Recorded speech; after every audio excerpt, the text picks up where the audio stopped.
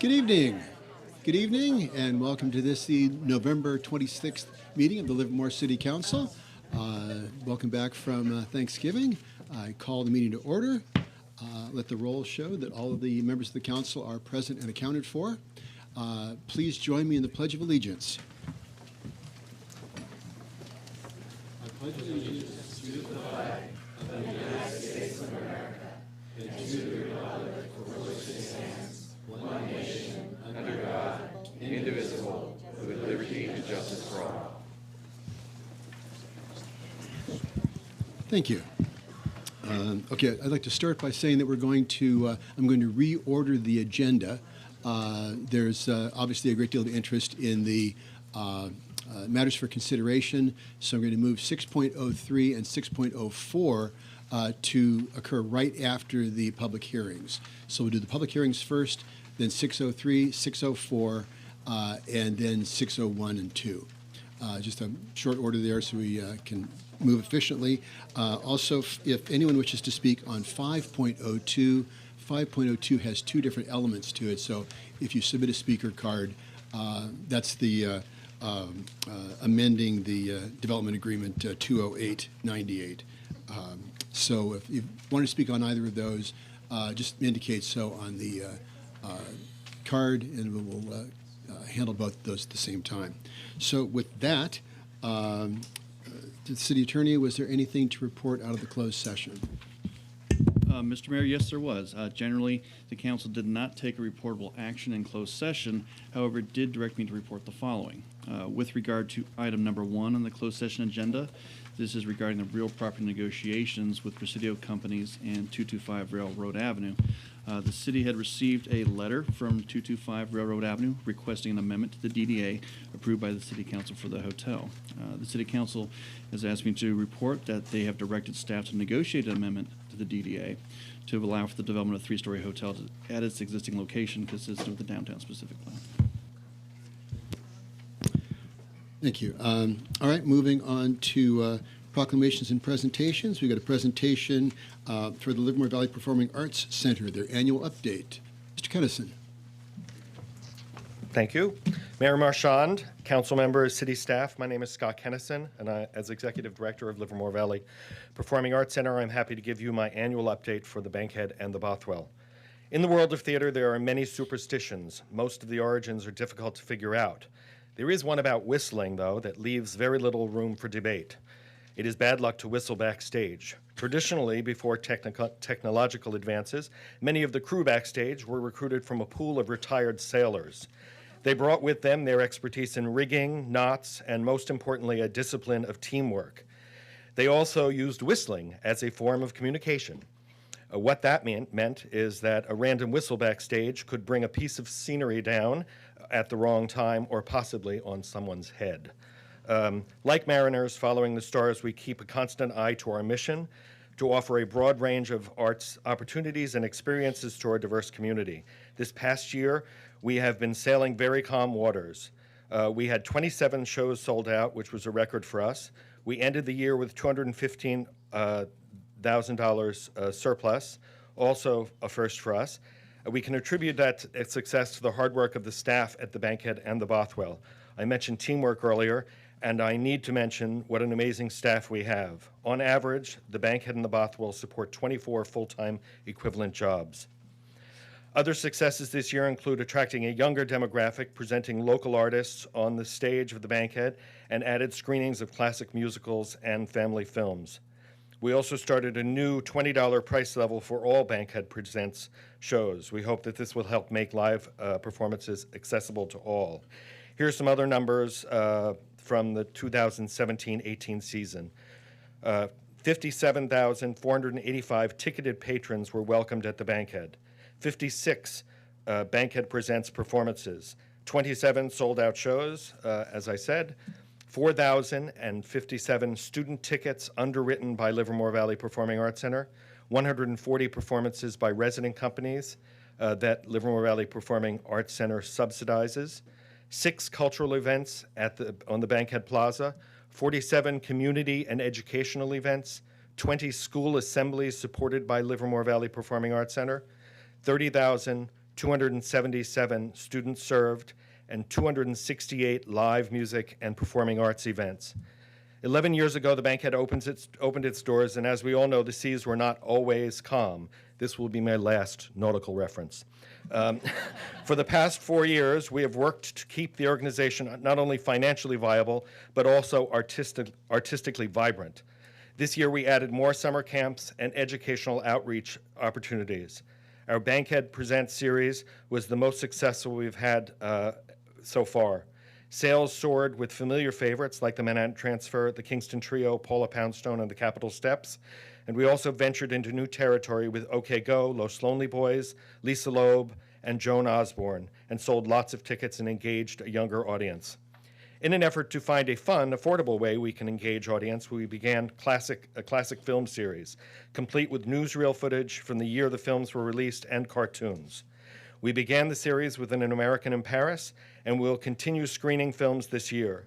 On Wednesday, you can join us for Meet Me in St. Louis. At $5 a ticket, we've been able to engage a whole new audience.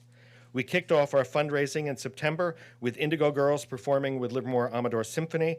With ticket sales, sponsorships, auction, and raffle, we raised over $327,000 in one night. It was an amazing concert, and I will never forget it. In January, we began a campaign to green the Bankhead and raised over $450,000 in 3 months, hoping to close the $700,000 campaign this year. We have already replaced a portion of the theatrical lighting to more economical LED lighting and are in the process of planning the installation of solar panels. We began a producer circle to sponsor performances, keep ticket prices low, and to begin producing work on our own. This fund has given us the chance to present LA-based modern dance troupe Body Traffic, and this past October we produced our first play. Using the stage of the Bankhead as an intimate 63-seat theater, we presented John Logan's Red for 5 practically sold-out performances. In May, we doubled our corporate sponsorship for the second year of the Innovation Fair. Now the annual event will find new ways to engage and inspire students and their families. We also continued our cultural enrichment programs by bringing free community events to the Bankhead Plaza, including Native American Day, Lunar New Year, Hispanic Heritage Festival, Diwali, and Barrio Fiesta, celebrating Filipino heritage. As you know, last year, Livermore Valley Performing Arts Center changed its fiscal year from calendar year to a July-June year to better align with our season. We ended the year with $215,986 net operating profit. We had a $10,803 net operating profit in our 2016 year, just so we can have a comparison. We also were able to get back to a division of income that is healthier for us, with 50% earned and 50% contributed. Last year, along with Livermore Cultural Arts Council, we commissioned a study from Americans for the Arts that will give us a better idea of what the economic impact of all the nonprofit arts organizations in Livermore are on the economy. We look forward to sharing this information and using it to leverage more funding. It is always a good idea, particularly with Giving Tuesday tomorrow, reminder to everyone, to research nonprofits to support. And a good way to do that is to check GuideStar and Charity Navigator.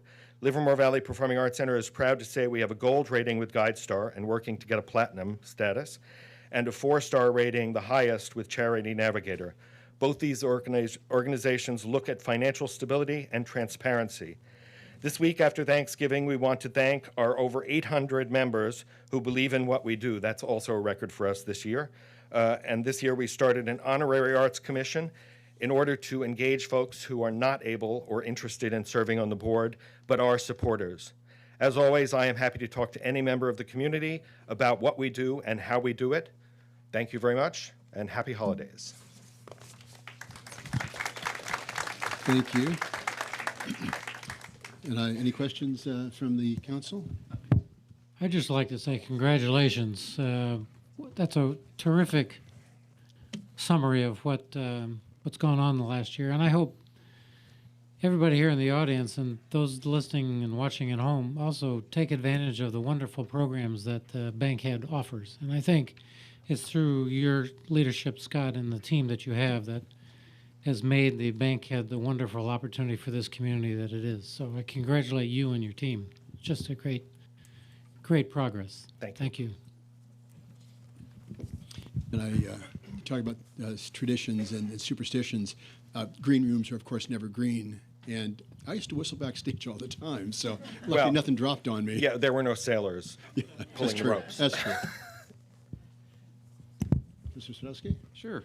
Since this will be my last time being able to congratulate you on another great year at the Bankhead, and Mr. Kennison, I believe you started around the same time that I was elected, so we were both kind of new at our positions, and as I've grown to know you over the years, you really are key, the key person to the success of that theater. I mean, the programming and some of the changes that you've made have been just simply wonderful.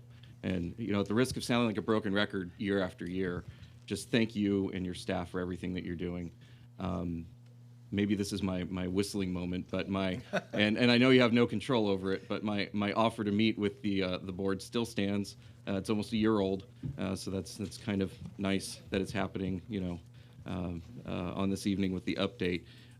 Maybe after the 10th, when I'm no longer a council member, that still stands, but I encourage the board to open up their meetings. They're doing wonderful things for the public. It'd be nice for them to invite the public for some direct feedback and direct communication with the board members. So, thank you. Thank So you. long.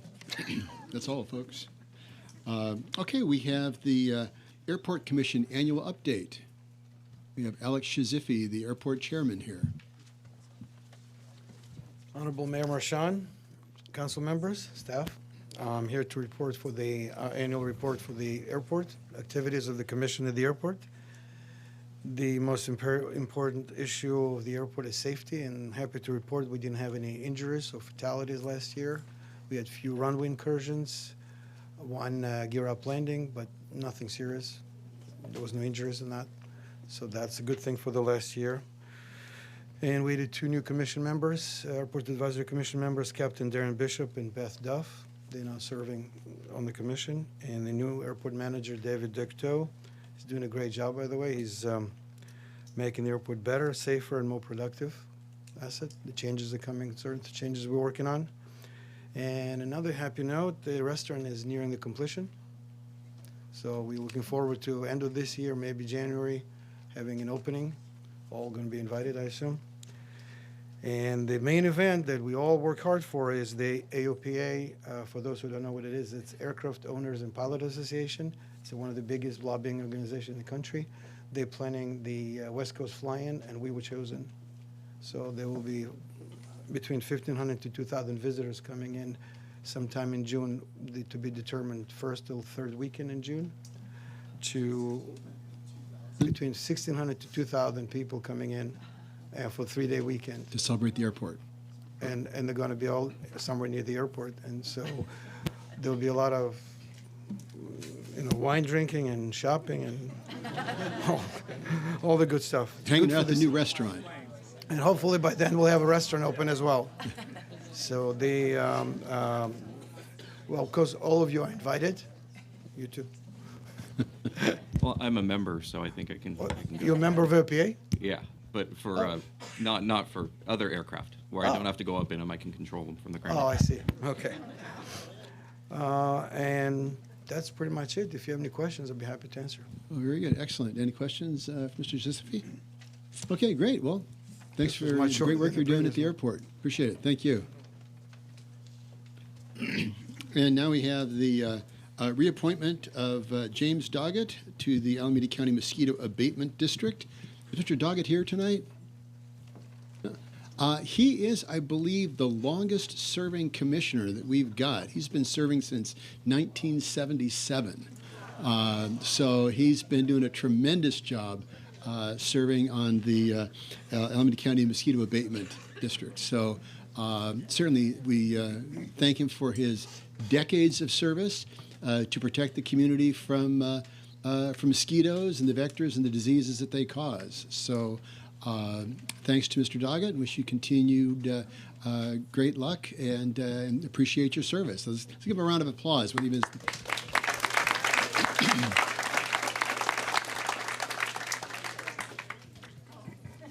All right. Well, great. Well, thank you. So, do I have a motion to reappoint Mr. Doggett? Okay. Moved. I'll second. Seconded. Give it to Councilmember Carling. All in favor? Aye. It passed unanimously. So thank you very much. And again, Mr. Doggett, thank you for your many decades of dedicated service. So thank you. Okay, moving on to the Citizens Forum. We've got 14 cards here. These are items that are not on the agenda. The City Council can neither deliberate nor take action on these at that time. So we have Dave McGuigan, Greg Scott, Rachel Snedecor.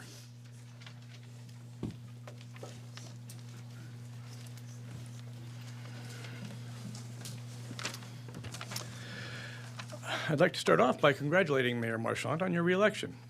I'll have to admit, I had wondered what you would do if you had lost. Would you clean up your mess before leaving, or just leave it for the next guy? I guess it doesn't matter anymore. But since we're going to be discussing things for the foreseeable future, maybe we should just be on a first-name basis. What do you say, John? So, John, I first presented you with this photograph on September 10th, and then again on October 8th.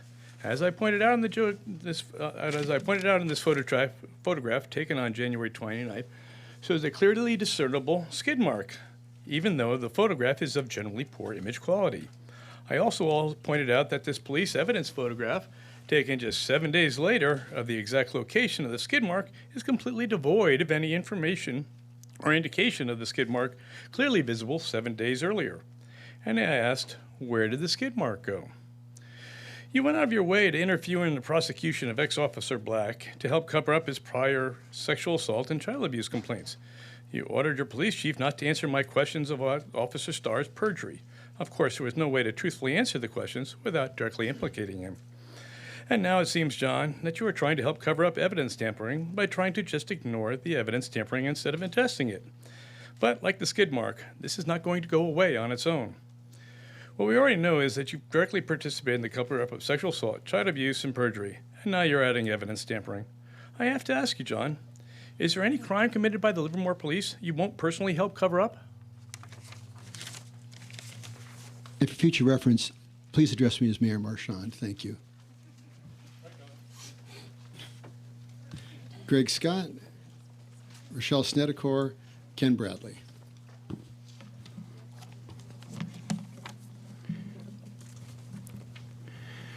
Good evening, Honorable Mayor Marchand, Livermore City Council, City of Livermore staff, those in video land out there, and those attending in this room. My name is Greg Scott, and I speak about homelessness in Livermore. Homelessness is an inequity, obviously, and I want to read from you from, this is this month's November Scientific American, and they did a special report on the science of inequality. Quote, high economic inequality negatively impacts nearly every aspect of human well-being, as well as the health of the biosphere. Contrary to intuition, it affects the wealthy and the middle classes, not just the poor. And just another little quote here. This is one of the articles in this section, this special report on inequality. This is from Virginia Eubanks. She's an associate professor of political science at the University of Albany at State University of New York. Quote, the decision to accept that some,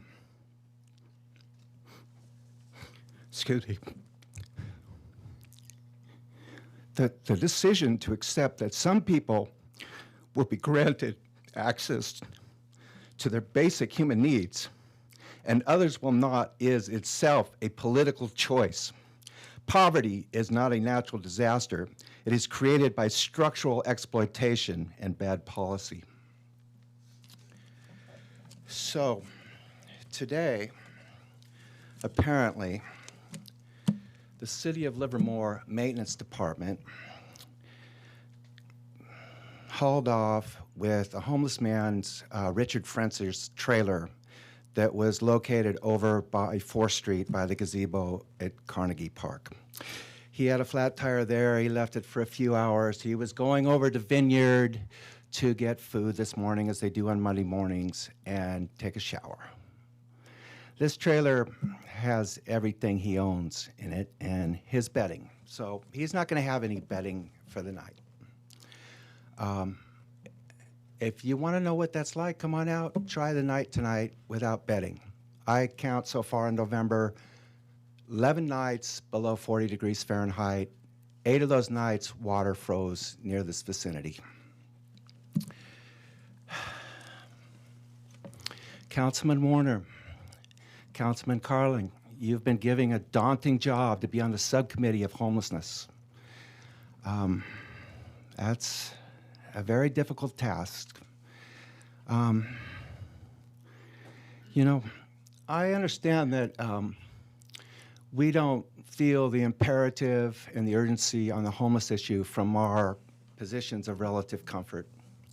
What I can understand is our lack of imperative and urgency on homelessness from a moral and ethical standpoints. So tomorrow, before it rains, can we get Mr. French back his trailer and his bedding? Can we at least do that? Thank you. Thank you, Mr. Scott. And I'd like to say that earlier this week, or last week, 5 mayors spoke to the Alameda County Board of Supervisors to get our fair share of the homelessness funds that were granted by the state. The city of Oakland wanted to take half of all that money for themselves and let the other 13 cities fight over the other half. We worked with the Alameda County Administrator and the Board of Supervisors did support a more equitable distribution of those funds for the homeless. So we are doing a great deal. Yes, we have not solved it yet. The problem continues to grow. According to the Everyone Home program, for every individual that is taken off the streets and provided housing, 2 more will become homeless. So we're not catching up. It's going to take a tremendous amount of resources. San Francisco spent $241 million last year on homelessness. That's twice the entire budget for the city of Livermore. And they're not even close to solving it. So this is going to take a tremendous effort. I certainly appreciate the 2 council members here that are willing to step up and continue to work on this. We have a tremendous and dedicated staff that are working on this. So we are continuing to work on this. Yes, it comes down to resources, and we're doing everything we can to pool as many resources as we can. With regards to the trailer, I saw the police chief was here. If perhaps you could look into that, I'd appreciate it. Thank you. Ms. Snedeker. Mayor Marchand and council members. Rochelle Snedeker with Livermore Downtown. I just wanted to quickly get up here and tell you there's a lot going on next weekend, or this weekend coming up. Because of the air quality, we had to cancel one of our most, reschedule one of our most important retail events, which is earlier in the Bird. It normally happens the Saturday before Thanksgiving, hence earlier than the Bird. And you get the early bird gets the best deals. I never got that before. I thought it was brilliant, I and never no one got got that. it. When you have to explain your brilliance, it's really earlier than the turkey. okay. All right, So got it got rescheduled to this Saturday. So at 7 a.m., we invite all of you to come downtown in your pajamas and shop with us. Our stores will open up at 7 a.m. and it's just one big giant fun slumber party. And it's men, women, children. It's just become a phenomenal tradition in our community to get together and just have a good time shopping together. And lunch and restaurants, it is acceptable wear for that day. So you don't have to worry about that. We also have our parade that evening. We're very excited about our Holiday Sights and Sounds Parade. That's become just a beloved tradition for all of us. So that's at 6 p.m., long day for LDI. Just bear with us when you see us that evening. And also, holidays in the vineyard is going on throughout our wine region. So, big day on Saturday for supporting small businesses and local businesses in our community. Sunday, we're going to step out of ourselves and we're going to be participating in hashtag Livermore Gives to help the fire victims in Butte County.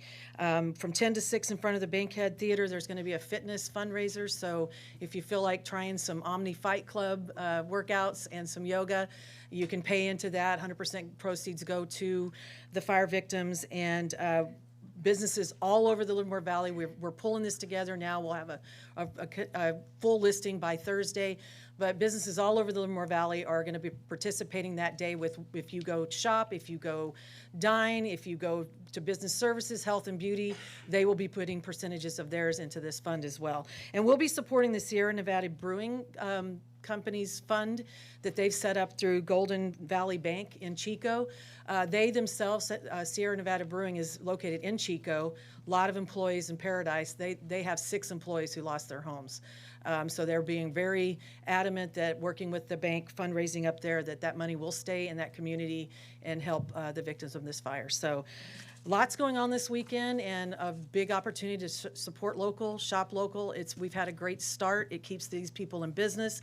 They do give back for all of our local needs as well. So support local. And just 2 points, Ms. Nedekor. Yoga pants and tights do not count as pajamas for before earlier than the bird.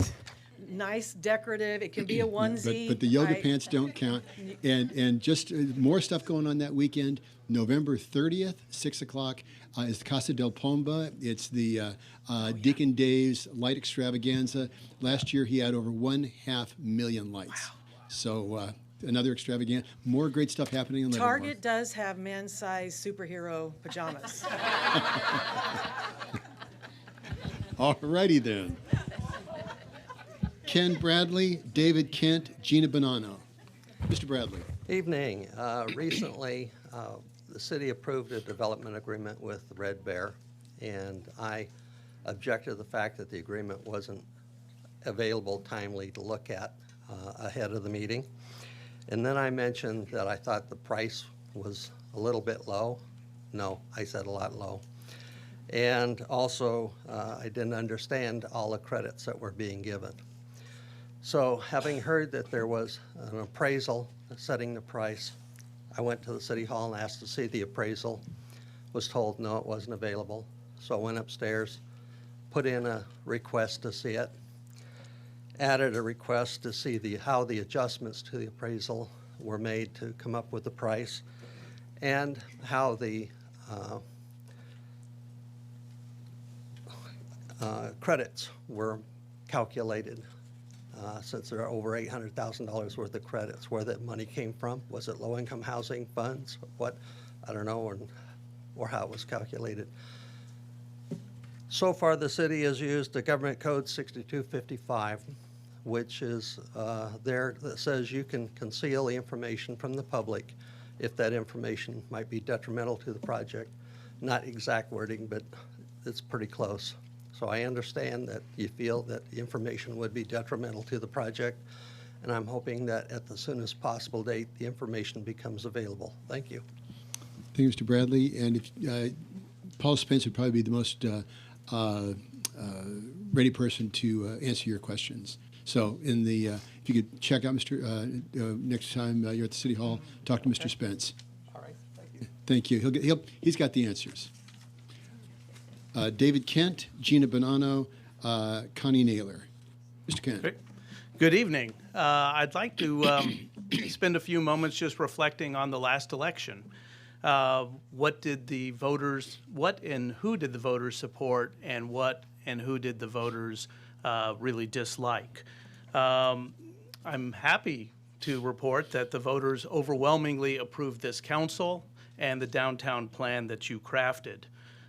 These same voters also rejected the notion of a West Side hotel, and they completely rejected the bully tactics and obscene spending of political action committees, the so-called Friends of Livermore PAC. I'd like to thank personally the mayor and vice mayor for seeking re-election, because you did so in full knowledge that you would undergo untruthful and unfair personal attacks. But you guys ran anyway. And I think voters saw right through these bogus attacks, and you were reelected in a landslide. Our democracy would be in sad shape if bullies scared away the men and women out of public service. And so thankfully, you guys stood tall, and Livermore is the beneficiary of your actions. Voters also rejected the concept of moving the hotel to a West Side location. Gratefully, the voters rejected these alternative facts, some would call them outright lies, that 3 out of 4 people preferred a West Side hotel. There was never that level of support for a West Side hotel, and what there was, to a large extent, evaporated when this council voted to build a park on the West Side location instead of housing and instead of a hotel. Now, one candidate ran on this single issue alone, and she came in dead last. Dead last. She had a single issue campaign, which was a West Side hotel. And that was despite the same PAC spending hundreds of thousands of dollars on her behalf, including a barrage of negative ads against her opponents. So I think these results can reasonably be viewed as a clear mandate for this council and for this city to keep moving forward with the downtown plans. Thank you. Thank you, Mr. Kent. Gina Bonanno, Connie Naylor, Darcy Kent. Good evening, Mayor Marchand and members of the council. I'm Gina Bonanno, and I'm here tonight as a member of the Pedrosi Foundation Board of Directors. As many of you know, the Pedrosi Foundation provides college and vocational scholarships and additional programs and resources to Livermore students. Tonight, I want to let the community know that the Pedrosi Foundation is hosting a free workshop to provide hands-on help to complete the free application for federal student aid, more commonly known as the FAFSA. This event will be held on Wednesday, December 5th at the Granada High School Library from 5 to 8 p.m. The workshop is open to all Tri-Valley High School students and current college students. Students can drop in at any time during the event, although we recommend advanced registration. The Pedrosi Foundation is partnering with the Livermore Valley Joint Unified School District and the East Bay Consortium. We will have trained counselors and volunteers who will help families complete the online application. Completing the FAFSA can be a daunting task, as anyone who's ever tried it knows, and yet it is required for virtually all financial aid and scholarship. It determines eligibility for federal Pell Grants, for low-income students, for Cal Grants, and for middle-class scholarships. It can also be used by colleges to administer federal student loans, work-study funds, and scholarships of all types. In addition, many private schools, even for merit-based scholarships, require a completed FAFSA. We recommend that all high school seniors submit the application, and we know that high school seniors receive all kinds of mailings this time of year, and they can get this type of assistance, but many of these opportunities are charging $100 or more to complete the application. What we offer on December 5th is completely free. We hope that students and their families will leave that evening knowing just how much financial aid they can qualify for. Based on citizen status, not all students are eligible for the federal financial aid, but these students are eligible for financial aid from the state of California, and this workshop will assist them in completing the California DREAM Act application instead of the FAFSA. I've left some flyers, both in Spanish and English, at the front entry area. We will also have workshop counselors and volunteers who are bilingual at the event. So to register and learn more about the event, please visit our website at pedrosi.org. I see lots of parents and grandparents here tonight, so I hope you will all get your high school seniors, and please take advantage of this opportunity, and we hope to see you all out there. Thank you very much.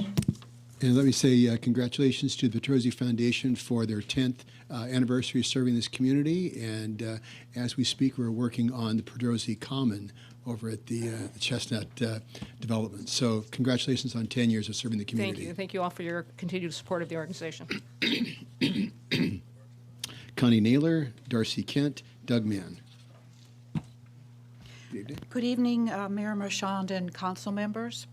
I was here at the last meeting and I asked for an update on the Springtown Open Space project. I want to thank you for having Jeff Schaefer, the Maintenance Division Manager, contact me. He was quite detailed and informative as to what projects have already been completed in the Springtown open space and what future projects that he will be working on next spring after the rain. I'm aware that you will be completing the city's next 2-year budget in the near future. I'm hoping that you'll be able to budget some money for our approved open space plan and or move forward with a plan to establish a city bond to pay for the improvements. Again, if there's anything the people in Springtown can do to help obtain money for this open space project, please let us know. We're quite open to lemonade stands and cookie sales and whatever we can do to help get that going. Thank you. Thank you, Ms. Naylor. Darcy Kent, Doug Mann, Scott Gregerson. Hi, I'm Darcy Kent of Darcy Kent Vineyards. I'm speaking tonight as a vineyard owner and as a winery owner. We've invested in our vineyard in 1996, and since then have been joined by 50 other families who have built wineries and over 80 families who have grown grapes and vineyards to support this industry. The one thing that's been missing for all of these families who have invested their heart and their soul and most of their savings in this industry is a wine country hotel in a downtown that supports this industry. We desperately need this. Without a hotel, we cannot even be selected to be included in the Wine Spectator magazine. It's one of the requirements that you have a hotel. We have been waiting. 18 years ago, I served on a committee to bring a hotel to downtown. It continues to be delayed over and over again. Tonight, you're going to hear people asking for more time. What's the hurry? The hurry is that we need it now. We have been waiting long enough, and our wine country desperately needs it with all the investment that these families have made. So I would like to encourage you to keep moving it forward with the support that you've gotten through the election, that you've seen from the outpouring of everyone in the community coming together on this. And thank you. Build it now. Thank you, Ms. Kent. Doug Mann, Scott Gregerson, Neil Herrick. Good evening, Mayor, Council. I want to address the closed session item regarding reducing the hotel to a 3-story hotel from a 4-story hotel. It's pretty sparse on details as far as the posting. I do appreciate the update from the attorney that gives us some idea of what's going on, but honestly, I really don't have a good sense of what the motivation behind that would have been by the hotelier, except that I guess I would like to say that I would hate to see the hotel start becoming compromised now. I think the hotel that we should build is the hotel that we want. We need the rooms. I would hate to see the number of rooms reduced if that's part of the compromise. Again, we don't really know what he's thinking, and I think this needs to be something to bring out to give everybody a better understanding of what's going on. But as we come to grips with the changes that are afoot, what I'd like to do is hope that people, that you can approach this from the standpoint of the reality on the ground right now. We want the hotel built as fast as possible, as well as the downtown, and we want the affordable housing built as fast as possible. So what's the best way to do that?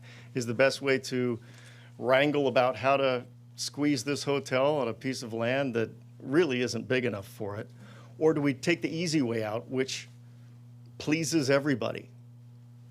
Move the hotel to the bigger piece of property where there's enough room for the parking, where we can build as much hotel as we want, and all we have to do is an earnest effort to move as much of the housing as we need to in order for that not to get in the way. The other part I would say, I would talk about is that down here on Pacific Avenue, we have an open lot that about a year ago was proposed for affordable housing. That's a project that it stands on its own. There's nothing in the way of that. I would like to see the planning for that move forward in earnest. If there's any way to do it prior to building the downtown, I don't see why the downtown pace should affect the affordable housing. Let's build the affordable housing as soon as we can. I would say expand the area to build affordable housing underneath the solar farm, move the panels up, and that's the way to get it done quickly. Otherwise, I fear that we're just moving into another series of delays, and no one wants to see that. Thanks, Mr. Mann. Mr. City Attorney, excuse me. Mr. Mann asked what was the motivation to change the height of the hotel from 4 to 3 stories.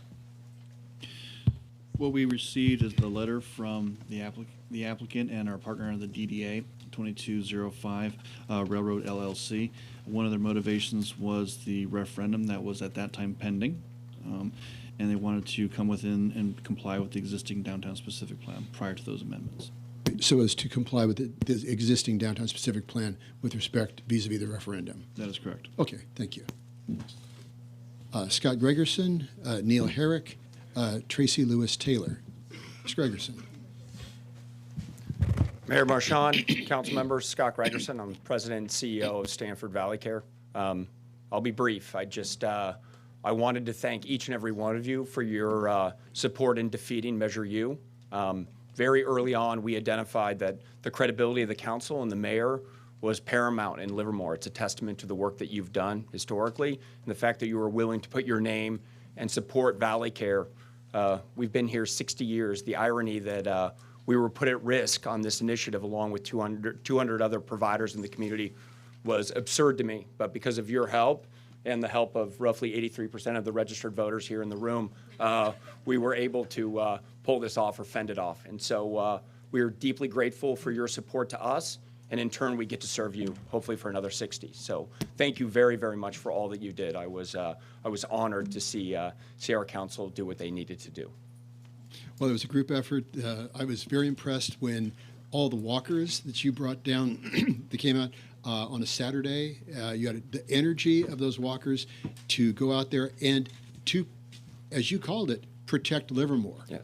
This was absolutely key. It was to protect Livermore, and all the folks that you brought down to put out signs, to walk neighborhoods, talk to people. That was a tremendous effort, and it paid off. So thank you very much for doing your part in helping to protect Livermore. We have 2,000 staff and physicians who love this community, and we're going to serve it for a long time. So thank you, everybody. Thank you. Thank you.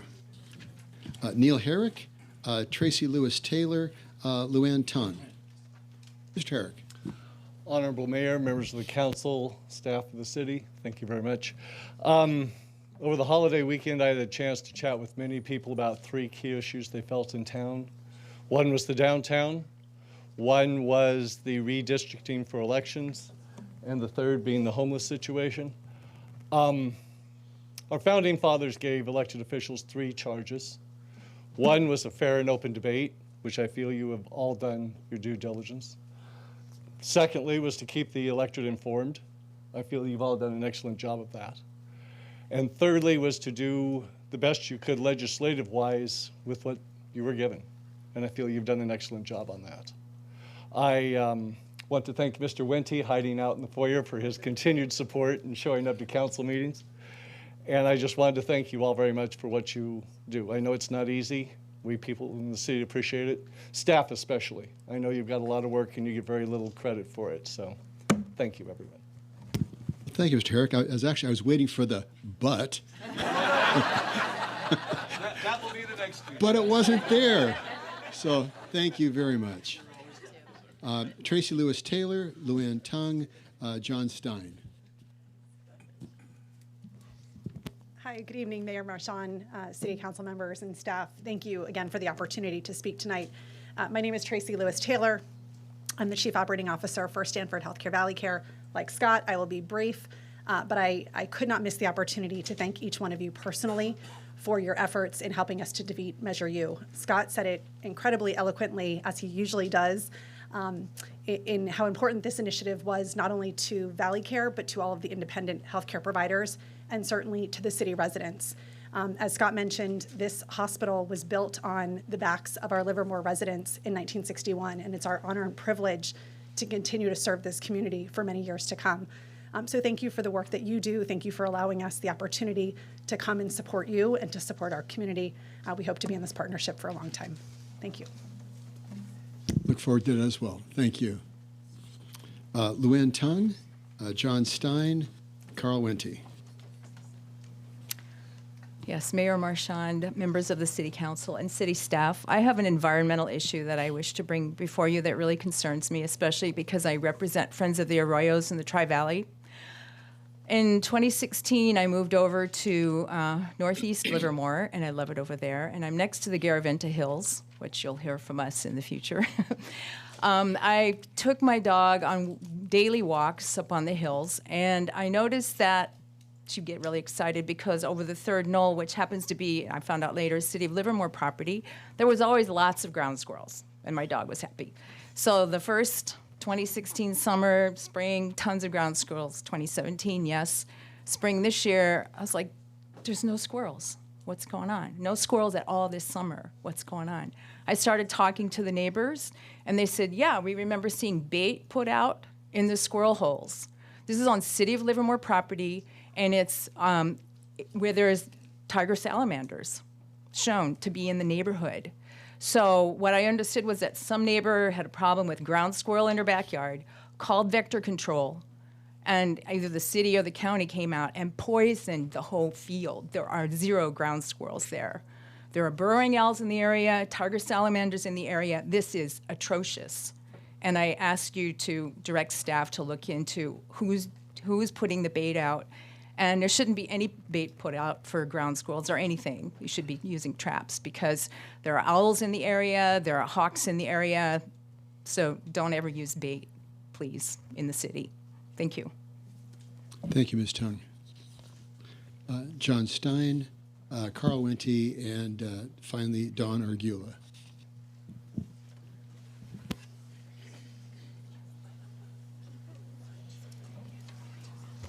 John Stein, 1334 Cathy Court. The election is over, and it's time to get back to normal. But I would like to thank Councilmember Spadovsky for his service, his expertise in transit and government affairs, and handling interactions with the federal government on flood control and damage have been invaluable. I'd like to thank Mayor Marchand and Vice Mayor Werner on their landslide reelection. It shows that people value experience, knowledge, the ability to essentially compromise and collaborate with others and basically work to provide the greatest good to the greatest number. Overall, I would also like to thank the entire council for their efforts over the past 2 years, and also welcome a new council member, Trish Monroe, who will now find out about 1,000-page agendas, getting paid $5 an hour for the work you do for the city. But overall, I think this is one of the best councils over the past 2 years that I've ever seen, working together with staff. Of course, next week or next meeting, I'll be here trying to convince you to adopt my point of view and criticizing you when you don't. Thank you. Thank you, Mr. Stein. You've been up here. Carl Wente, Dawn Argula. Mr. Mayor, Honorable Mayor, thank you so much for what you do. Council, thank you for what you do. Steve, thank you for your service. Going to miss you. Everyone else, again, just the commitment to this town and how much you care. I'm humbled by that. Thank you so much. Staff, like the more I research and look into this world of government and what is good government, the more I'm honored to be part of this, surrounding area and a well-run organization. That is all of the city staff that I see that I get to interact with, those that take the time to educate me. Mr. Alessio, I can't thank you again. You have taught me so much about how this all works, how the sausage is made. Mr. Alcala, I came into your office and I said, I don't get it. And you stacked a state constitution and then a general plan and then a specific plan. And then you stacked, and you literally stacked them up like this, and you gave a reference, and I tried to ask a question, and you said, whoa. And you taught, and you took the time and the care to teach, as do you all. I'm taking calls from citizens, non-citizens. I should have introduced myself. My name is Carl Wente. I'm 5 generations in this family. I put in a card for 2.01 and 2.02, which happened before the open forum. I'm just curious why there's not a written report on the LVPAC and the airport. I mean, it seems if our taxpayer dollars are at work, is there no written report? Does there need not to be? So I'd like to congratulate Mr. Marchand and Mr. Warner. I don't know why you guys ran again in this thankless world of politics with what goes on out there, but I'm thankful and humbled that you both did. And I think the community spoke pretty darn loudly with the resounding wins of you two. And I think, Mr. Stein, you said it well, just the willingness to compromise, the shared responsibility, just really trying to drive this beautiful city forward. Let's not slow it down. We know the referendum's going to come up. We know it qualified just today. We know they collected a lot of those signatures with lies. I was lied to my face at Target, at Walmart, at the library, about the 2 million square feet of retail, about the golf course in downtown, about the skate park in downtown. Those signatures are still valid. That's the way it goes, right? It's illegal to lie to collect a signature, but the signature's still valid. Alas, the rule of law keeps on going through.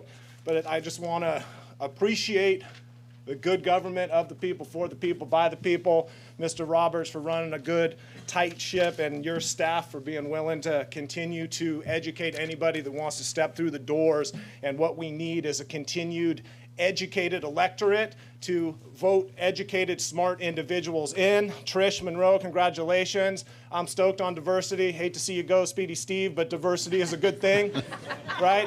As much as I like, 60-odd-year-old white males, because my dad's still my superhero. I know you might not be there, but diversity is a good thing. So I thank you all so much.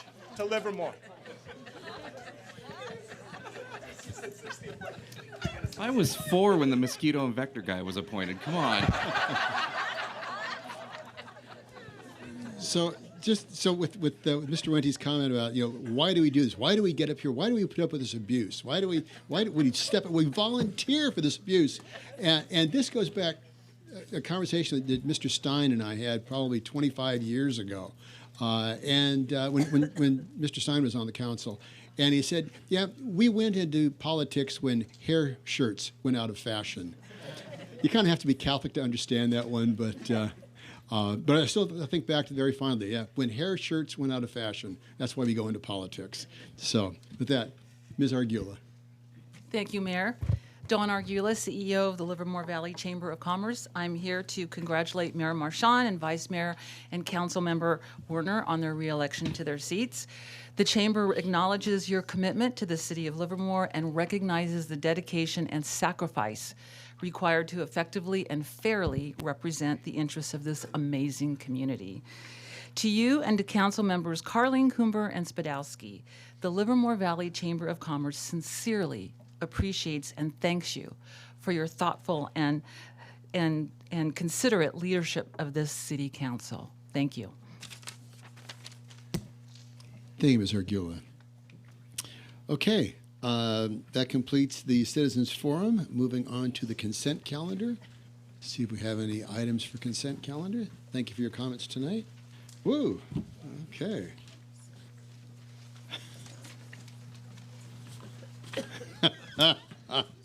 Do we get to approve any of them without comment, or? Okay. We have cards for 4.0, 1, 2, 3, 4, 5, 6, 7, 8, 9, 10, and 11. We got comment cards for all of them. I don't know if you need time for each one, but the cards are all for Mr. Wente. Did you want to speak to each one of those items? If it please the council council, I can do it all at once. Okay, that'd be great. I'm sure it pleases everyone. Otherwise, it'd be 33 minutes. There's no doubt that it does please everyone, but Trish, into getting through every page of that, as I know you all have to do. I know you all pretty much have to do it. Mr. Alessio, I know you and your team have to do it.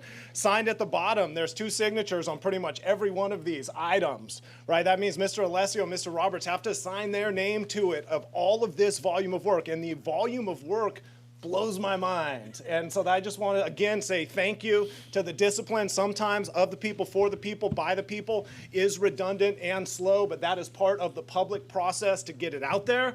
I just want you to know I'm crazy enough to have gone through every page of all of those consent items to know the detail of what it is. So there's a lot of work that gets in there. I'll leave it at that to keep the meeting going. But again, thank you to the staff for what you do. I forgot, there's those in uniform, those that have to put on a bulletproof vest to go to work. Thank you so much. I salute what you do. Thank you. Move approval of 4.1 through 11 before he decides to speak on the other 10. And just to underscore Mr. Wente's comment, tonight's agenda was 1,071 pages long. And we read it. Okay, I have a motion for 4.01 to 4.11. Is there a second? Seconded by Councilmember Coomber. Any discussion on the motion? All in favor, say aye. Aye. Any opposed? Abstentions? It passes unanimously. Thank you very much.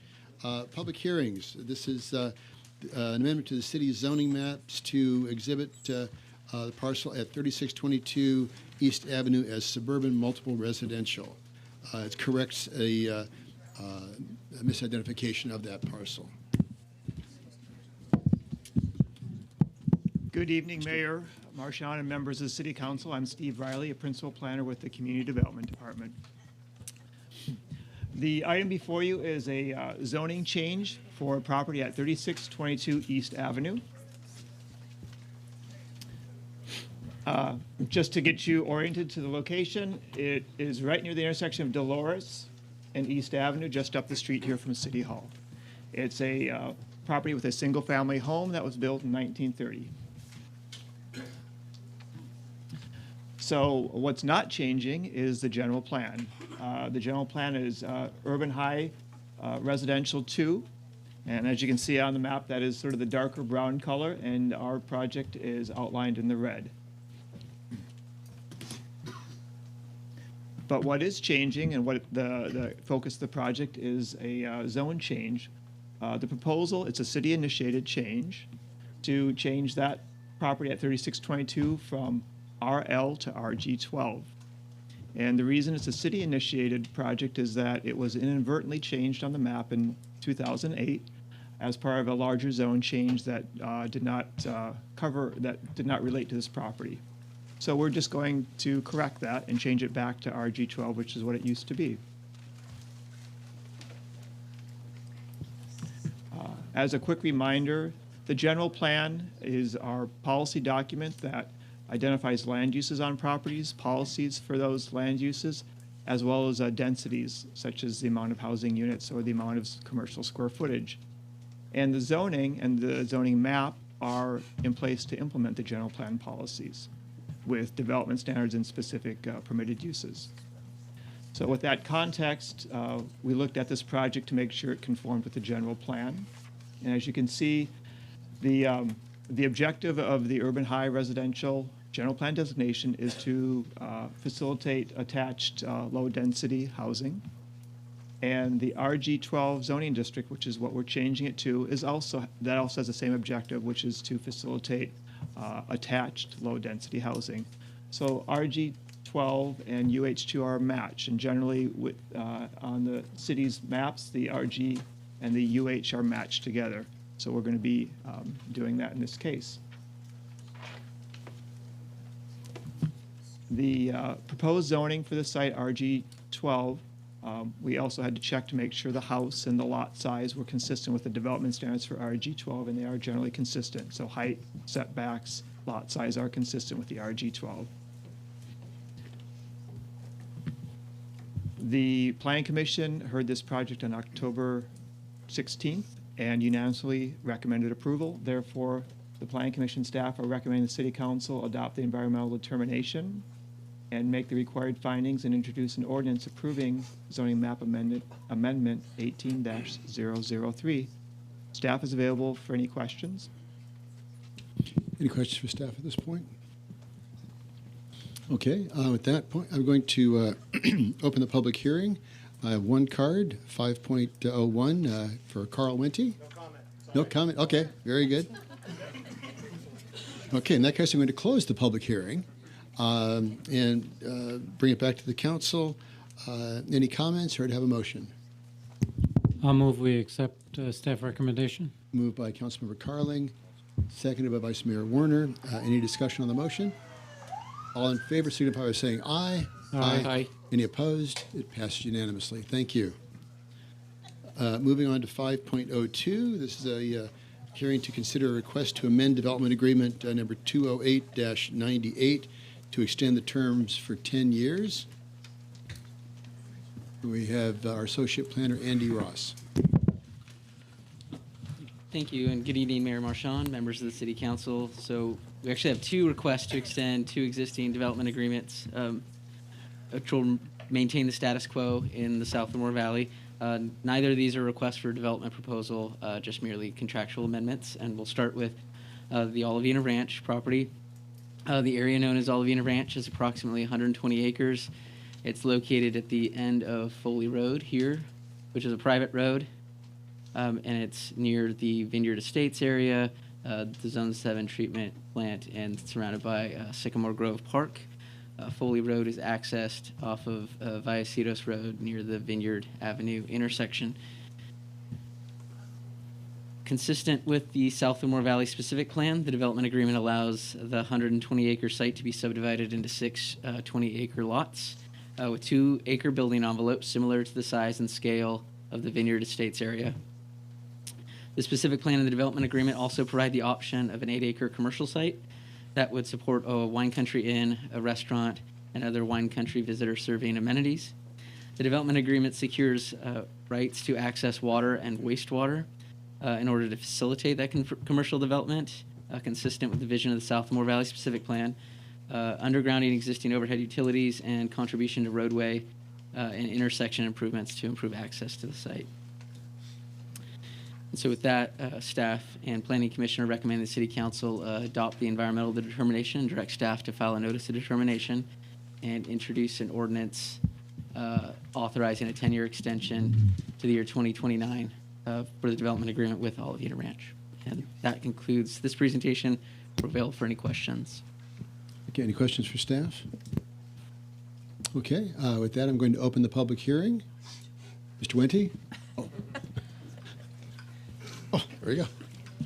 Honorable Mayor and staff, those behind me, I apologize for taking up more of your time. Just want to again thank for the volume of work that goes into the simplest little detail of good government, of the people, for the people, by the people, a democratic republic. We elect people to do a good job, that hire people to do a good job. I just want to thank you all for doing a good job. Appreciate that. So at that point, I'm going to close the public hearing and bring it back to the council. Any comments from the council? Do you have a motion? Moved by Vice Mayor Warner. I'll second that.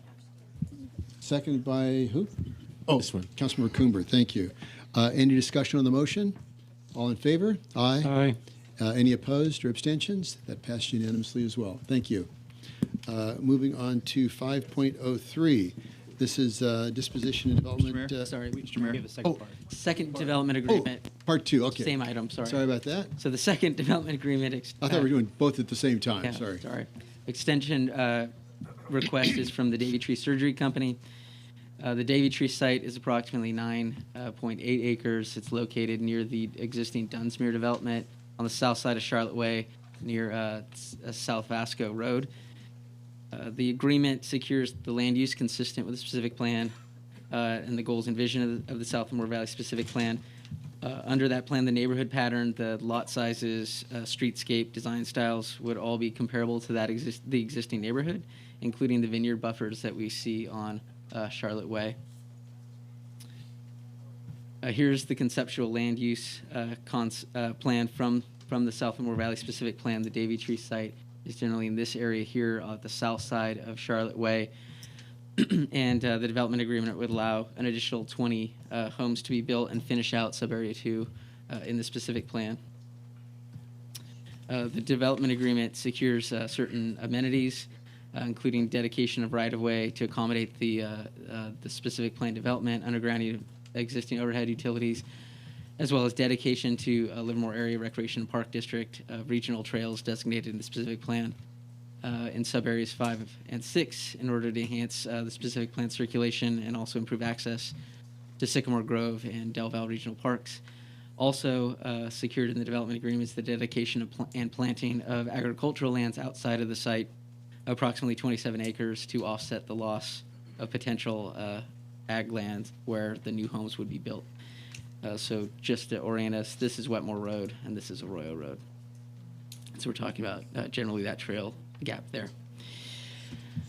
So with that, the Planning Commission and staff recommend the City Council adopt the environmental determination, direct staff to file the notice of determination, and introduce an ordinance authorizing a 10-year extension to the year 2029 for the development agreement with the Davy Tree Surgery Company. And that concludes that presentation.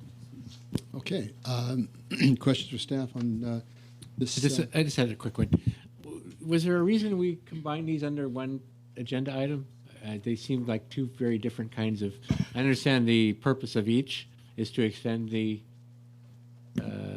time frame here, but are they two different kinds of? They are technically two different kinds of things, but they came in as at the similar time, generally similar requests, and so we thought we'd try to be efficient. Okay. Expediency. Yeah. Any other questions? Okay, I'm going to open part 2 of the public hearing. I've got no cards. Okay, with that case, I'm going to close the public hearing and bring it back to the council. Is there a motion? I'll move we accept staff recommendation. I'll second. Councilmember Carling, seconded by Councilmember Spadowski. All in favor? Aye. Any opposed? Abstentions? That passes unanimously as well. Very good. On to 5.03. Consider approving a development disposition and loan agreement with Eden Housing on a pre-development loan for $500,000. We have Fran Reisner.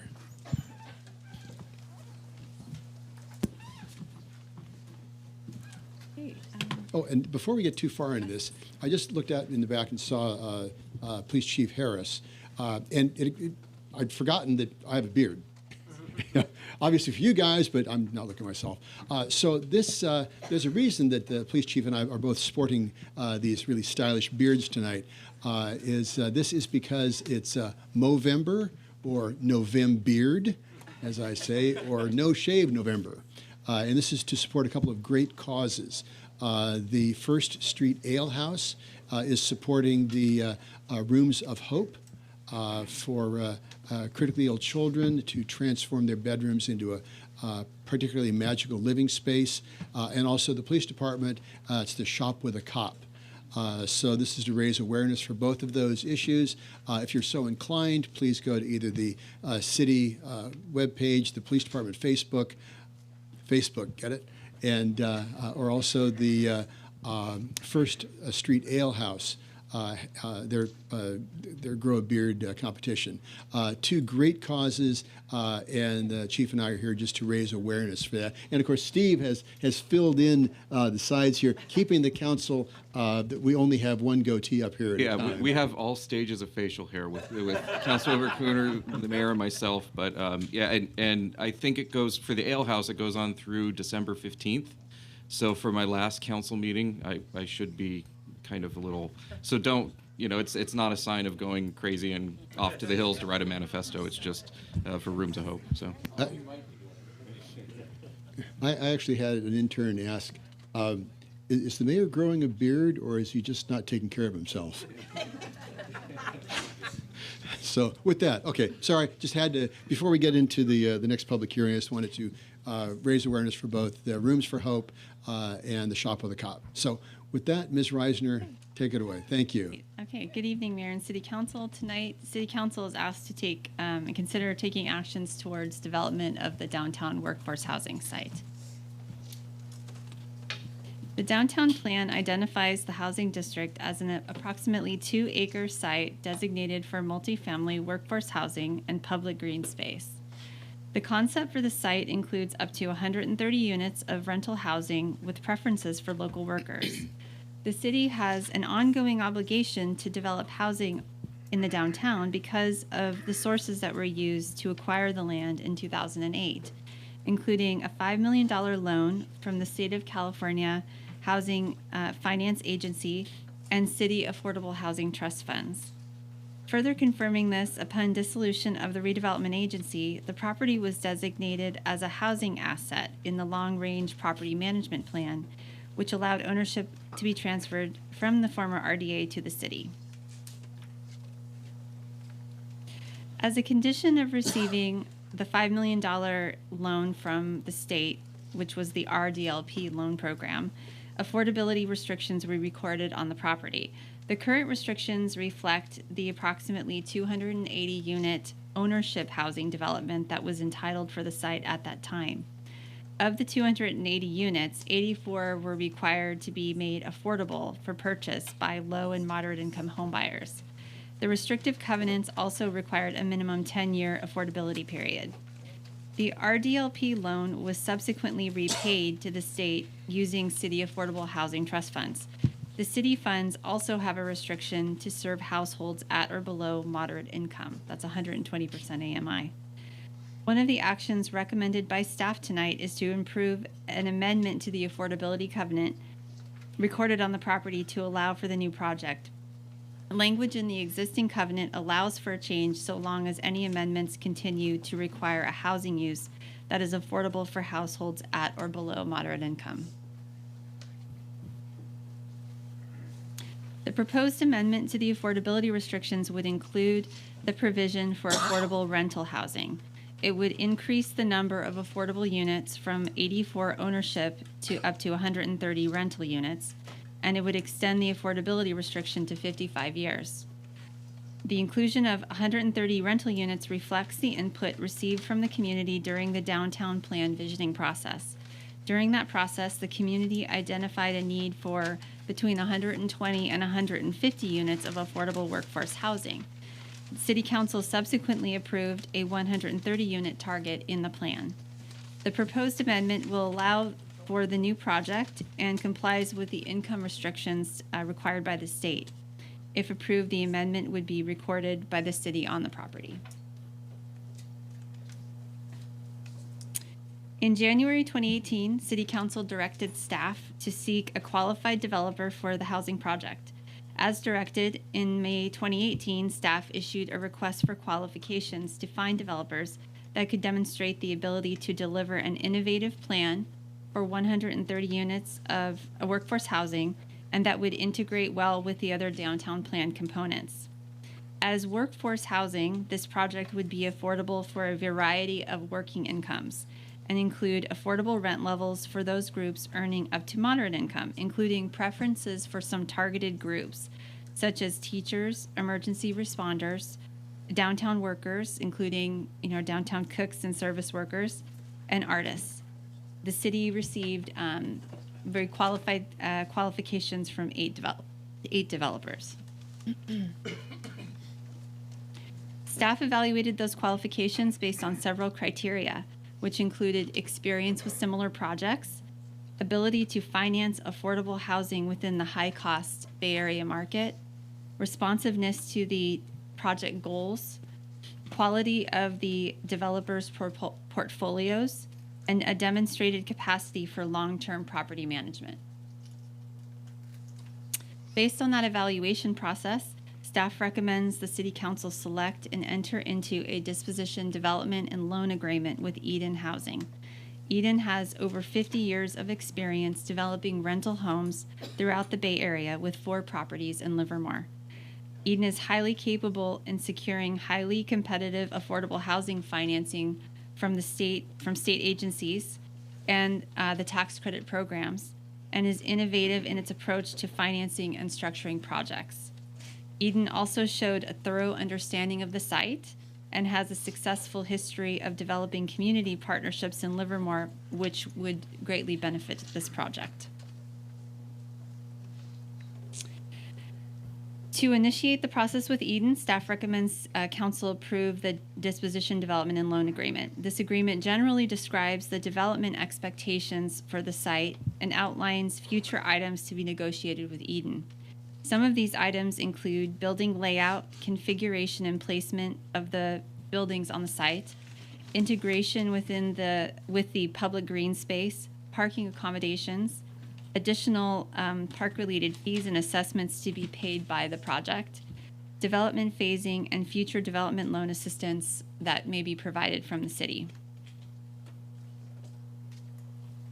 The DDLA establishes the land dedication and sets disposition terms for the site. It establishes a timeline of 2 years for Eden to secure entitlements and an additional 3 years for Eden to obtain financing. It also provides them with a $500,000 pre-development loan to complete feasibility analysis, project scoping, design, and entitlement work. The agreement acknowledges but does not commit future development loan assistance for the project at this time. However, the city can anticipate that Eden will return with a request once a financing plan is developed. And based on other affordable projects supported by the city, additional development assistance typically ranges in the $80,000 up to $100,000 per unit range, just depending on other public sources that are able to be brought in and leveraged by the city's money. Finally, if approved, staff will commence with supporting Eden's pre-development process, and we will coordinate with them to select an architect for the site and begin the preliminary site plans. We are joined tonight by Andrea Osgood. She's the Director of Real Estate Development with Eden Housing, and I'd like to invite her up to walk us through a couple of slides to give orientation information on Eden. I think they want you. Good evening, Mayor and Council. Thank you for having us. I'm Andrea, Director of Real Estate for Eden Housing. The mission of Eden Housing is up here on the board. Our mission is really focused on high-quality, well-managed, and service-enhanced housing. We're a nonprofit. We've been around for 50 years. We just celebrated our 50th birthday, and we're started by a group of local volunteers who saw that housing was an issue that their community faced and rolled up their sleeves and got to work meeting at the local IHOP for many years until we got an actual office. So we were founded in 1968, and we have properties all over the state, over 135, and we serve over 20,000 residents, families in this community. And really, the home is just the first part. We also deliver high-quality management and services to help people thrive and really be a part of their community. This would be our fifth collaboration and partnership with the City of Livermore, and we're really excited about that. We do take our long-term ownership and stewardship of these assets seriously, and we're really just very pleased and excited that to be selected to add to our portfolio here in Livermore. I encourage the community to come and visit our existing properties here in Livermore, and happy to have you or do a formal tour, but you're also welcome to stop by. All right, thank you.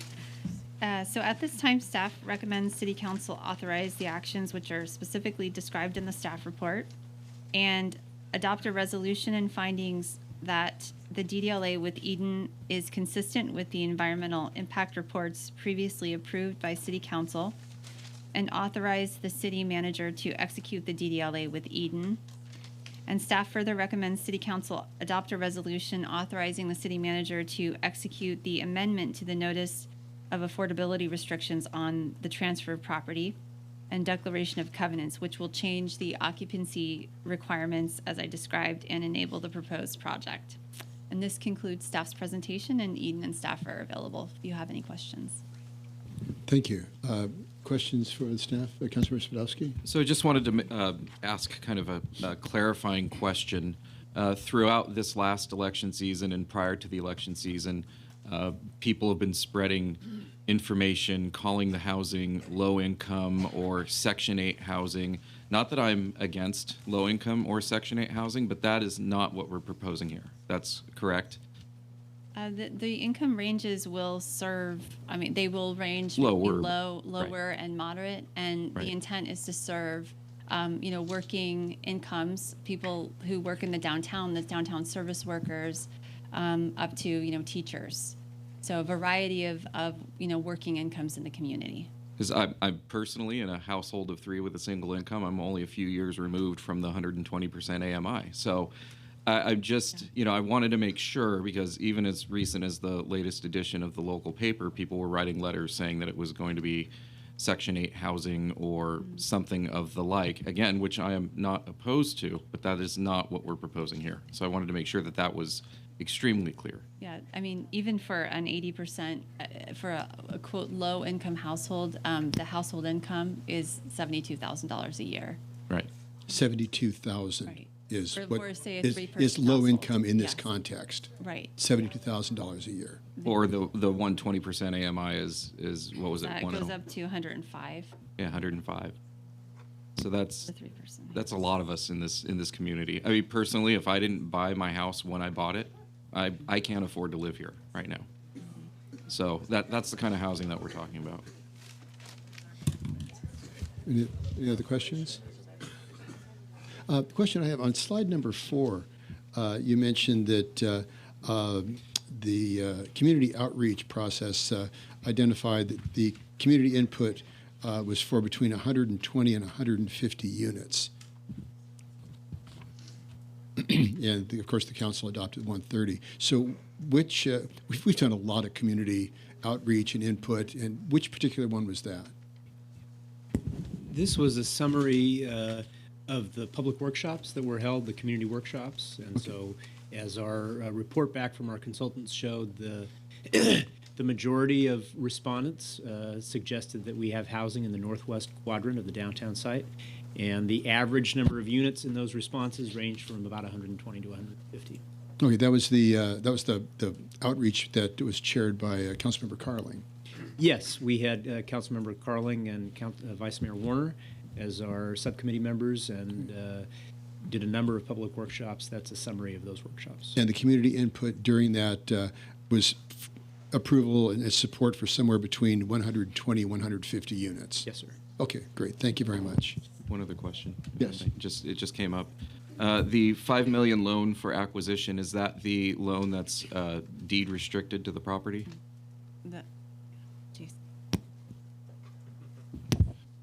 If you're referring to the RDLP loan, yes.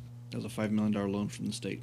And so there are also other monies that we use to purchase the property where the additional units above the 84 or what was it, 86 are required to be built in order to cover that money? That is one benefit if you were to build or construct or allow the authorization to construct more than 84 units. That would pay off more of that obligation. The $500,000, well, $5 million. I always forget his. I'm not your numbers guy. Your $5 million loan was repaid with Fund 611 funds. So you're in there twice. One, which you did receive as a result of taking that loan, was the deed restriction to actually construct 84 units. So if we were to only construct the 84 units, the additional money required to, quote, pay off? You still have a shortfall that would need to be satisfied relative to the 611 funds. It's roughly what, $3 million or so?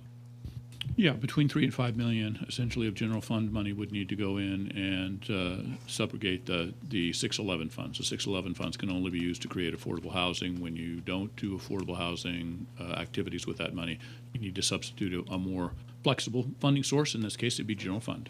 So the messaging out there that says that we only need to require 86 units on the site or whatever number's been thrown around, that's true, but they also fail to mention then that we would need to come up with 3 to 5 million more in order to pay off that the other obligation. That is correct. And how do we come up with that money? It would be general fund, which is basically services you use to, essentially dollars you use to pay for the services. Mainly those are staff, public safety, and other services that you use those funds for. Again, it's another partial truth that has been thrown out there, but it doesn't provide the whole picture. So I wanted to make sure that everybody had that tonight. Thank you. Okay, any other questions for staff at this point? Okay, with that, I'm going to open the public hearing. We've got 23 cards, so I'd ask that you keep your comments to 3 minutes or less. And if you agree with somebody, just say, I agree with them, and we can move on. We do want your input, however. So with that, First is Elizabeth Judge, Tamara Royce, and Jan Bravant.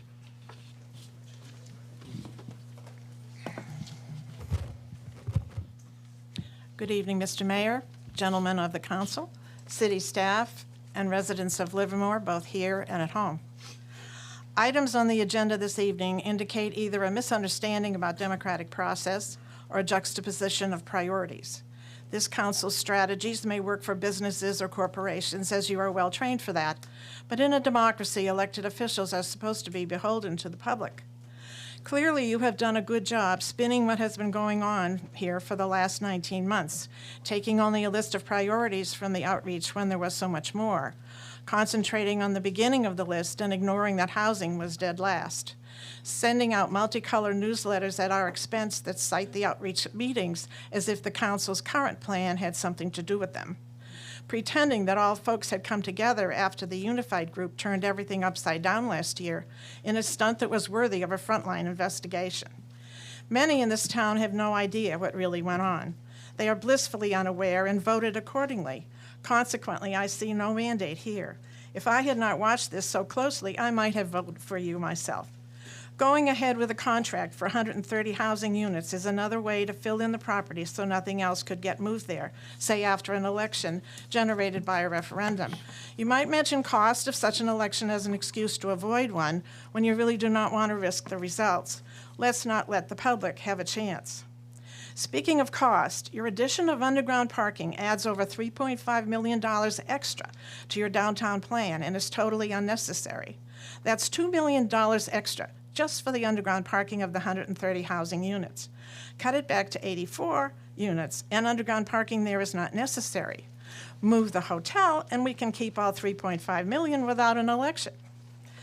Reducing the height of an Eastside hotel indicates a desperate attempt to avoid the referendum altogether, but priorities are a bit mixed up here. Your holding on to that hotel for dear life is making it ripe for failure, compromising its success. Weddings and conferences make a hotel successful, and it's already too small for either. Wine Country buses will have a tough time navigating that location, so they will not return. It appears that your winning this regrettable tug of war takes priority over the long-term financial success of that hotel. You may win this battle, but Livermore will remain divided forever. Surely you are capable of rising above this situation if you want to. Why not let the public own the plan with you so we may all benefit and you will not get stuck with all the blame? It's not too late to avoid an iconic mistake. Thank you. Question for the city attorney. Since the question came up about the referendum, what is the effect on the maximum number of housing units with respect to the referendum? So I will answer the question, Leslie, then turn it over to Paul to answer that specific question. The referendum challenged 3 elements of the downtown specific plan amendments that were adopted by the city council. That did not affect the housing. I'll turn that over to Paul to talk about the numbers. Sure. So the downtown specific plan amendments that the council adopted in September of this year identified sub-areas in the downtown core. Housing was captured through one of those sub-areas. Essentially, we restricted the number of housing units to approximately 130 units of housing in the downtown site. When you go back to the previous specific plan, before the adoption in September, which is what the referendum seeks to do, that specific plan allowed you to look at the whole project area for calculating the density, and you would have been allowed 294 housing units on the downtown site, regardless of location. So the old specific plan allowed much more housing. The amendment in September restricted that number to 130 units. So on September 10th, the council voted to approve 130 housing units. With the referendum rescinding that vote, the number goes back to 294. Yes, sir. Okay, great. Thank you very much. Good Ms. Royce. evening. Hello. I think that I want to kind of contextualize some of what we've been talking about here. My real concern is I'm going to start with the housing numbers.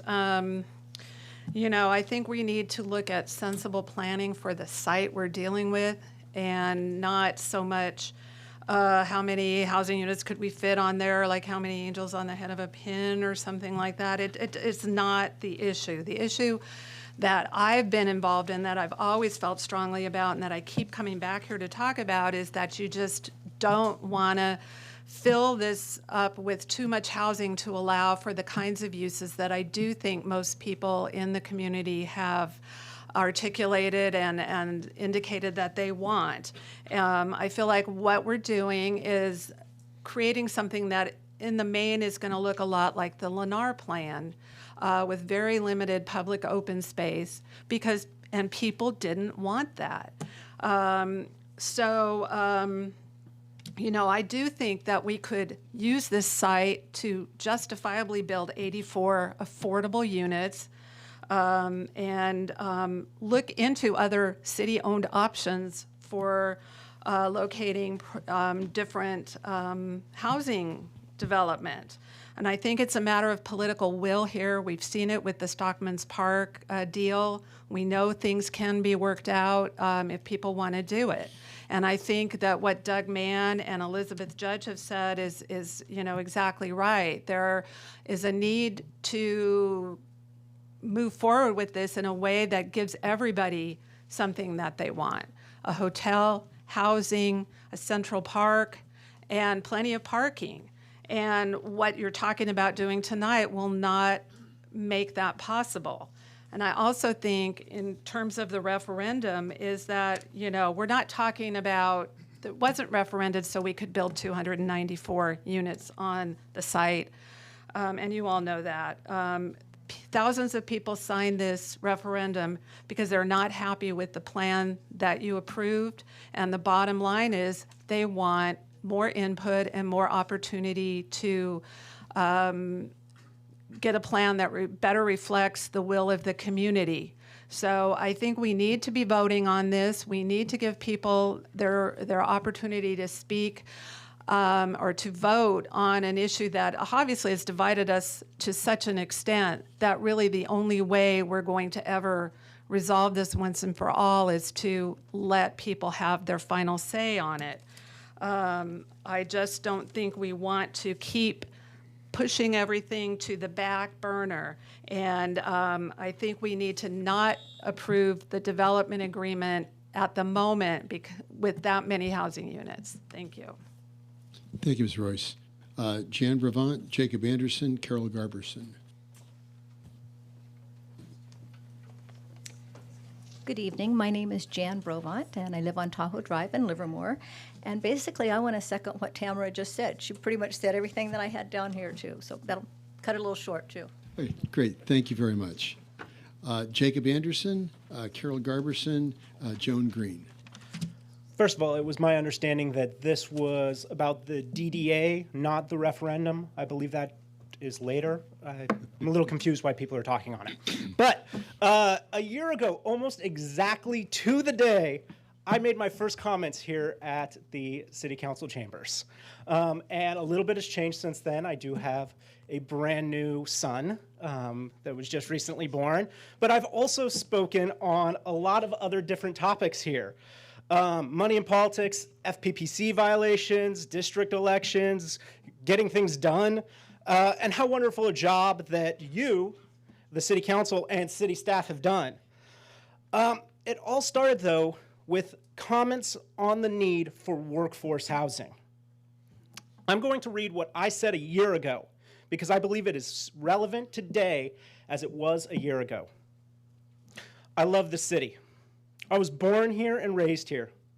I was married here, and I'll probably be buried here. Livermore was always the place that I wanted to live, the place that I want to raise a family. I was lucky. In 2009, I bought my house when the market was really low. Unfortunately, many of my fellow teachers did not get that opportunity. Any teacher that was hired a few years after me is likely to struggle to live in the community he or she works in. That is why I'm asking you to make workforce housing a priority.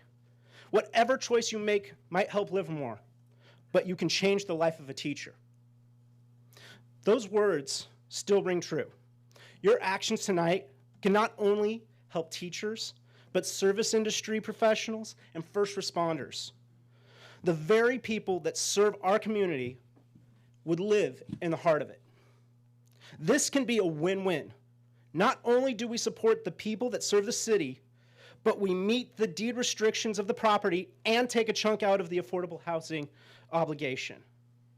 I have faith in this council that tonight your decision can change the lives of many people that serve and will serve the people of Livermore. Thank you. Thank you, Mr. Anderson. Carol Garberson, Joan Green, Rivka Several. Good evening.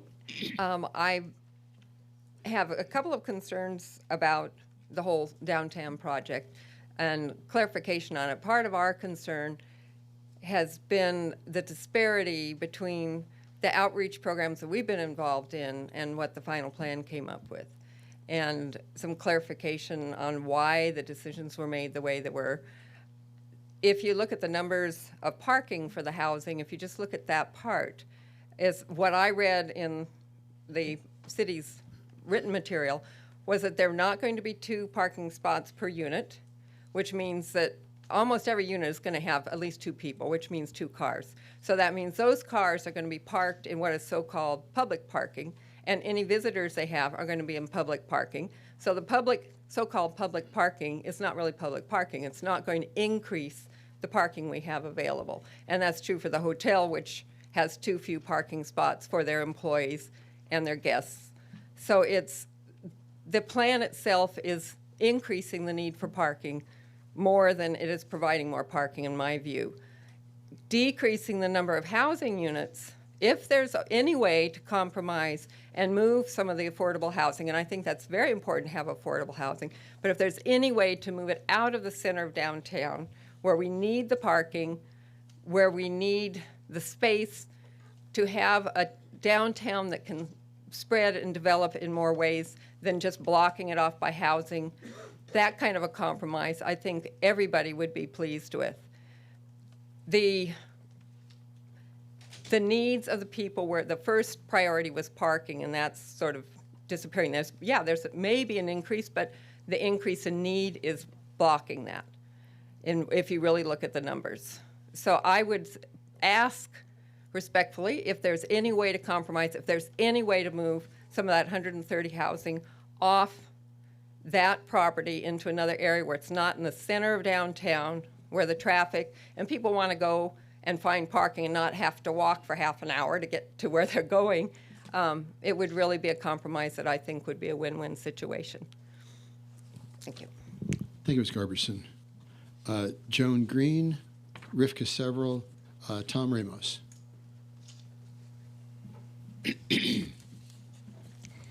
Yes, Honorable Mayor, City Council, and staff. I'm Joan Green of Livermore, and I'm very much in agreement with Mrs. Garberson's comments about the congestion, adding the cars to the downtown, and even the prior speaker mentioning how we're not too far from still having the plan that Lennar initially designed. We have that nice park from the Stockman, but we've not moved all that housing off of there. And I would just like to appeal to you to consider not having the housing in that block. That is public property. It should be. It should be our public park. If anything is there, the hotel could be on North L and Railroad, which Mr. Patel of Presidio Companies actually at one time, when speaking of alternate possibilities, alternate plans, mentioned that he thought that would be a very good location for the hotel and it would allow more parking. I would hope that you could move that housing, and it need only be 84 units in this particular case to meet our commitment. But I certainly think we need more housing.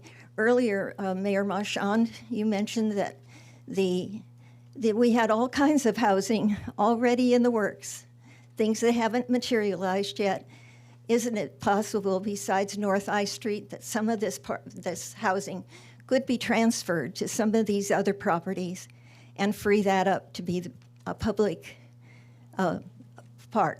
It bothers me to think that private individuals are going to command what should be public. And that's my hope, is that you're going to not put any of the housing there. Move the hotel over there, which Mr. Patel thought would be quite good, and then give the additional parking to that area next to the Bankhead. We've had this wonderful report tonight from Mr. Kennison of the success of the theater. It will help the theater even more for us to have additional parking there. There is not enough parking there now. So it seems pitiful to think of cramming the hotel in and scrunching that parking, below ground parking in there. All the transportation problems on the corner there for getting in and out. Anyway, I'd just like to appeal to you for considering maybe having the housing elsewhere. Thank you. Thank you, Ms. Green. Rivka Several, Tom Ramos, Lanning Thompson. Hello, and I hope you all had a very happy holiday and enjoyed the blessing of the rain that cleared our air for us. I'm not here to speak anything against Edenhausen. I lived at Stony Creek when I was a young single parent working for Head Start CAPE program here in Livermore. What I'd like to say is to move with caution. Let's treasure our downtown area and not crowd it. When the open space is gone, it's gone. Let's leave space to make downtown Livermore a vital cultural resource, offering flexible spaces for music and the visual arts, passive recreation, and active sports. This last quote is from a statement in 1853 to set aside land for Central Park in New York, and I think it rings true today. Second, I'd like us to revisit alternative housing which would benefit from the downtown location, specifically the live-work units that we were discussing and the co-housing. These aren't for everybody, but research shows that students, young families, and seniors especially benefit from co-housing. Not only financially in a climate where up to 40 to 50% of our incomes go towards housing, but in especially the social interactions that are enriched for the residents. I work at Las Positas College. We have generous Measure A funding, which is leading towards enormous growth there, fabulous growth of our buildings. But every day I work with students that are commuting from Tracy, Stockton, and everywhere in between because they cannot afford to live in Livermore. I'd like us especially to be looking at our vibrant student population at Las Positas College and see what we can do with alternative housing for them. More traditional housing, apartments and condos, do not need to be crowded into our precious downtown area. We can live in other places in Livermore, but let's always make sure that our bumper stickers can read, "The downtown you will always love," and make sure it focuses on diverse and engaging parks, places and experiences that attract and welcome everyone. Thank you. Thank you, Ms. Several. Tom Ramos, Lanning Thompson, Bill Dunlop. Tom Ramos? Mr. Ramos? Okay. Lanning Thompson, Bill Dunlop, Gene King. Good evening, Mayor Marchand and councilmen. I'm Lanning Thompson. I have been president of Interfaith Housing for 4 years and a member of its all-volunteer board for 12 years. Interfaith Housing provides apartments for low-income seniors, for which there is a huge demand. But over the years, I've learned that there is also an immense need for apartments for middle-income families who may have very good jobs that we need here in the community, but can't afford to buy a house or even rent a decent apartment in Livermore, as Steve Spadowski remarked. So I urge you to move forward with the DDLA for Eden Housing to develop affordable housing downtown, and let's get those 130 apartments built. Thank you, Ms. Thompson. Bill Dunlop, Jean King, Donna Caban. Mayor and council members, it's good to be here again today. I want to comment again on the basic plan. And I think one of the best things we heard about was moving some of the housing actually south, so I think it's the Eden housing area, and actually build some of the housing there, and there was a trade with the Cattlemen's Association. That was a very, very good move, but my understanding was that relieved some of the need for the housing on the current property downtown. Now, we all want to see more housing, but the question is how much flexibility is it to move not only to that property, but other properties in the vicinity of downtown to accommodate some of the other housing. We're not against housing. We would like to see more, and it needs to serve our populations. It does not necessarily have to be on that property. So we'd like to see you consider other ways to understand or work that by placing it on different properties that the city may already own. But I think we all would like to work together and end up with something that we can move forward with in a reasonable time frame, and that's as quickly as possible. But in the long run, preserving some of the land in the downtown to be open space, or decide how it's set for cultural things that we talked about there, is important to many people in the city, and I think that would be a very good direction to move. Thank you. Jean King, Donna Caban, Doug Mann. Good evening. I'm Jean King, and I'm speaking for myself and for no other organization. This plan that you are voting on tonight does not reflect the wishes of the participants in the outreach program. I'd like to talk about several priorities of the community participants in the downtown outreach program. Number 10 and last priority was housing for the downtown. And yet this 3- and 4-story housing is going to dominate the Lucky site. The number 1 priority was parking. This is already a concern, for there are now more instances when parking is a challenge, not just for the special events such as a holiday parade, but many days and times. The new downtown plan will have only 29 additional spaces once the demand from new construction is considered. This includes some 20-plus surface spaces, which were planned next to the East Side Hotel, which look problematic now with the new hotel design. The plan removes parking for the Livermore Avenue eastern edge of the downtown, where the high uses, the movie theater, the Bankhead Theater, the Blacksmith Square, and many restaurants are located. The limited public parking provided under the hotel is planned to be 4- and 24-hour paid parking that will be more suitable for hotel guests than the public. Most of the replacement parking for the present parking will be in a new parking garage on L Street, on the western edge of downtown, close to the planned 220 housing units on the Growth Brothers site and 130 units on the Lucky site. This will not improve the parking situation, but make it worse for our downtown. The number 2 priority in the outreach was community character. Community character does include historic character, but much more than that. It includes small town feel, open space, parks, public areas, less traffic, housing not dominating the downtown, and that Livermore will not be Dublinized. The number 3 priority was open space, public open space for community members to gather and have activities, and not just walkways along streets and between residential buildings. This plan that you are voting on tonight does not reflect the wishes of the participants in the outreach plan. Thank you. Thank you, Ms. King. Donna Caban, Doug Mann, Marianne Brent.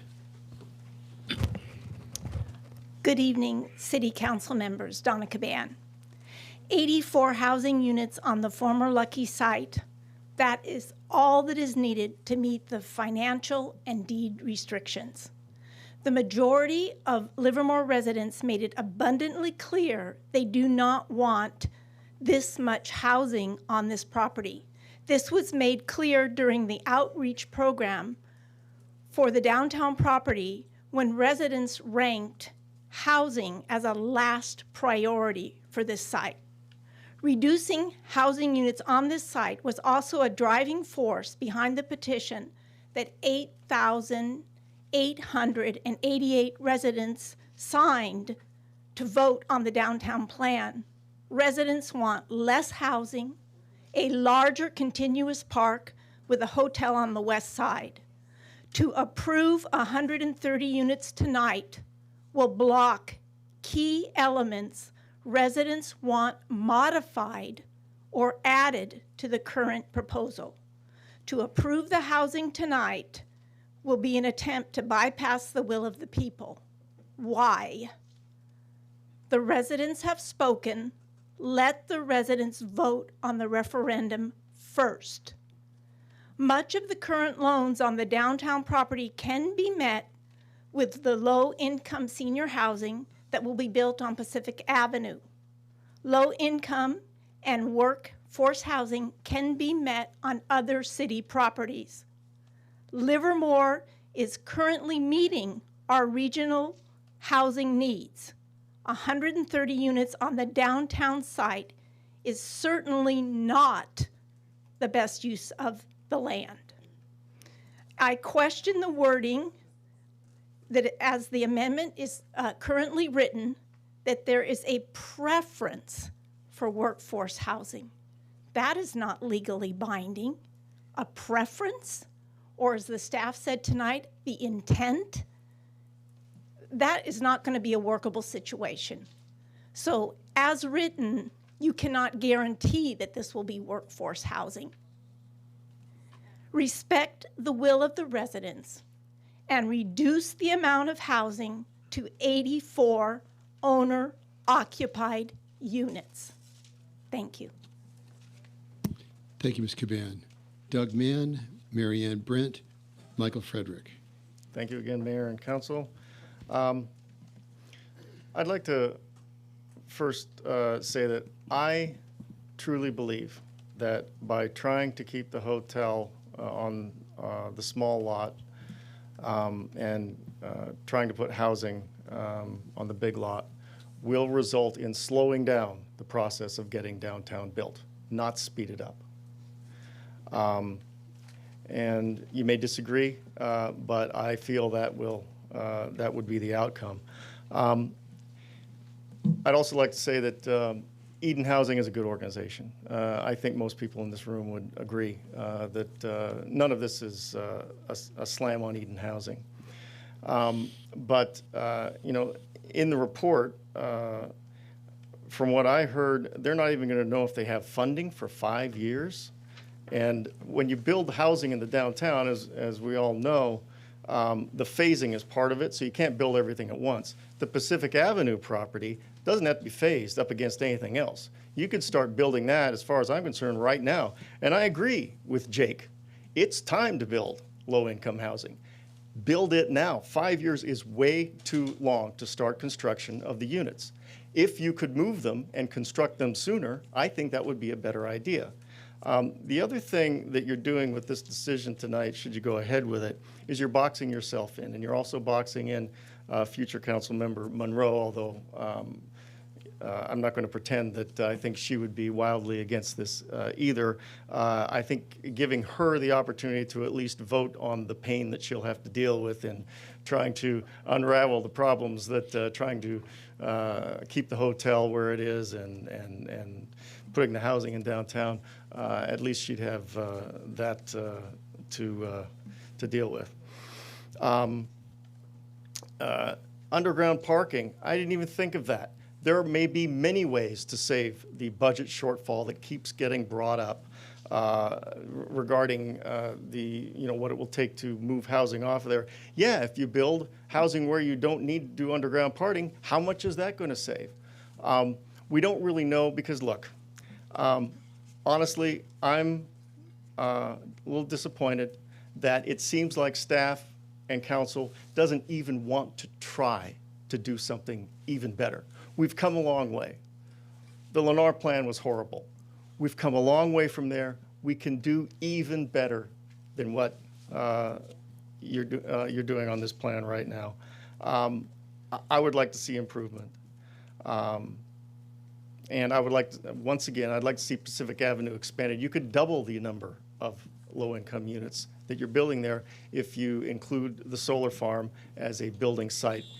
There's a way to do it. Thank you. Thank you, Mr. Mann.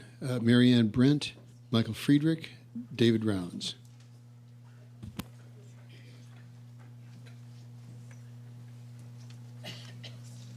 Mayor Marchand, council members, staff. My name is Mary Ann Brent. So I just wanted to say that my husband, Ralph Moyer, and I have supported you in the past, and we hope to support you in the future. But we can't support the current housing plan on the Lucky site. And why is that? The city center should attract people. Housing does not draw people and visitors to the site. It is interesting that in addition to housing being a non-attraction, or it is or will be everywhere nearby, including the new development on the old Growth Brothers site on the west of L Street. The Stockman found a workaround to the specific requirements for housing, and so could you. So, encourage Eden Housing to build housing somewhere far away from the Lucky site. I'm sure they do build, very high quality and well-managed housing just somewhere else. Please, don't build housing on the Lucky site. Thank you. Thank you, Ms. Brent. Michael Friedrich, David Rounds, Denise Ledden. Hi, I'm going to keep this short. I really agree with Ms. Judge and Royce very much. They said much of what I was going to say. I've heard all sorts of numbers for what the amount of housing that had to be built on that site. 240, 130, 84. I don't know what the truth is. And I'm not sure how to find out what the truth is. I would like to see less housing on the site. The areas around the site on Allen Railroad are going to be all housing sometime in the not too distant future. I would like this decision delayed until after the people of Livermore get to vote on the referendum and decide what they would really like to have on the site. Thank you very much. Thank you. David Rounds, Denise Ledden, Rich Buckley. Good afternoon. Hope you had a great Thanksgiving. So with the number of people speaking tonight against the housing, it's pretty clear why this agenda item was moved until after the election. Housing downtown is a good thing. We all agreed to put housing downtown when we signed off on the urban growth boundary to protect open space outside the city. Affordable apartment-type housing on this downtown site is attractive to the city. I get that. After all, it's hard to get developers to build apartments, and the city has a lot of control over the land that they own. Housing advocates see no downside to filling this area with housing. And on the other side of the spectrum, some open space advocates are horrified that this much development will fill this space. The performing arts groups are ecstatic with parts of the plan because they might get a small theater and another outdoor performance venue, assuming they can raise the money. Performing arts groups, that is, except for LVPAC, which is the biggest performing arts organization, and it has been said that the reduced parking near the theater might cause irreparable damage to the future success of the Bankhead. And the city gets to play Solomon, splitting the baby this way and that. That is what is supposed to happen, right? Everyone compromises and nobody gets everything they want, except maybe the city, which gets to keep costs down. It's a win-win, right? Not really. Where is the leadership in doing the obvious, the expected, and doing what is easy?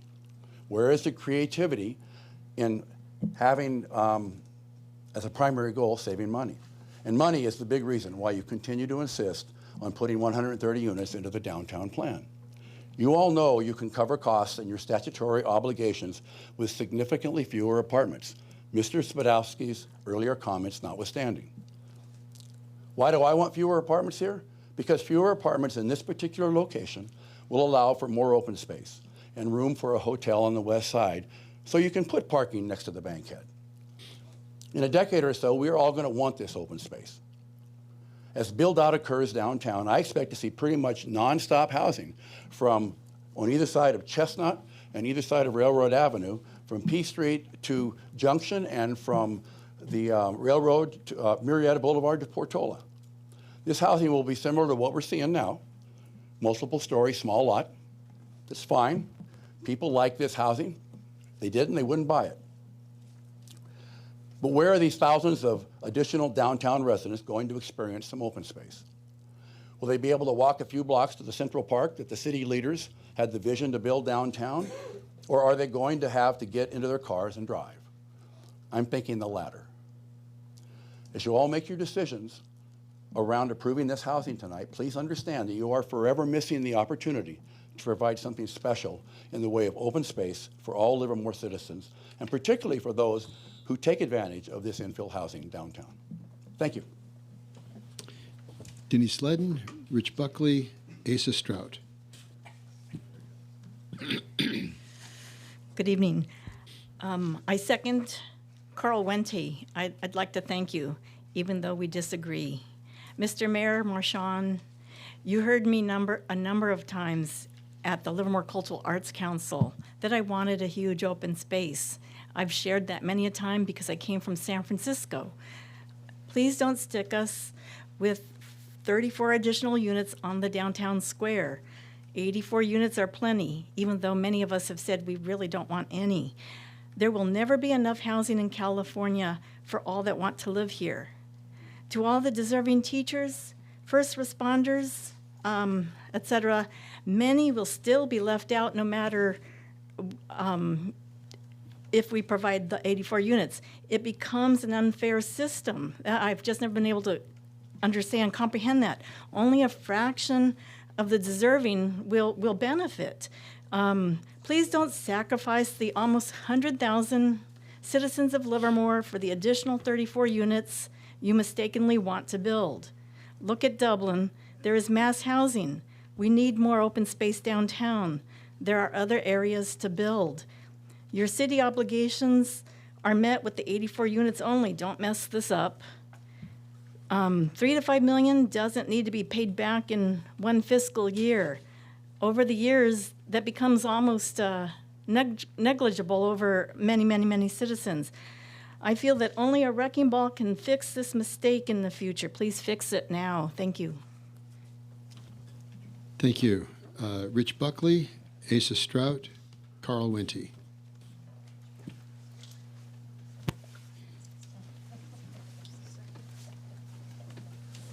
I'm Rich Buckley, 620 Hayes Avenue, Livermore, California. Mayor and staff, there may be opportunities in the future for some compromises even still. And I looked at the design from the standpoint of designing and laying out the site myself several times. And one of the concerns I have about the Eden housing is that we want to make sure that the open space carries all the way through to South L. And the housing layout, as I've seen it on the current Eden housing plan, it creates sort of a feeling of an artificial barrier where people are not going to want to go through.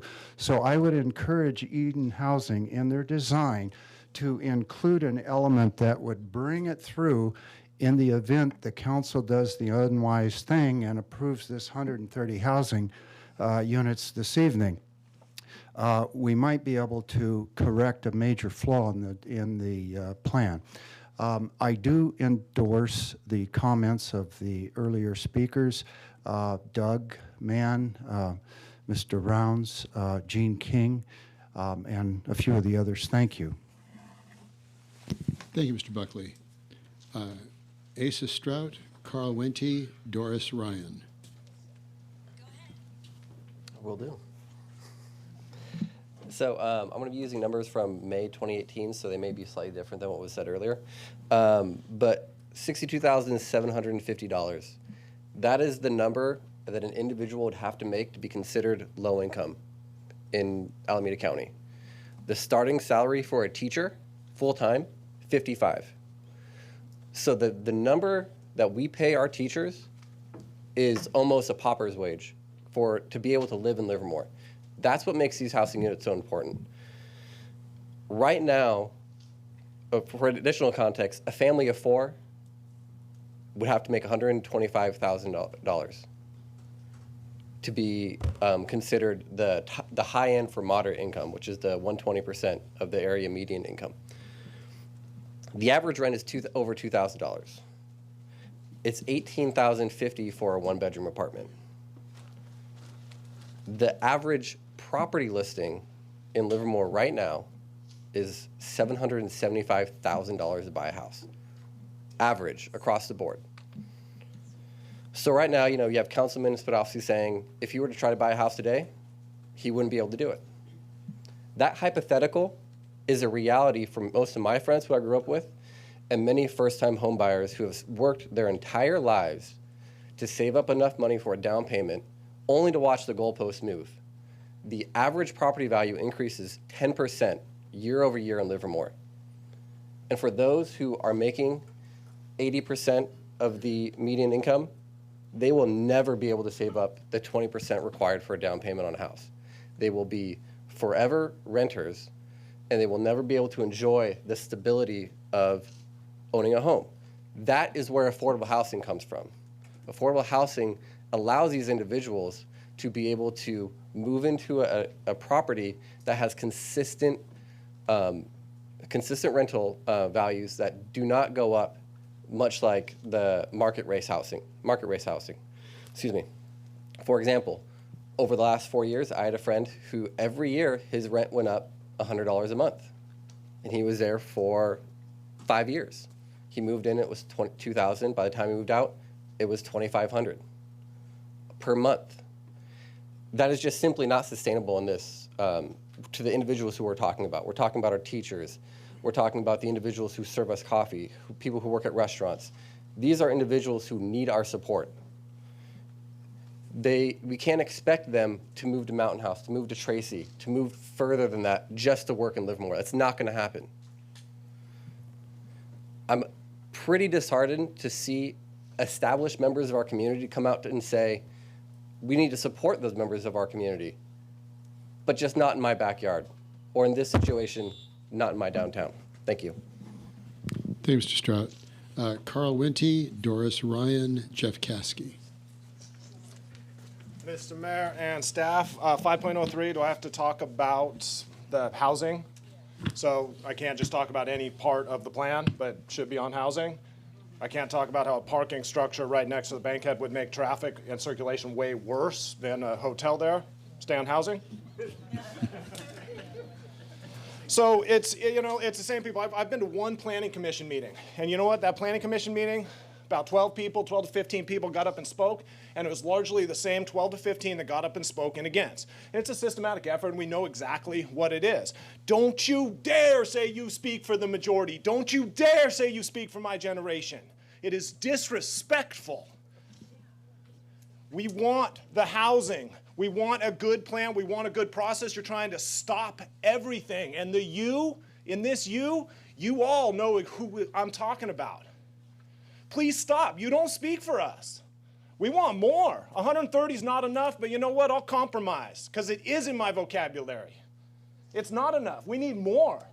They're driving over the hill. Our teachers aren't here. My friends aren't buying houses. They're going over yonder. Sure, they got a swimming pool in Modesto, but they're driving over here to teach our kids.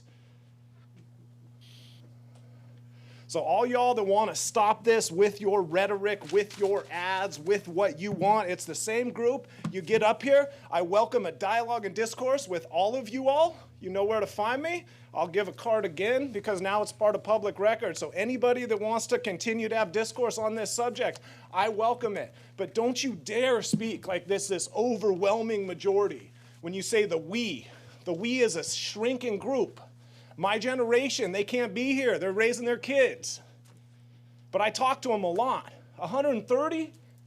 We want more. But we'll compromise because we've been part of the process of a good plan that got us here. Please move forward. Eden Housing is a well-run organization. This does not mean that there's going to be 130 units that pop up tomorrow. We know that. This is part of the process. Keep this moving forward. Do not slow it down for the cadre of 12 that's this shrinking group that get up, pass out. Okay, you're going to read this. You're going to read this. Come on.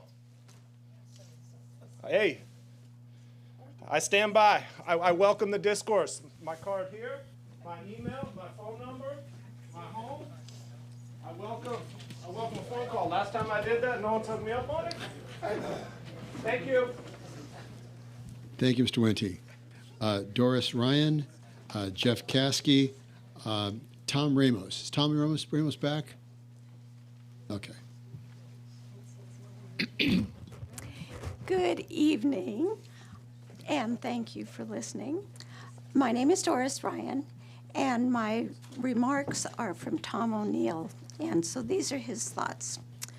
Dear members of the council, I am very disappointed in the council's persistence in its efforts to place 4 apartment houses at the center of the People's Downtown Park. The council has never publicly explained the motivation for this effort. In the absence of an explanation being presented, I conclude it must be for the profits of real estate developers. The people of Livermore, who will bear the costs of this development, deserve better. And again, those are Tom O'Neill's words.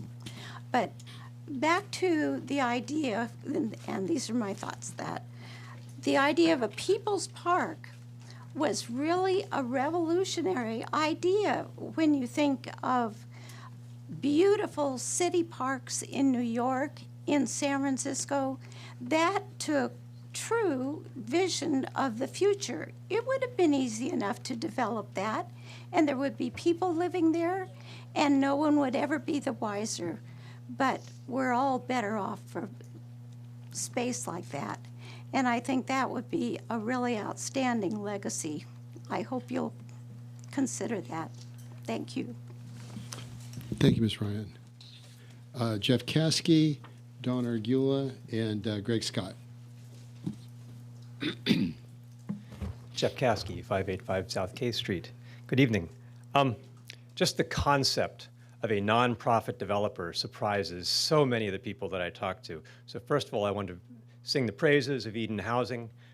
Also, I've had personal interactions with Mid-Penn, who the city also works with. I think the ability to work with organizations like this is an awesome opportunity for the city and provides a service that we simply couldn't do going purely market rate.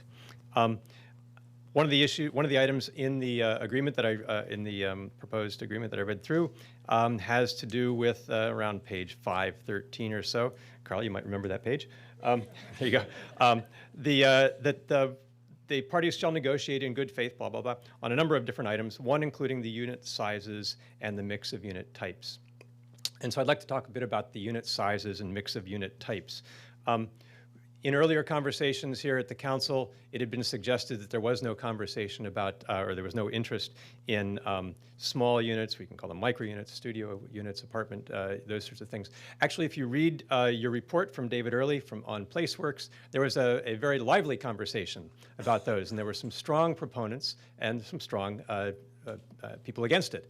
I think for those of us who were there, you may remember that the people against it were generally the older folks who said, why would I want a small little cranky little thing like that? But the people who were interested were the younger folks, the folks who could imagine that this gave them an opportunity to buy a place that would be affordable for them, and by the way, would not necessarily require the size of stipend or subsidy that would be required if you're talking about an 800 or 900 square foot space. So I suggest that I'm not working against anything that's in the current proposal, but in the negotiations, which I'm assuming don't come back up to the public if this moves forward, because it says the parties shall negotiate, the parties being the city and Eden Housing, that you can strongly consider things like 300 to 500 square foot units. You can call them studios, you can call them micro units, you can call them as you wish. And these are the sorts of things that can be a model for what we can do elsewhere in Livermore to improve the housing situation, not just in this little downtown spot, but across Livermore. We've already heard that we're going to get development all across town. We already all know that. Wouldn't it be cool to prove that this would be something that would be interesting to the market and would make Livermore affordable to a wider range of people? I think that this is something people have asked for compromise. This is one of those areas of compromise that I think would be very useful to the people who we're hoping will benefit from this program.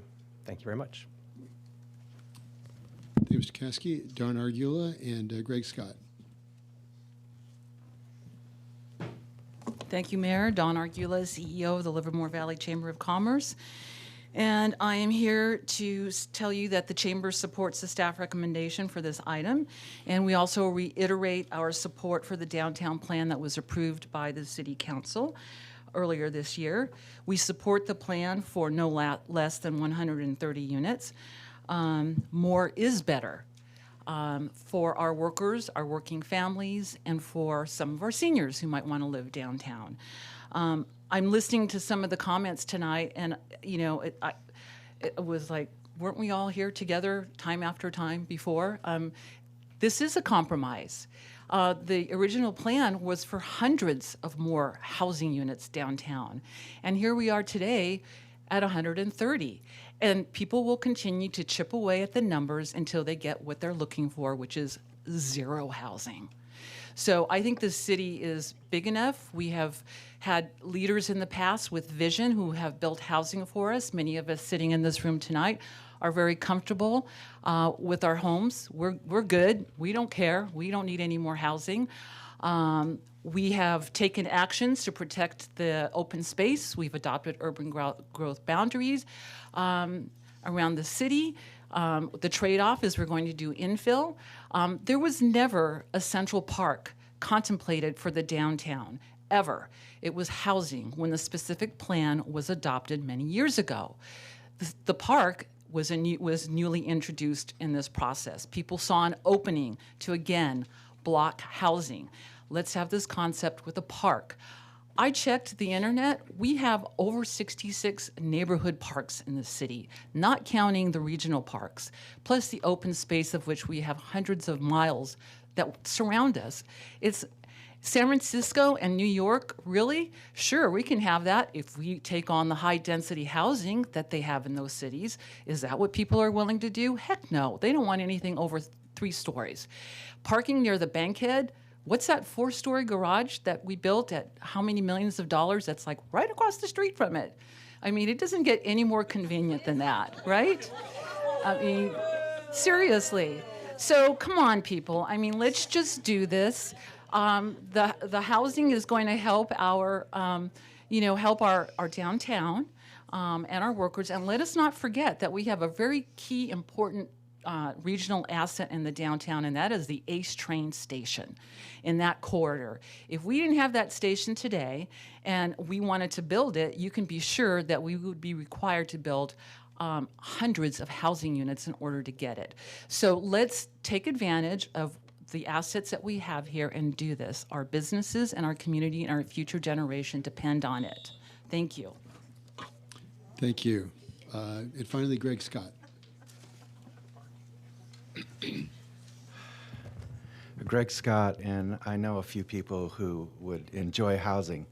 And you got to back up here for a moment, what's going on here. And if you looked at the actual demand and the thousands of affordable housings needed and units needed, and what are you doing here? You're doing pack and stack right in your core when you consider over time how much housing you're going to have to build and you're going to clog your core, how does that make sense? That doesn't make sense.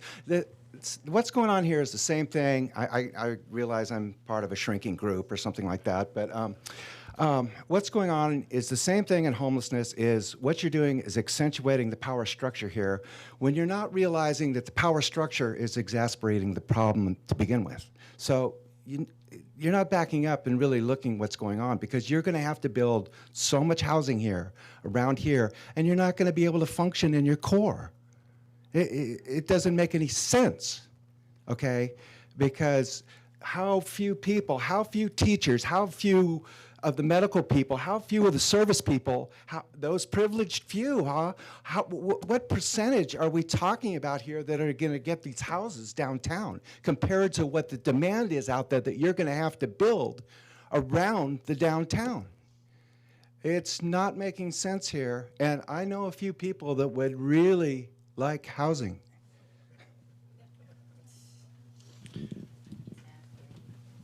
Okay, with that, that's the last of the public comments, so I'm going to close the public hearing. I have a request for a quick break.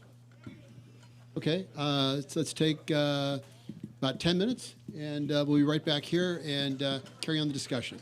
Thank you. We'll be right back. Thanks. Okay, great. Well, thank you very much, and welcome back to Part 2 of the November 26th meeting of the Livermore City Council. We just completed the public hearing on 5.03. I did close the public hearing, and there's a request to reopen it, but we're just going to go ahead. I think we took enough public comment, so we will continue on. We've brought it back to the City Council. Any questions at this point, or additional clarification or comments? Vice Mayor Warner? I just have one. I mean, we're talking here on a conceptual design, and what the agreement we're talking about entering into allows for flexibility, and what I'm trying to get at is balancing the number of units with making sure we have the right amount of open space and uses for say, children's play area and everything. So what's been shown so far is just conceptual, and what will, as a result of this, will end up being a multi-year process. We'll figure out what actually makes sense, and that but the main factors to be balanced are the amount of space that's available in the apartments and the overall design, and the exact number of units is allowed to float. So it's approximate. It's not exactly a 130. Just want to point. Is that correct understanding? Yes, that's correct. So design is flexible. We'll be working with Eden and bringing iterations back for council review as we go through the process. And that means that what's shown there is 4 buildings, but it could be fewer, maybe even more, and it might even be rearranged depending on what makes sense as we go through and have this thing designed by, I'll just say, experts in designing these kinds of things. For the most part, the people involved haven't built anything, right? So this is just a concept that will get refined, and there'll be multiple chances for everyone to really understand what it looks like and weigh in on it over time. Councilmember Spadowski? Okay. Councilmember Carlin. I just wanted to reiterate Vice Mayor's comments. I think it's also important to recognize that the shapes of the buildings on that cartoon is just that. It's just a cartoon. That doesn't mean that that's what Eden Housing is planning.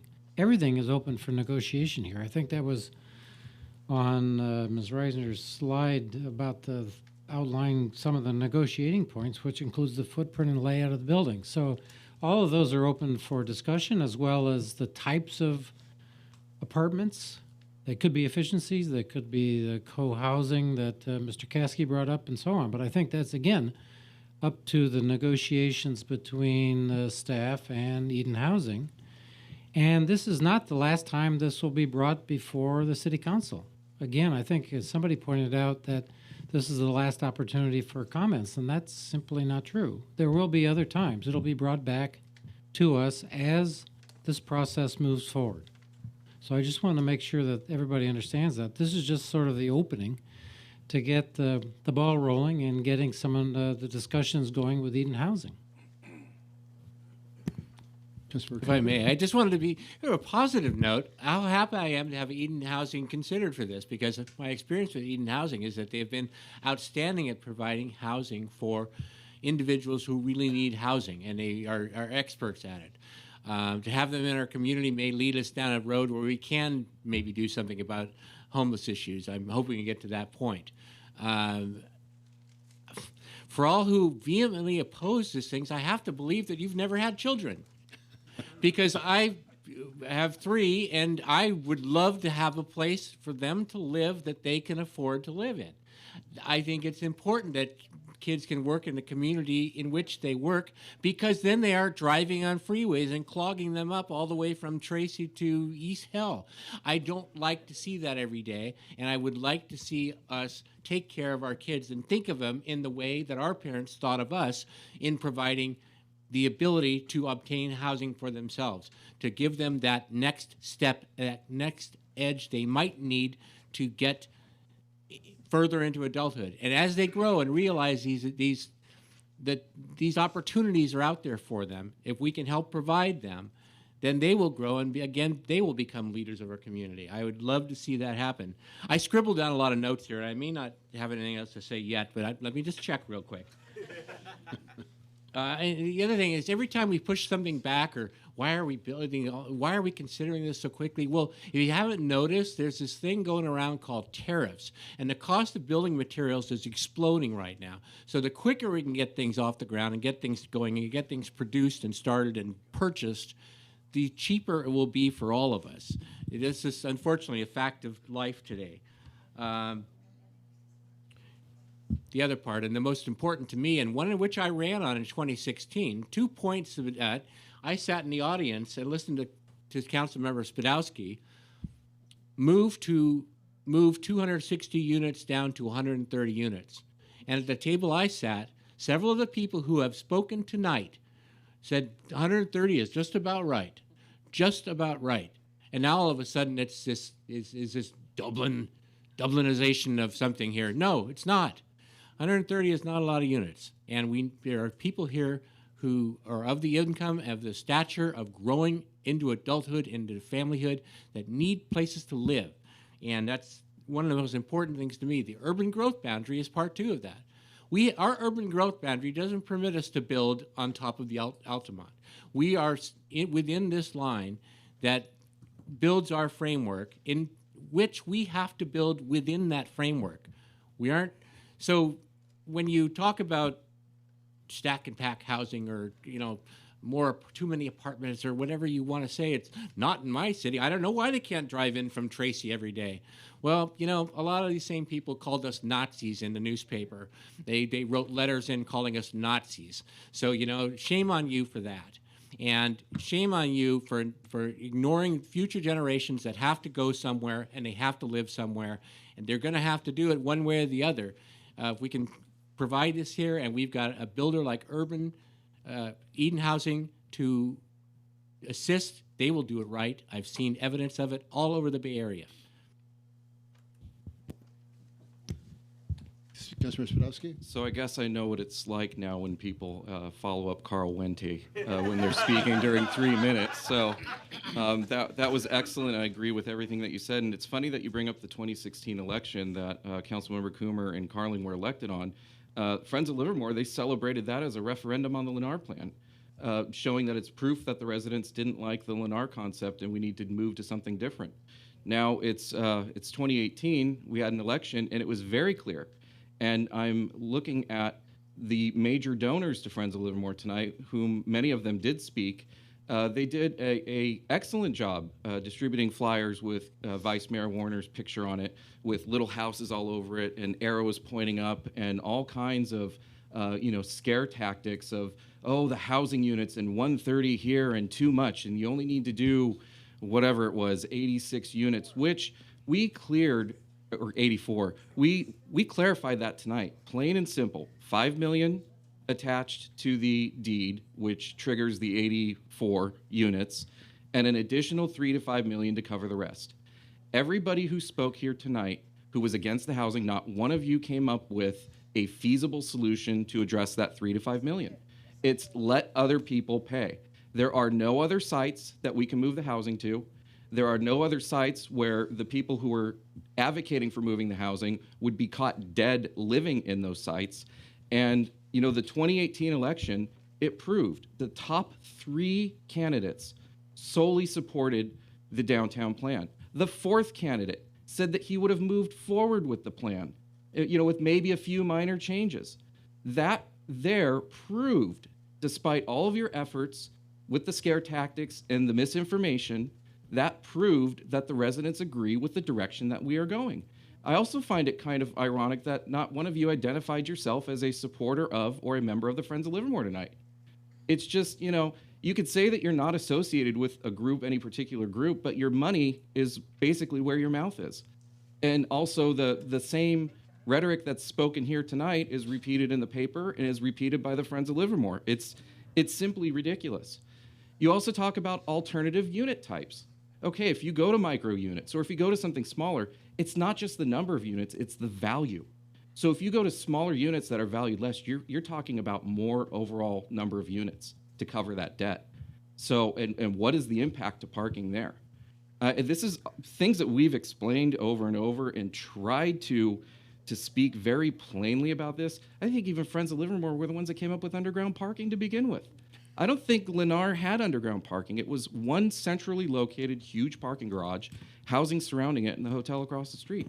So, you know, yes, kudos. You came up with a great idea for underground parking, and now suddenly you're against it. I'm glad, Doug Mann, you know, you've been telling us to slow down, slow down, slow down. Now you're saying speed up. You know, it's okay. You know, we're moving forward. That's great. You know, Councilmember Carling put it beautifully a few meetings ago, talking about the difference between the haves and the have-nots.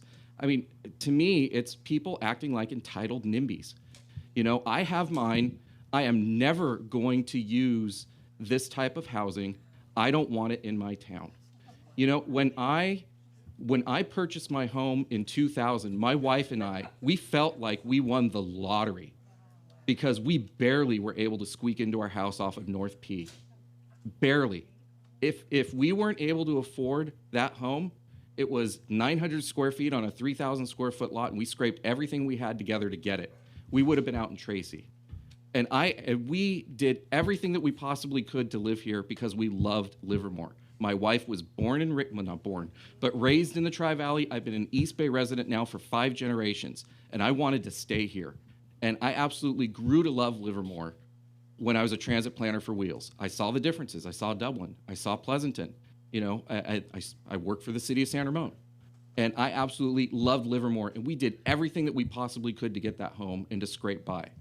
And so for people to come up here and say, not in my backyard, no, that 3 to 5 million, yeah, well, whatever, general fund or pay it off over time. That's the taxpayers' money. That 3 to 5 million, I would much rather see it go. You want a Central Park? You want a true Central Park? When I was on the Planning Commission, Harriet Cole had a wonderful idea. And she was a mentor of mine on the Planning Commission and encouraged me. She was the one that called me and said, you know, I think you'd be great as a council member. Maybe you should run with an open seat. And she had brilliant ideas. And one idea that she constantly pitched, why don't you expand Carnegie Park? That's your Central Park.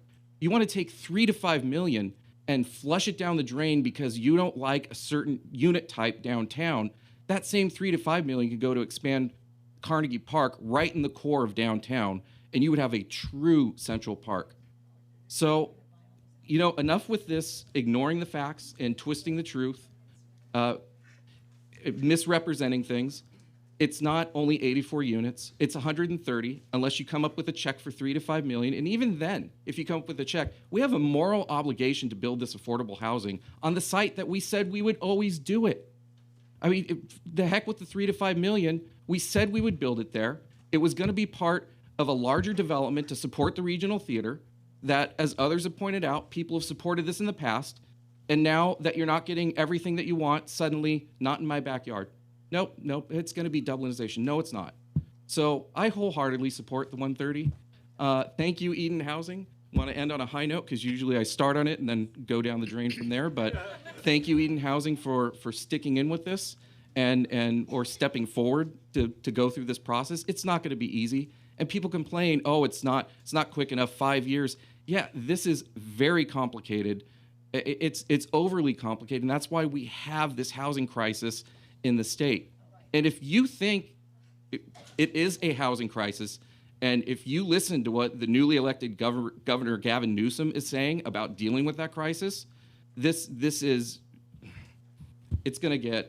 going to see densities imposed on us far higher than this. So you're going to look back at this 130 and think that it is nothing compared to what they're going to do with this housing crisis. It might not be a crisis to one half of this room, because again, you have yours and the heck with everybody else.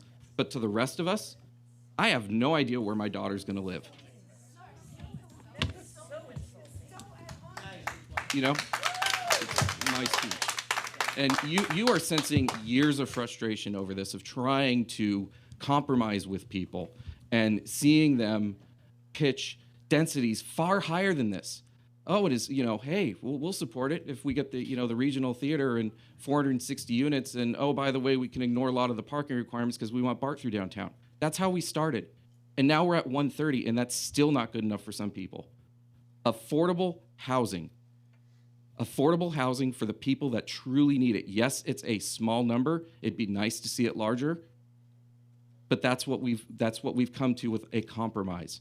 Nothing is ever going to be perfect to everybody. This is a compromise. Vice Mayor Winder, comments, questions, clarifications? Oh, talk about following Carl. The other thing I would put in perspective here, because I remember the 2016 election, and I remember when Councilmember Spadowski said 130, and I seconded it. And there was, from the group that was opposing the 130 tonight, a lot of euphoria. That's the right number. Now let's put it in perspective. Originally, there were 420 units that was advocated by that group. Now, and then it was 260 when it went out for the RFP, and it wasn't a Lennar plan per se. Remember, that was just a design competition, so we could choose somebody to work with. It wasn't an approved plan in any sense of the word. Then we went to 130. And now, depending on what happens with the, if we repeal the council earlier action, it's back up to 294, is what I just heard. Now, so now we're looking at what's reasonable here. This isn't at 130 high density in any at all, and it's not doubleization in any way. Although that scare word was pushed out there again a couple of times. So 84 is the legal minimum, and if the council action is repealed, the legal maximum would be 294. So in that range, 130 is very reasonable compromise in my mind. And I do agree that there is the moral obligation to build more. And I also agree that there's no way we could ever build enough. But so I'm fully supportive of the 130 that I was 2 years ago when it was recommended that to be the limit. I supported that a year or two ago, and I support it now. The other thing, we do need to get on with this. It is going to take years, and we need to start. The other thing I'll mention is, the stuff on Pacific Avenue is in no way connected here, and doing that quicker, and it's going as fast as we can as it is. So there's nothing, so allusion, any to that is just kind of irrelevant. So I think that 130 is the right number. I think I'm very glad Eden came out on top of the selection process. It's the right group to move forward with, and that's what I support. Okay. It's funny, people keep bringing up the fact, we're about the priorities. Housing was number 10. Fiscal fiscal sustainability was number 9. I don't think anybody would put fiscal responsibility last, because we have to make sure this thing works. We have to make sure that we don't end up with a failed downtown. And it's very important that we do make sure that this can succeed.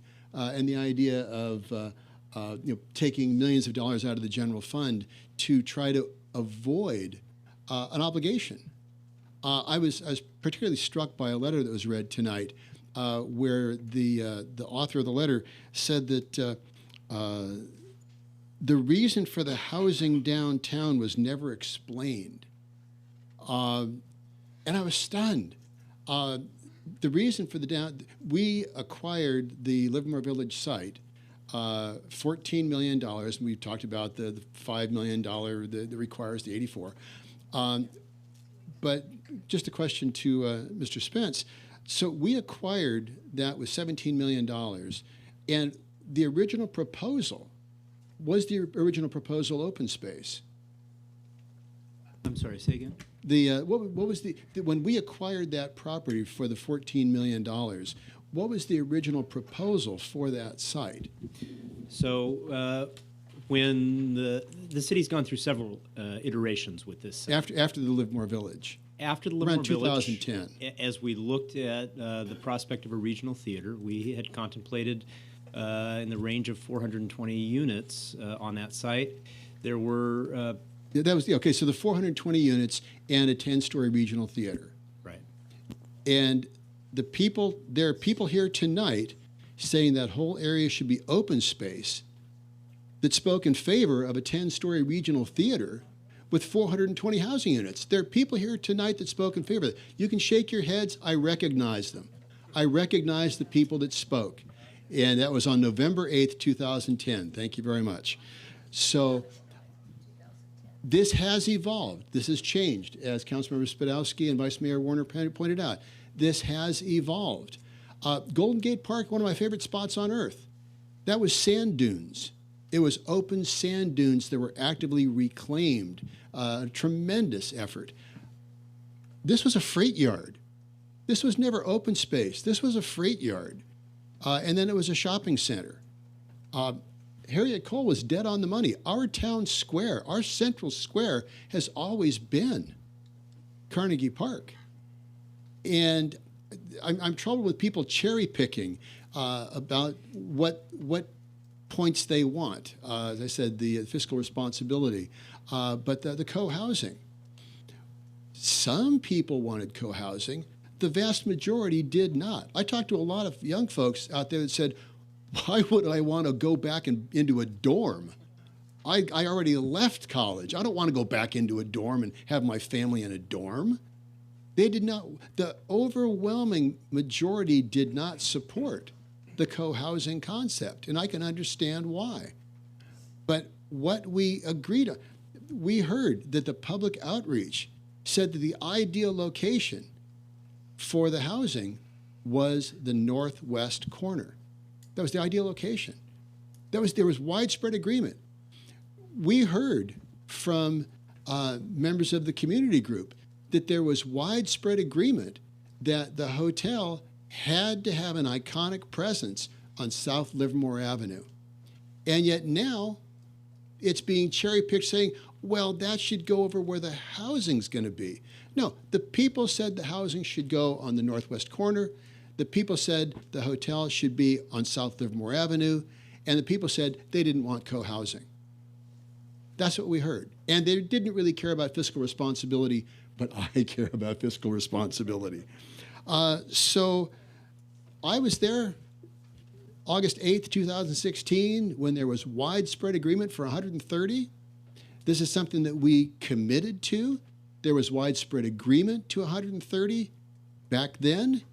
And from what I saw in the last election, there was widespread agreement for the downtown plan because the people that supported the downtown plan got elected.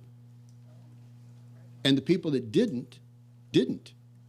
So I continue to support the 130. It's morally and ethically the correct thing to do because that is why this land was purchased.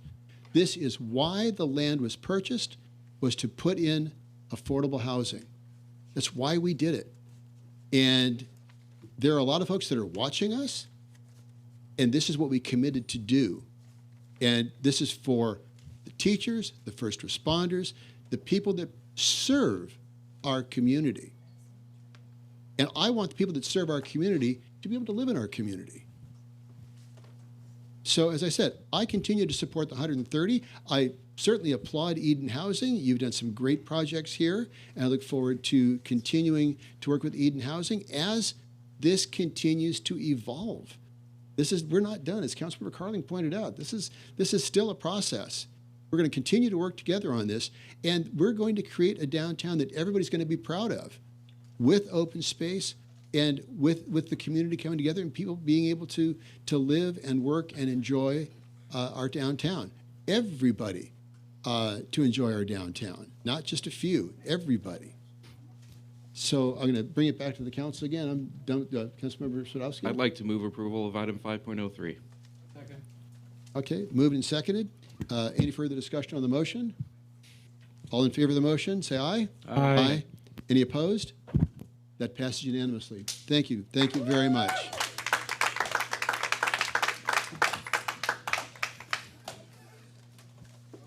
Okay, next. Thank you very much. Thank you for all of your comments tonight. I sincerely appreciate it. We are here because we are passionate about our community. We love this community, and we want everybody to participate in that process. So with that, we're moving on to 5.04. Just again, to remind everybody, as we go into the matters for consideration, we're going to do 6.03, 6.04, and then 601 and 2. Okay, so moving on to 5.04. Good evening, Honorable Mayor. I'm your City Manager, Mark Roberts. I'm going to do a quick introduction before we get rolling on asset management. As you know, this has been a multiple-year goal by the City Council to examine all of our asset classes. As you also know, that the overall goal is to ensure that our community continues to receive vital services through a sustainable infrastructure strategy. The City of Livermore is not unique in its struggles to maintain its infrastructure. Communities across the country have been underfunding infrastructure support for decades. And you only need to take a quick look at the news to find examples of that across the country where local communities ultimately are hit with catastrophic consequences of underfunding their infrastructure. You, for the past 4 years, have taken a very proactive approach in ultimately analyzing and beginning to address each of those asset classes. You know that the city owns over $2 billion worth of assets that are supported by non-enterprise funds.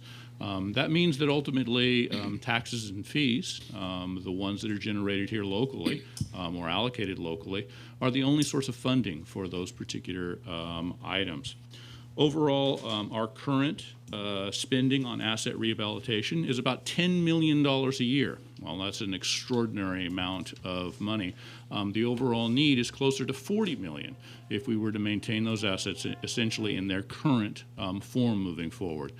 Even with a reduced level of service, essentially reducing those to essentially the high-risk assets and maintaining things and prioritizing and allowing many of the assets to be maintained in a much lower level, dealing with high risk, means that we need to essentially double our investment annually in infrastructure rehabilitation.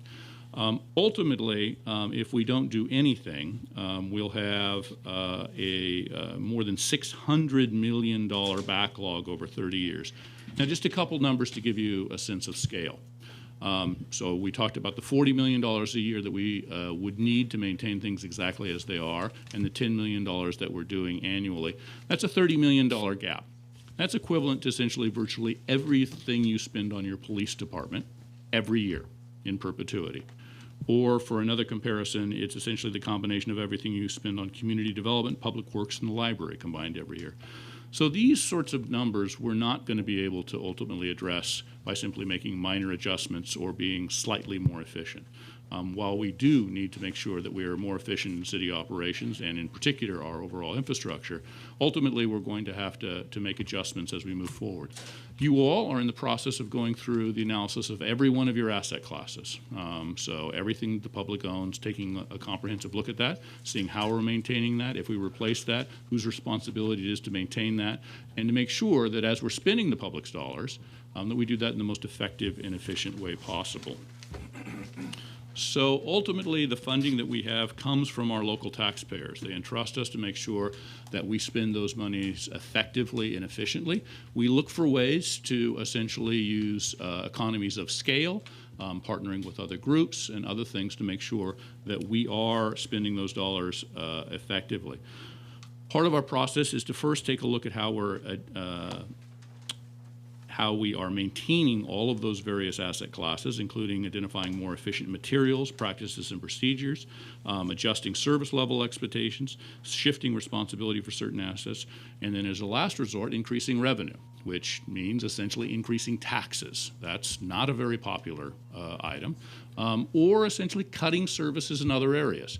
The community, as you know, we have over the past 7 years reduced the number of city staff you have. We at one time had more than 550 city staff before the recession.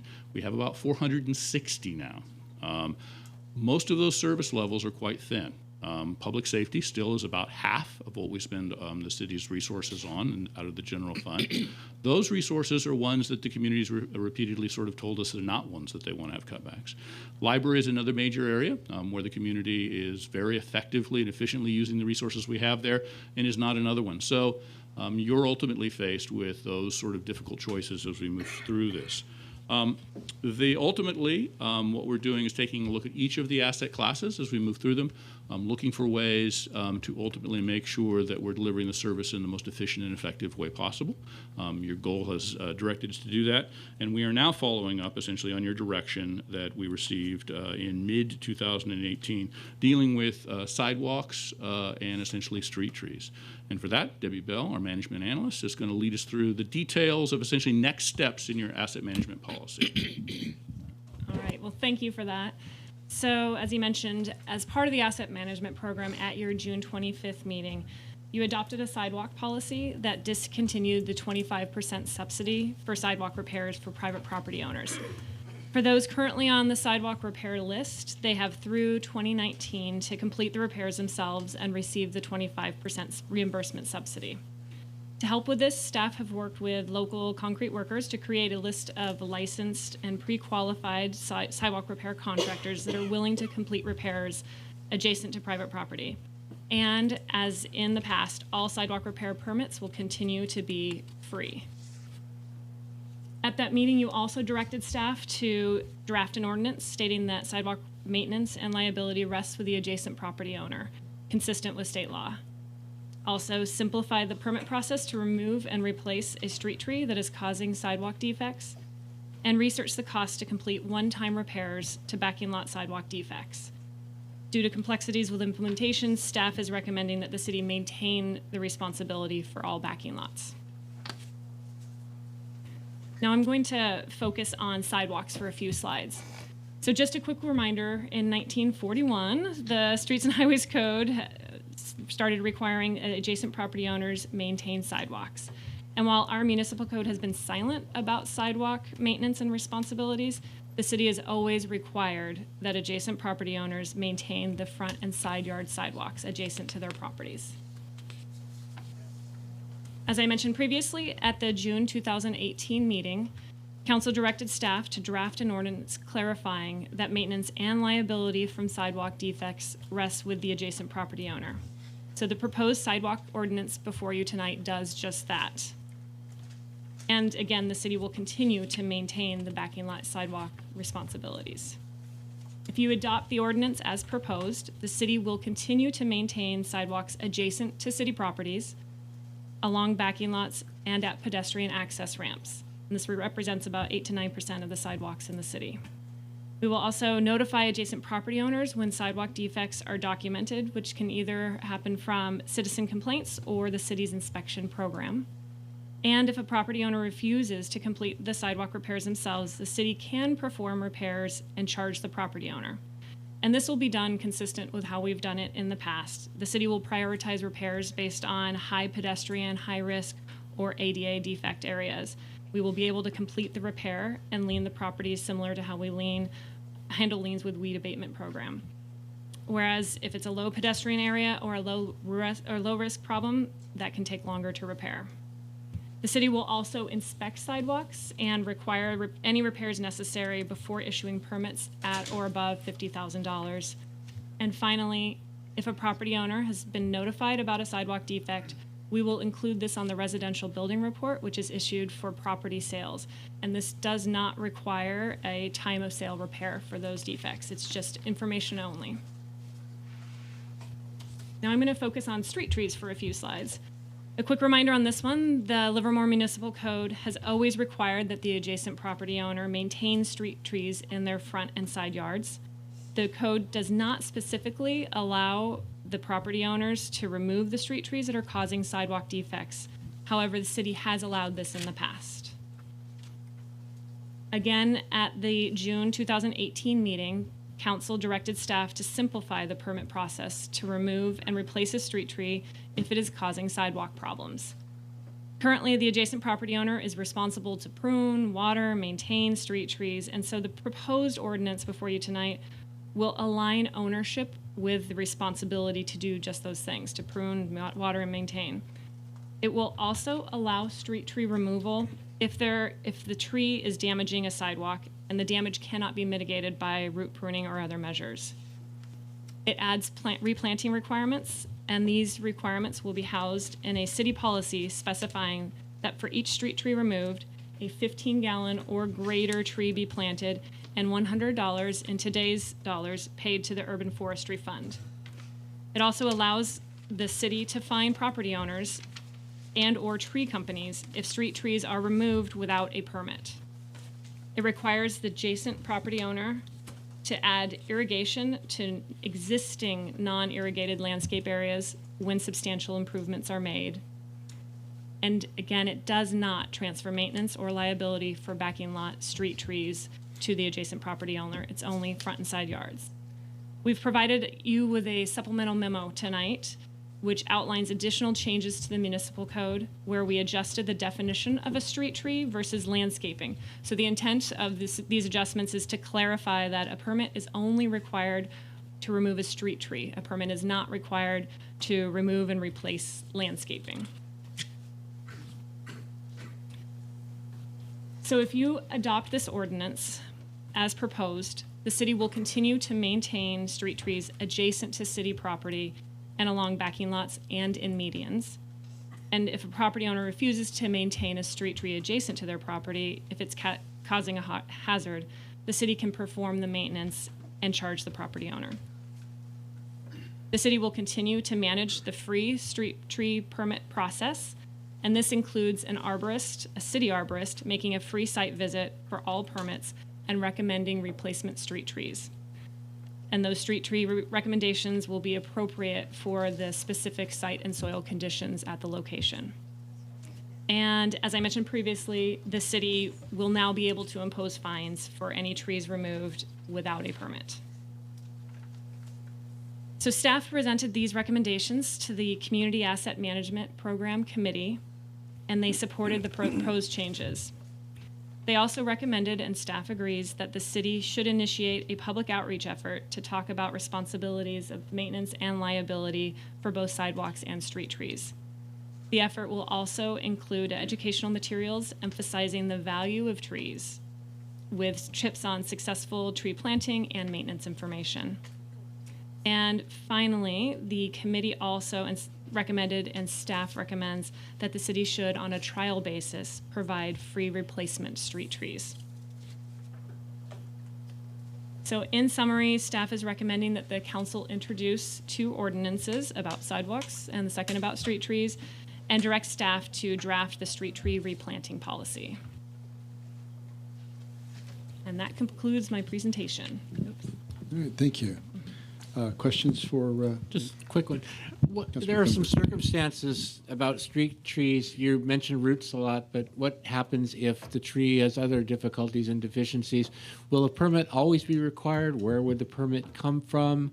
I have a tree out in front of the house right now that seems to have limbs that want to fall on people, and I try to discourage that.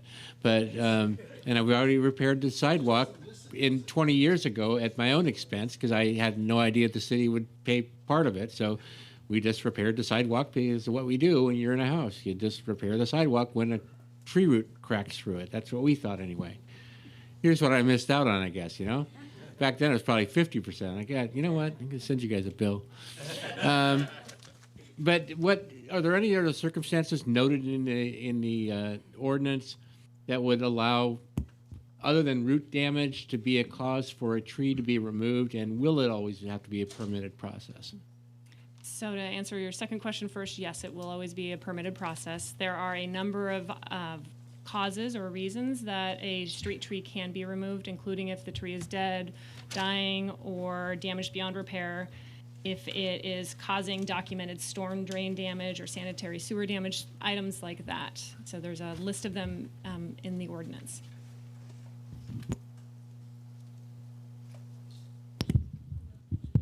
Couple questions. So when we discussed the sidewalk ordinance back in June, if I'm recalling correctly, it's actually more expensive for the city to repair a sidewalk than it is an individual resident. So people think that the city can issue one large contract and get this economy of scale, but due to the nature of the repairs being at multiple locations throughout the city, it actually isn't cheaper for us to do that. It's quite frankly, it's more expensive by about how much? It's not really, so it's about, the city charges about 50% more, or actually the expenses add up to be about 50% more than what we think a private person could deal with. It's not so much associated with the fact that we don't give volume discount. It's associated with the fact that there's a lot of Local administration, government yeah. Yeah, so it's at the Required. speed of local government where we have to go out and do the Public bidding process and then engineering review of, do we inspect each site then? Is a city inspector, they go out and inspect each site? We do, and with an encroachment permit, we would be doing that in the future ones also. But it's a reduced cost encroachment permit, I believe? Yeah, it's a no cost, No cost. encroachment Okay. permit, right. So basically, we're subsidizing the resident by 25%, charging 50% more, and then handing 25% back. So overall, it's costing the resident about the same, and yeah, so that just, and it's costing the city more. Okay, so it's kind of a question of if that's an efficient use of our money and the process, because as I stated back on June 25th, there was a sidewalk lift near my house that's been on, I think, for 6 years now. And the reason why we put it on the list is to receive a discount from the city, which now I'm finding out isn't really a discount at all. If we would have repaired it, or the responsible party, because I don't think it's mine, would have repaired it back 6 years ago, it would have been cheaper than repairing it today, and far cheaper than if the city repaired it.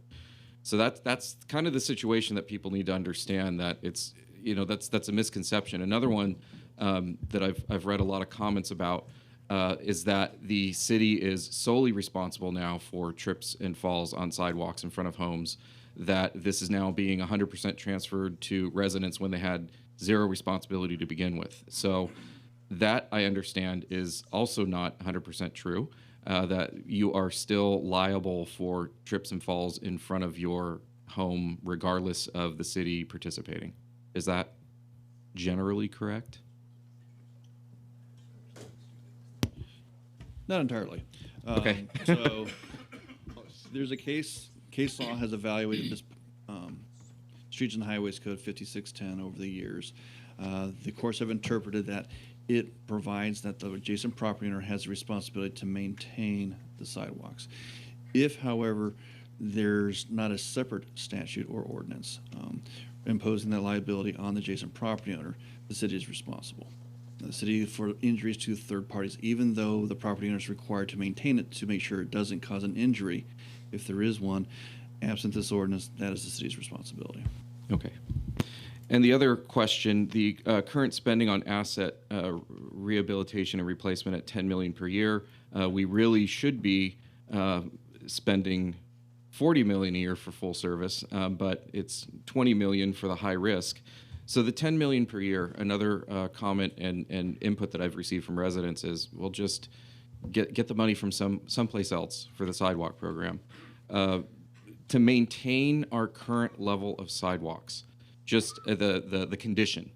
So not improving on the backlog, but just to maintain the current standard of sidewalks. How much is that per year?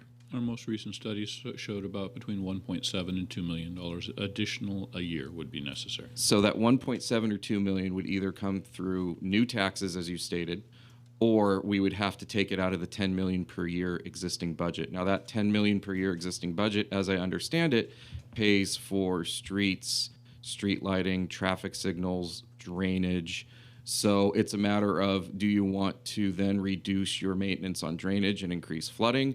Do you want to reduce your maintenance on streets and increase damage there? Personally, I've hit potholes on the freeway, not in Livermore, where I blew out both tires and lost a rim. So that's pretty expensive when you have the potholes. Street lighting, maybe don't replace them as frequent as we should. Street signs. So that's the kind of thing that we're talking about, where what do you want to reduce in order to pay for it, or do you want to go out for a new tax? And to me, that means it would be a property owner tax, because it's a property related issue. It's not really a general resident. I don't know. You can, if you go to the general election, it's 2/3 vote, which is very hard to get. If you go to the property, it's still 50+1, which is even harder because you have large property owners, and the amounts that you're looking at would be quite significant. So I think going out for a new tax probably wouldn't fly, not anytime soon. And this is something that we need to deal with now. So I just wanted to make sure that we're aware of the parameters in which we are making this decision. It's not just solely, some people, I read comments, well, why don't you stop building this building, or, do something else, cut back, library hours or other improvements. Well, even if you do, halt your capital projects and save $2 million, that takes care of 1 year. What about the next? So this is really kind of a, 10 million is what we're dealing with. And to do anything else, it would be interesting to hear where those funds would come from. So, thank you. Any questions for staff at this point? Just one more for the city attorney, if I may.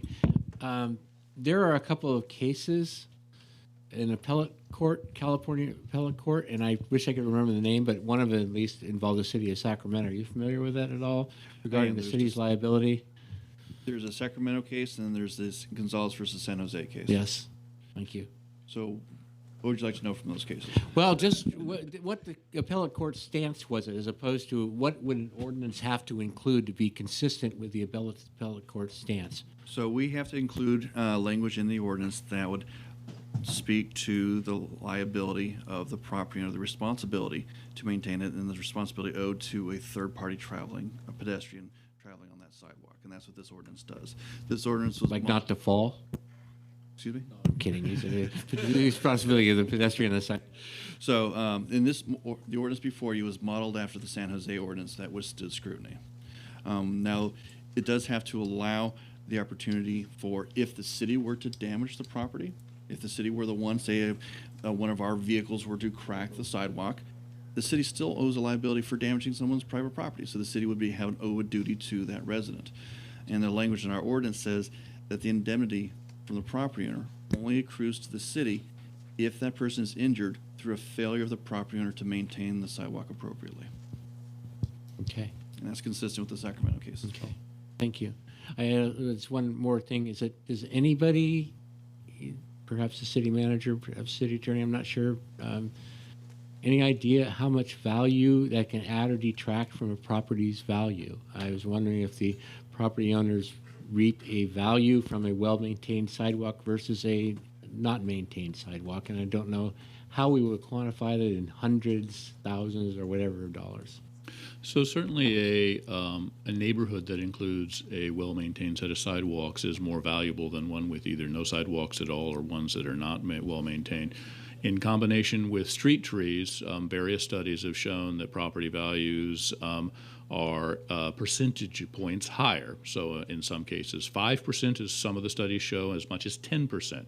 So with essentially an average housing cost in Livermore of about $750,000, that means that a neighborhood with essentially a robust set of trees in it is worth essentially about $75,000 more on average than a house that would be in an area that had no trees in those areas.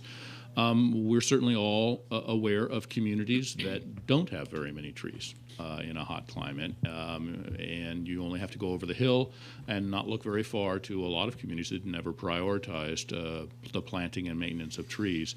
And you can juxtapose those against ones that have, and they have very different property values ultimately. Thank you.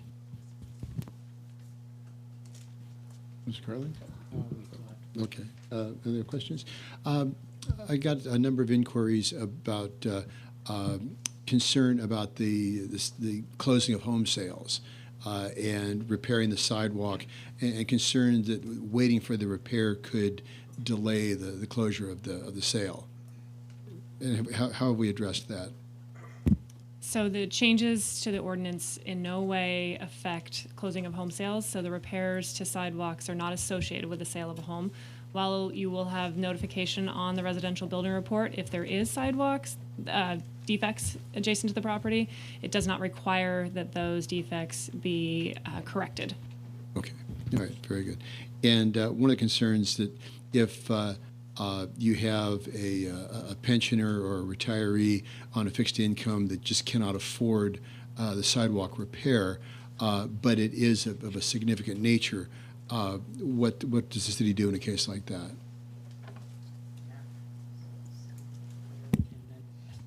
So the city can do the repair and then put a lien on the property so that the repair price can be paid for at the close of the sale of the house later at a time later. Okay. There's also the opportunity to work with the property owner to find, the city also provides federal grants for home improvement if you are within different subsidy or income levels. So they could also potentially go through that type of a program as well. Okay, so there's a mechanism whereby it could be liened, and then the city recovers their costs when the property is sold. Okay, very good. Thank you. Any questions, comments at this point? Okay, I'm going to open the public hearing. I've got 8 cards.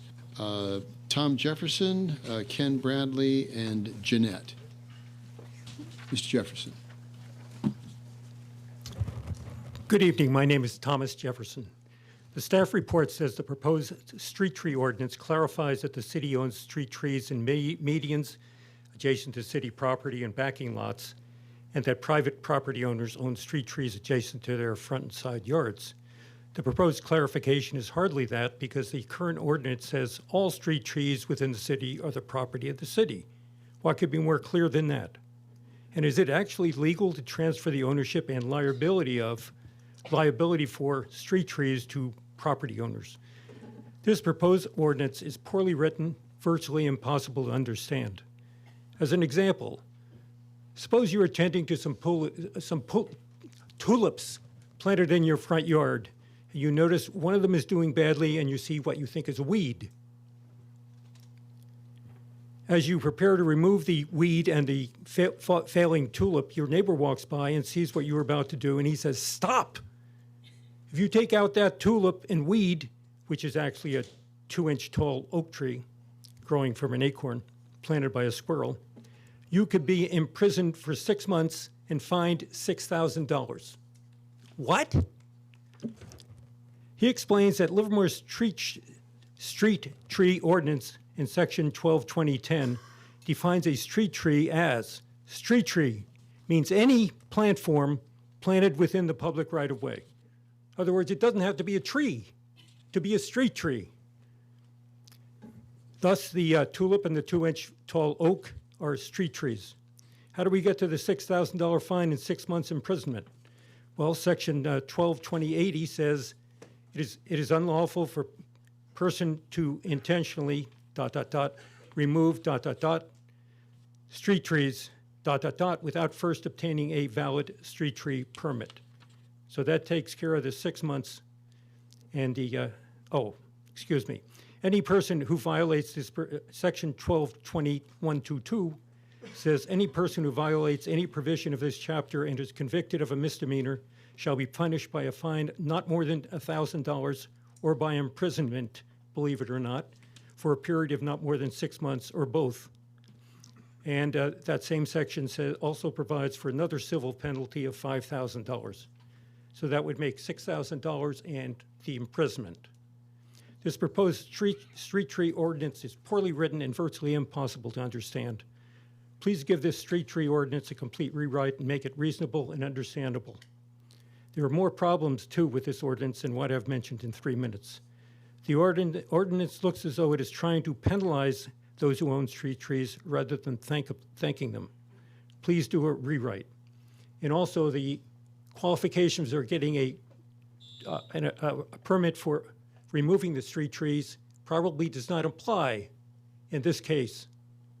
And even if you did get it, you're required to replace a street tree with a real tree, which probably does not fit in with a tulip.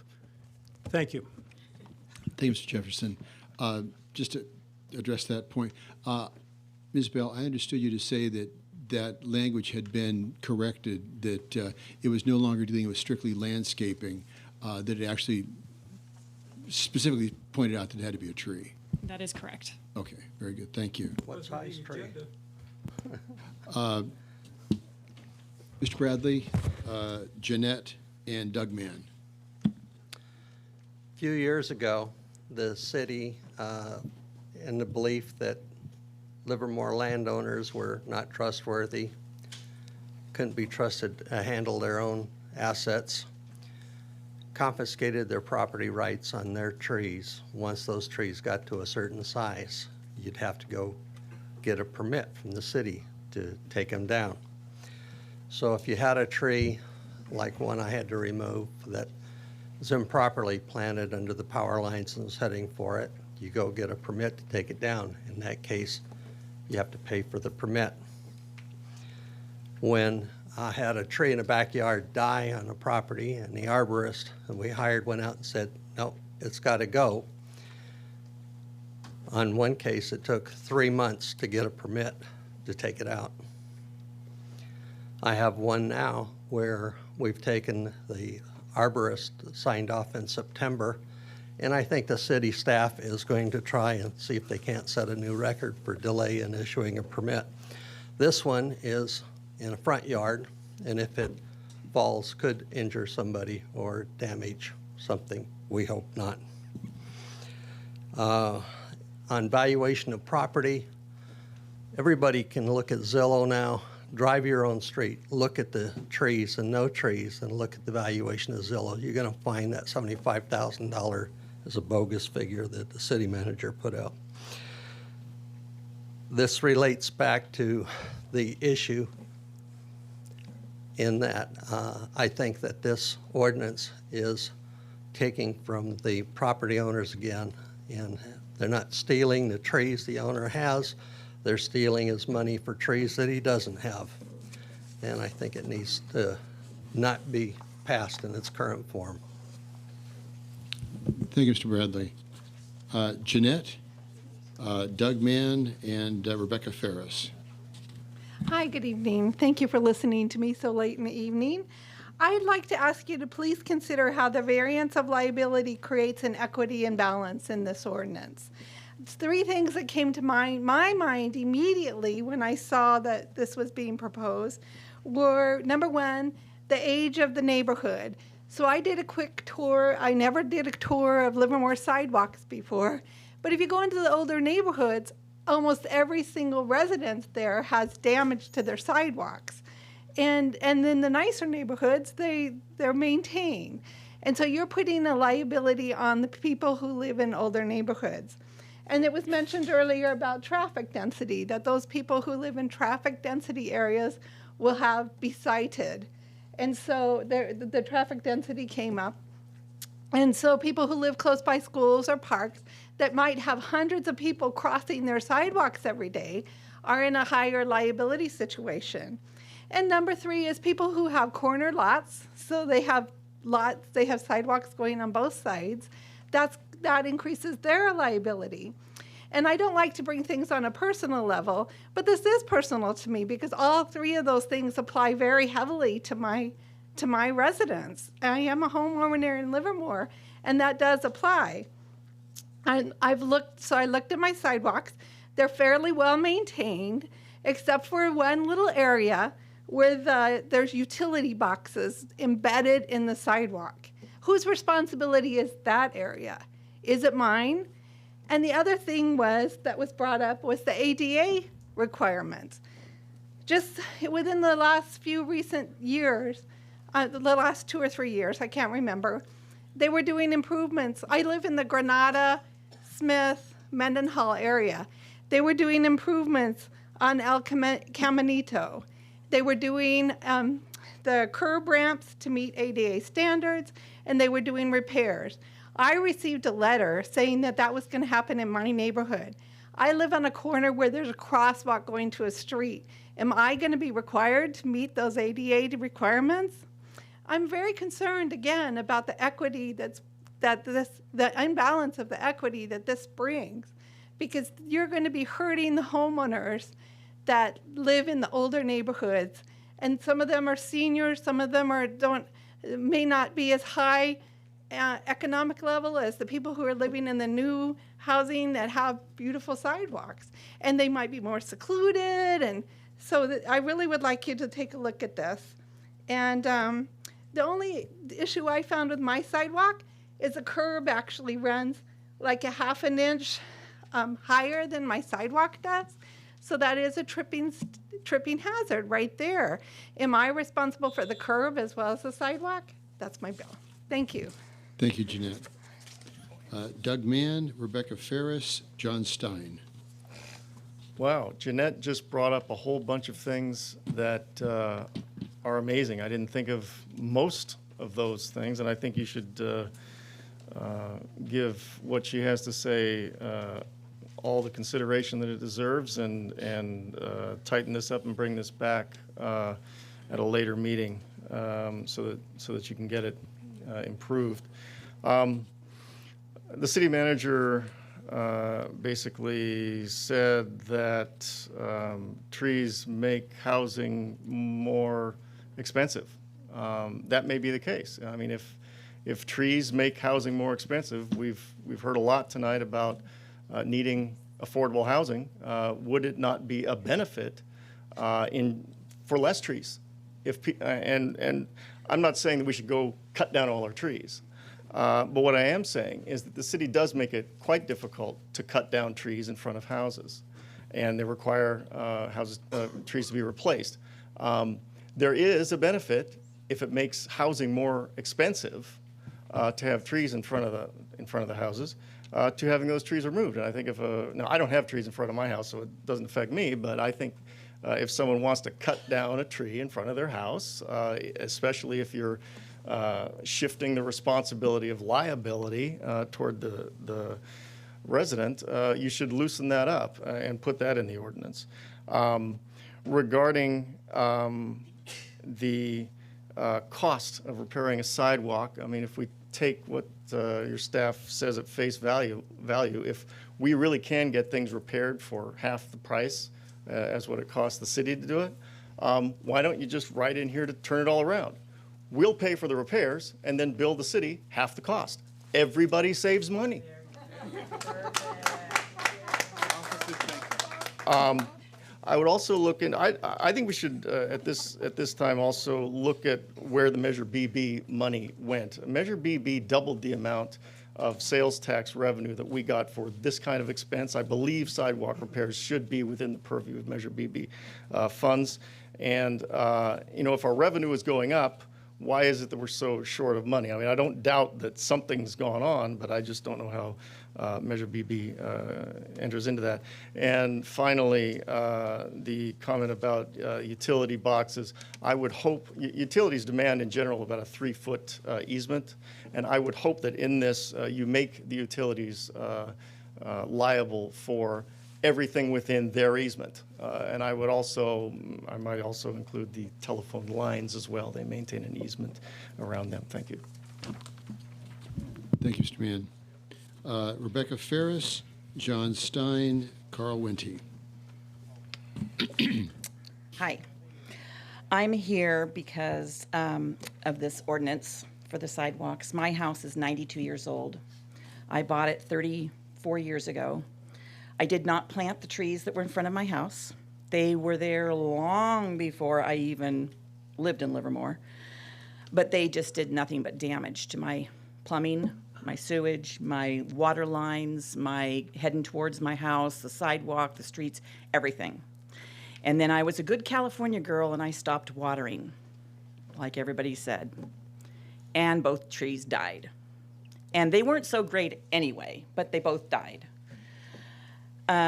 I was a good girl. I called your city. I talked to the guy and I said, what do I do? I've got these dead trees. And he came out to my house and sent me a very nasty letter that basically threatened me to get them down in 30 days. And I called him back and I said, hold it. I called you and told you about my trees, asking for help. I can drive around my area, which is the north part of town, and there are so many dead trees over there, ready to fall on cars. There's limbs that are hanging way over the streets. Nobody's doing anything about those. The sidewalks on that part of town, they've got bumps and lifts all over the place. My biggest gripe is my street does not have a cement trim that goes before the blacktop.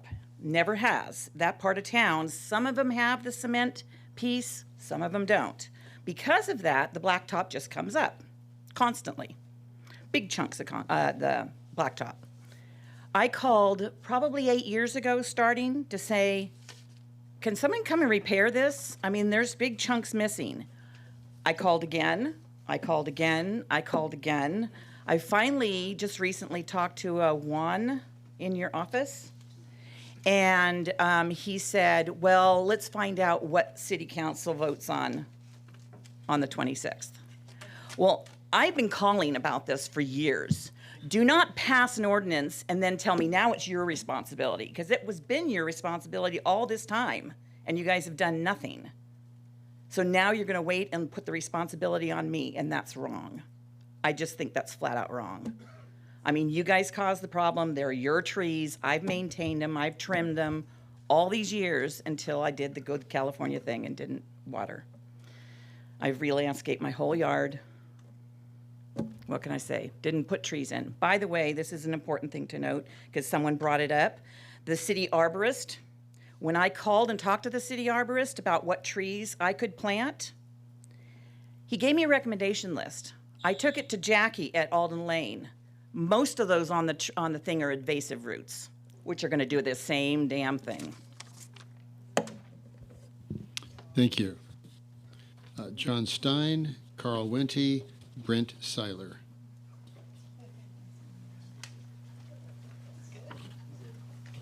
John Stein, 1334 Cathy Court. The nicest thing is that you're giving free replacement trees. I was wondering, are those going to be 15-gallon? Because at that point, most people won't be able to handle them. They're too heavy. 5 or 10-gallon might be better. Second question is, the $2.7 million the city manager mentioned, is that the current expenditure or the expenditure that would be needed to maintain the existing level? Although I've lived here now 30 years and I haven't really noticed things getting worse.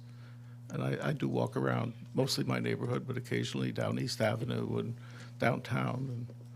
But I was just wondering whether that's to maintain the existing level or improve it. Finally, With the ordinance itself, I think there are two things that need to be done if you're going to adopt it. I don't favor it because I think people would be willing to spend an extra $50 or $100 a year to avoid large, unexpected costs, whether it's for sewer line repair or sidewalk repair. It's on the order of anywhere from $1,000 to $3,000 all at once. But the two things that I think are missing is, one, a single point of contact. So you don't have to call the maintenance department and the arborist and whoever else. There should be one person who's responsible for city trees and their maintenance, replacement, evaluation. So you need a information and education portion to the, beyond just handing out brochures. The other thing is there should be evaluation. At some point, the changes in the ordinance, which are significant, should be evaluated whether they are destroying our urban forest or not. A lot of people don't like trees. They don't see the need for them. They may not ask for a removal permit. They may not take care of the replacement trees. So a year, for the next 4 or 5 years, you should have a photogrammetric monitoring, an aerial thing, seeing whether the coverage of the tree canopy is increasing or decreasing, and maybe some individual pictures of streetscapes to see what they look like over time. Otherwise, I don't know whether, a street tree array is worth $50,000 more per house or $100,000 more per house, but they do provide shade, they reduce noise, they absorb carbon dioxide, emit oxygen, they sequester carbon. There's, a list of, if you go to the Arborist Society, there's a list of, 20 or 30 benefits of trees. And basically, for me, it's the aesthetics. Most people don't want to live on a street without trees. There are some people who like that, but I think most of them don't. Thank you. Thank you, Mr. Stein. Carl Wente, Brent Seiler. Mr. Mayor, staff, I'll be brief. Just like to say that I really like trees, and I think that a lot of people do, and I really want to hear what Brent Seiler has to say about it. I haven't educated myself enough on the subject to say anything worthwhile, other than this is good government and the sausage being made. Someone has to deal with it. We want to be safe. How should it fall? It's our city. I appreciate you going through this process, and Brent, you're on.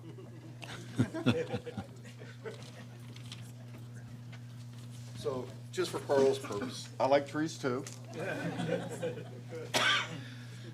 Council, Mayor and City Council, in preparation for this, I'm not a lawyer.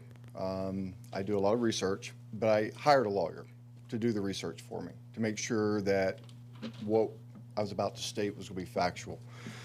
So the first part I'm going to read is kind of a summary from a group of lawyers that used to be prior city lawyers, and now they work for themselves. In California, the common law rule is the landowners are not obligated to maintain public sidewalks adjacent to their property for the benefit of users. This is in Segler versus Stephen Browns in 1990.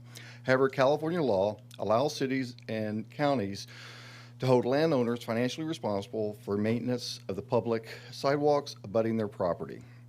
California Streets and Highway Code 5600 regulates the maintenance of public sidewalks, but imposes the primary duty of maintenance and repair on the cities and not the landowners. Abutting landowners are required to maintain sidewalks, parkways, and streets in non-dangerous conditions, and to make timely repairs only if given notice to do so, but does not of itself create a tort liability to injured pedestrians or a duty to do so, but does not relieve, did I just repeat myself? No, but does not of itself create a tort liability or injured pedestrian or a duty to indemnify municipalities, which is part of the new ordinance, except when the property owner creates the defect or exercise dominion or control over the abutting sidewalk. And there's a bunch of legal cases I'm not going to get into. Pursuant to the authority, section 5610, the majority of the cities in California have passed ordinance imposing the obligation for sidewalk repair on adjacent property owners. However, and Schaefer makes it very clear that even when a notice to repair a sidewalk is provided by the city to the landowner, 5610 is intended simply to create a means of facilitating reimbursement to cities for the cost of the maintenance and repair. The statute does not, in and of itself, purport to create a duty owned by abutting landowners to the public at large and cannot be construed as creating such a duty. However, a municipality may alter these principles by passing an ordinance. It is important to note the limit of sidewalk liability ordinance because municipality liability for torts is a matter of statewide concern. Such liability may not be regulated by local ordinance, inconsistent with state law as established by the Tort Claim Act. So that was kind of their summary. So in the prior meetings, we talked about where this would come from, and people talked about it would be paid by the insurance companies. I contacted State Farm, USAA, and farmers. All denied saying they would pay for the sidewalks or sound walls. Just won't happen. So that's now going to have to come out of our pockets. It's going to be very expensive because now over a period of time, we've had a lot of damage happen to it. So the expense to repair these are going to be substantial. So what can be done about it? You know, just like we had before, we can take a referendum, try to overturn it.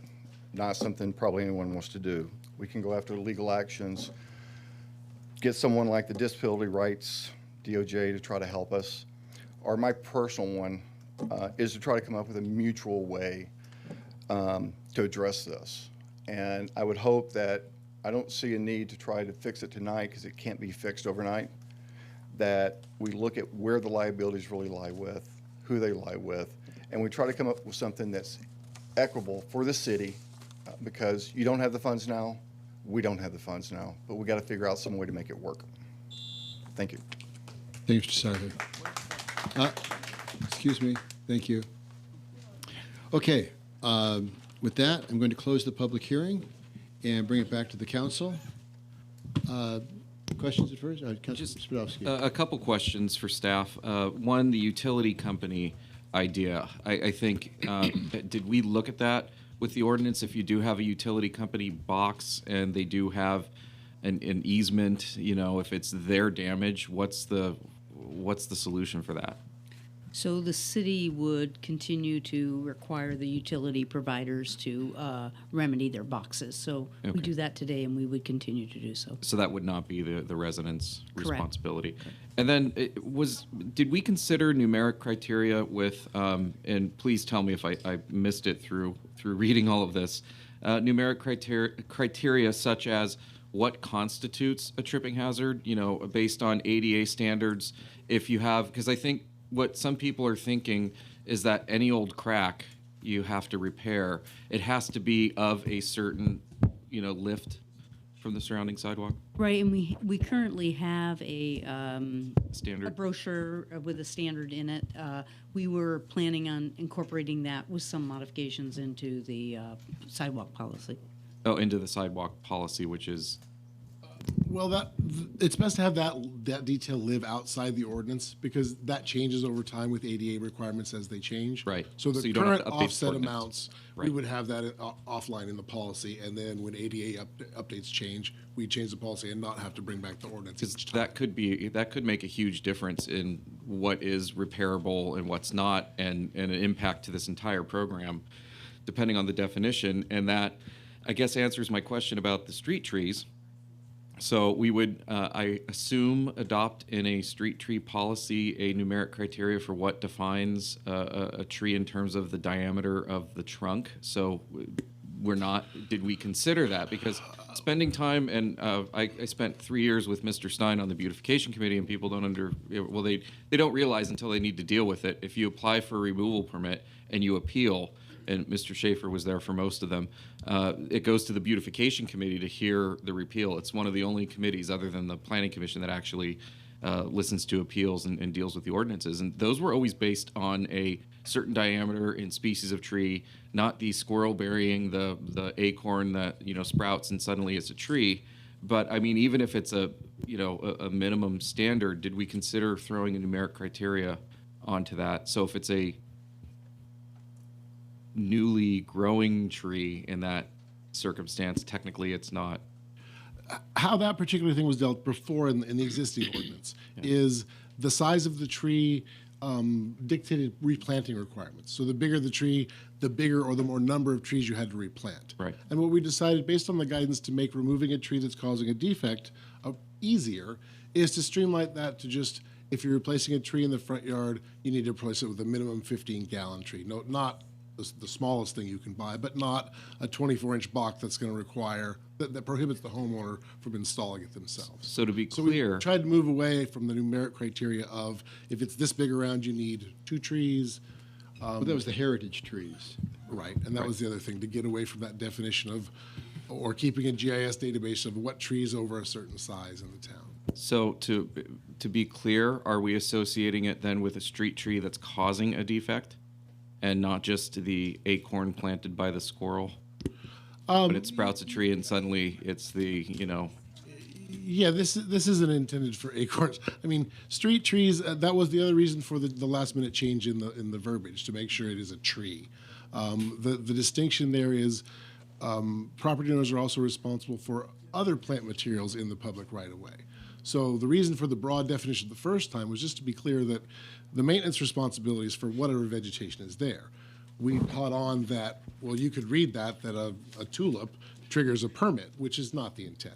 So we tightened that language up to be an actual tree, and then we refer to landscape materials separately in the ordinance now. So in the tree policy, we could then define a certain diameter to avoid that situation?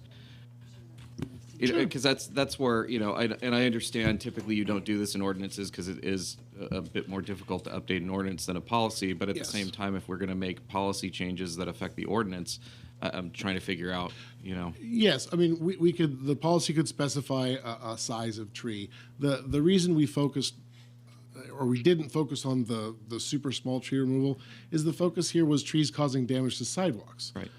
A tree an inch around isn't going to be causing damage to sidewalks. Right. So that's why we related the two, tree damaging sidewalk. Yes. But right. Okay. I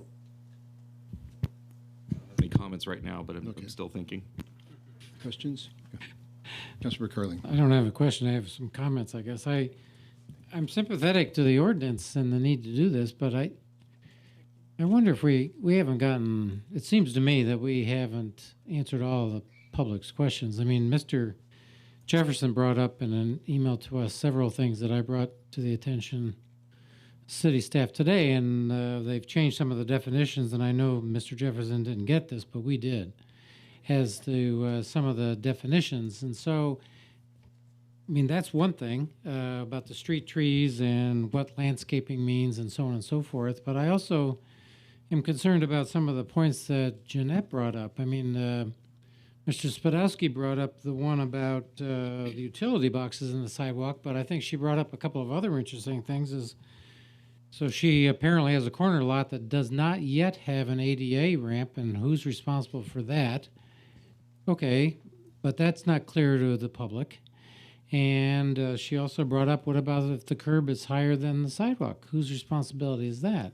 City is for. Okay, I mean, all of that's fine. I'm sure we have answers to this, but these are the questions that the public has that I don't think we've adequately answered yet, and I don't know how are we supposed to get this information to the public. I understand that we're not going to write it into the ordinance, but how do we assure that the public knows what we're thinking and what's included and what isn't? Another one is, again, and I think Mr. Spadowski brought that up, was, what constitutes, I hesitate calling it unsafe sidewalk, but what constitutes a sidewalk that needs to be repaired? And again, I know this is not going to go into the ordinance, but again, somehow I don't know that a brochure is the right answer. And I struggle a little bit with how we can best communicate what we're trying to accomplish here. And I'm not sure we're there yet. Okay. Councilor Coomber? I'm not starting off with the grouchiness this time. That's good. But I have some of the same concerns. I was a little concerned about the ambiguity when I read the ordinance, that it was when I have more questions after I finish reading a proposed ordinance than I have answers, then we need to look at it again, I think. And I'm concerned. I'm really comfortable as somebody who really likes saving money at reducing the city's part in repairing sidewalks from 25% to 0. I've got no problem with that. I do have a problem as one with a street tree and a sidewalk that has been repaired by myself. And I can't do anything with that tree without what is approaching a very cumbersome process, at least for me. I'd like to see that somehow streamlined so that a tree that may be dangerous or may just be raining mistletoe out of it from time to time something can be removed, dead things can be removed without permitting. It may have to be taken down. It just wasn't clear to me, and I looked at it as a user and not as a council member. Here's what's happening in my world.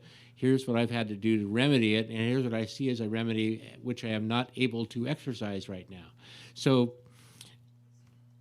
from the point of view as anybody else out, that has a tree in their yard, has a broken sidewalk. Oh, by the way, as an ADA user, quote, sidewalk defects are only really noticeable at night.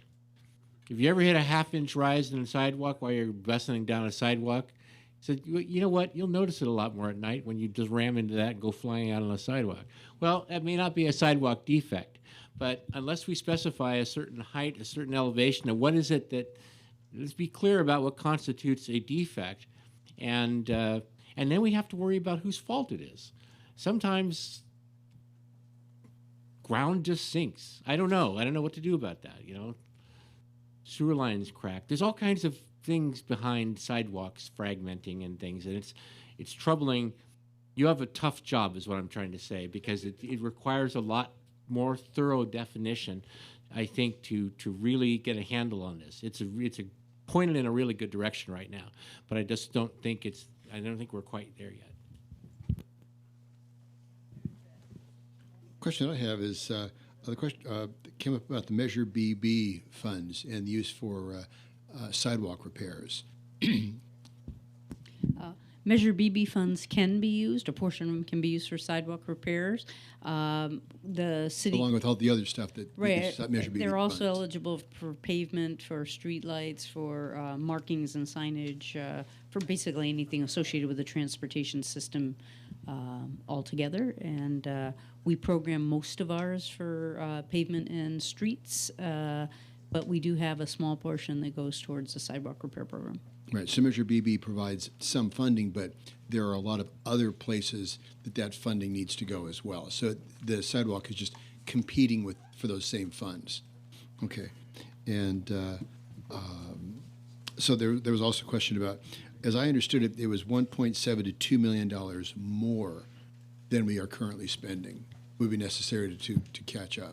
That's correct. And the current amount that we spend is about $300,000 to $350,000 So we need a to year. spend $1.7 to $2 million more than that.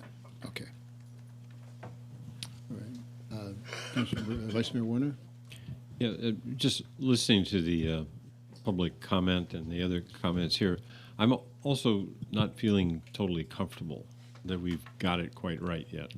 And I think that some of the issues that were brought up, and you mentioned, Jeanette, and the question about the inequity, and have we really addressed it? Because what's going on here, I think, first of all, there isn't any difference between the homeowners and the city, really. I mean, the homeowners own the city, right? So, I mean, that's how it is. And so the money has to come from somewhere to do this, no, right? Or we just all have a lot of bad sidewalks. So where does it come from? And you can maybe think of what in some sense, the current situation is that the people with the problem sidewalks are getting subsidized by the people without the problems. And maybe that you would consider that equitable. Maybe think of it as an insurance pool. Or are the people who have the property with the problem the one who are responsible for fixing it? I mean, that's kind of the fundamental question here. And have we explained that carefully enough? And have we got buy-in on that? I'm not sure. Perhaps, Councilmember Carling, that's what you were alluding to as well? I mean, it's because there isn't any, the city doesn't print money. It comes from the homeowners on this matter. So the question is, how do we do this? Now, there was a transition period envisioned here where everybody's property would be brought up to snuff under the old rules, and then we would go from there. So I'm not sensing that we've kind of necessarily crafted this entirely well, and I'm really not sensing that we've explained it well enough, is where I'm at.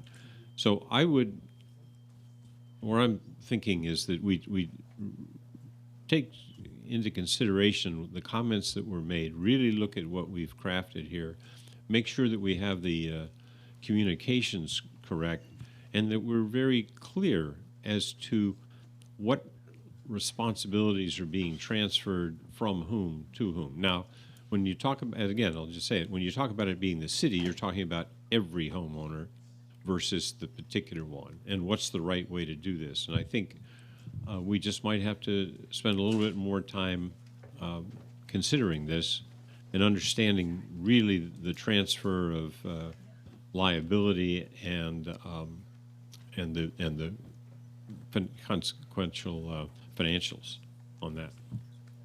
That's where I'm at. So I would suggest we rethink this a little bit before we actually vote on it. Councilmember Spadowski? And I also wanted to point out that, this is also, I think I should call it good actors versus bad actors. Or I need to make sure that I'd like to make sure that we're making it clear that we're making the process easier to understand and streamlined. So tonight we heard somebody say, I went to the city to, apply to have these trees removed and then they had a bad experience. And that story travels, and it encourages people to take down a tree on a Saturday or a Sunday, trying to kind of sneak it by, or drilling into the stump and putting in the root rot stuff to kill the tree and say, oh, look, it died. So I really want to be able to make sure that we streamline and make sure that the process is about as efficient as we can make it. So we're encouraging the good actors to do the right thing.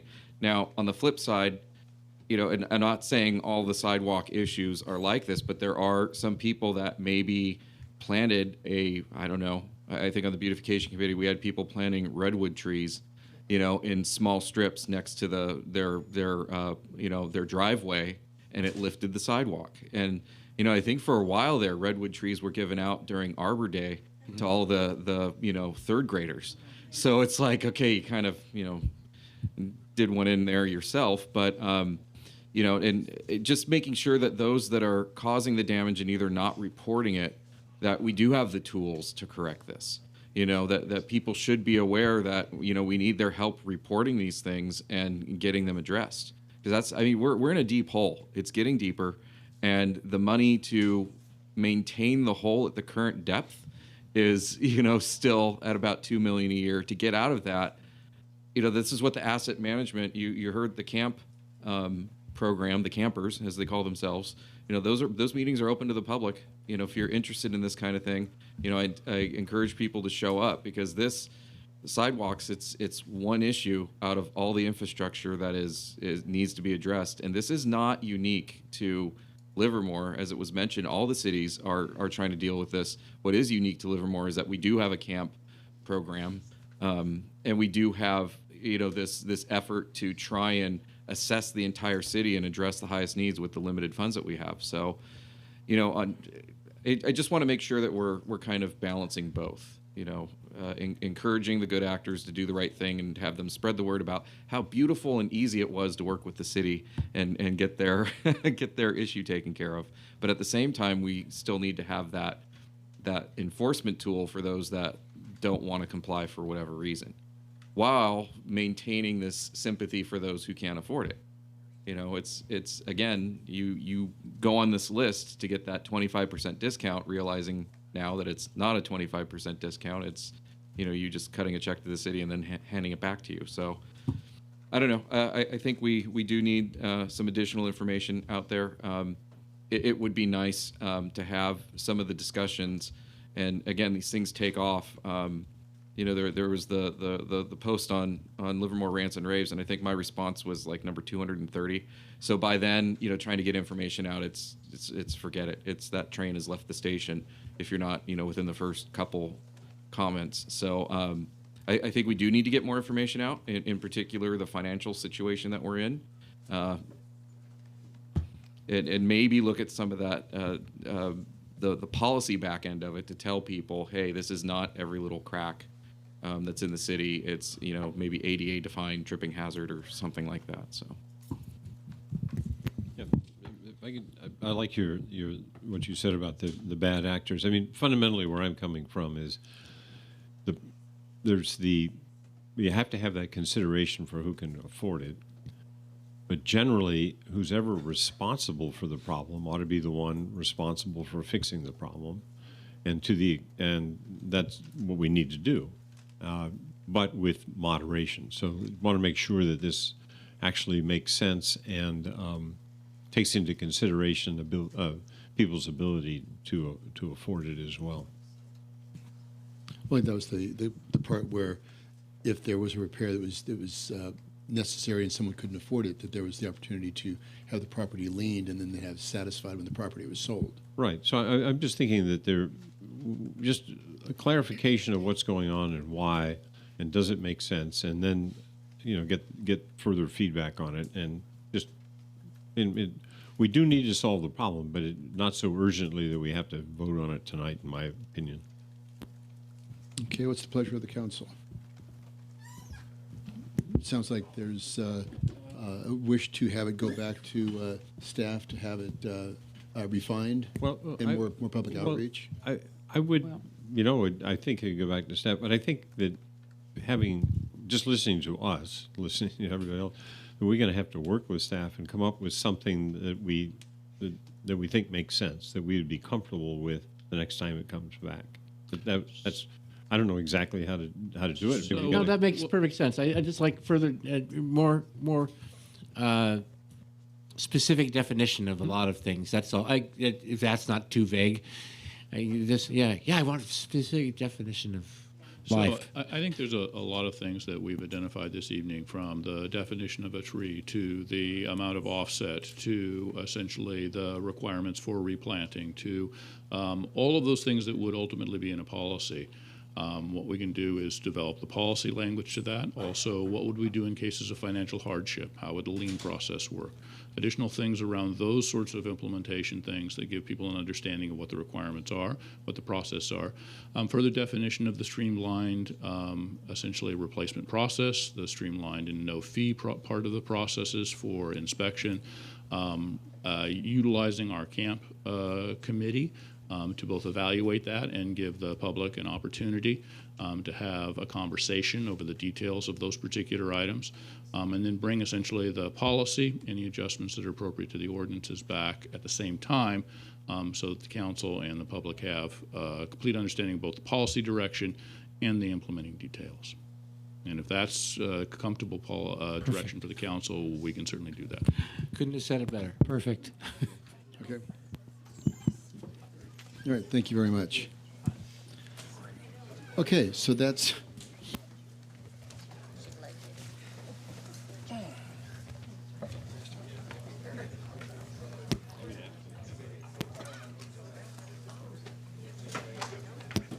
Okay. The vote to continue? Pardon me? We have to vote to continue? Mr. City Attorney, do we vote to continue at this point, or do we keep slogging away? At this point, since we are past 11, we need a vote of the council to continue with the remainder of the agenda. Okay. Is there a motion to continue the rest of the agenda? I'll move that we continue. I'll second. Moved by Councilmember Carling, seconded by Vice Mayor Warner. All in favor? Aye. Any opposed? Okay. As I said, we're going to reorder the agenda, so let's do the CAFR next. Doug Alessio is coming up on deck. He's that bad.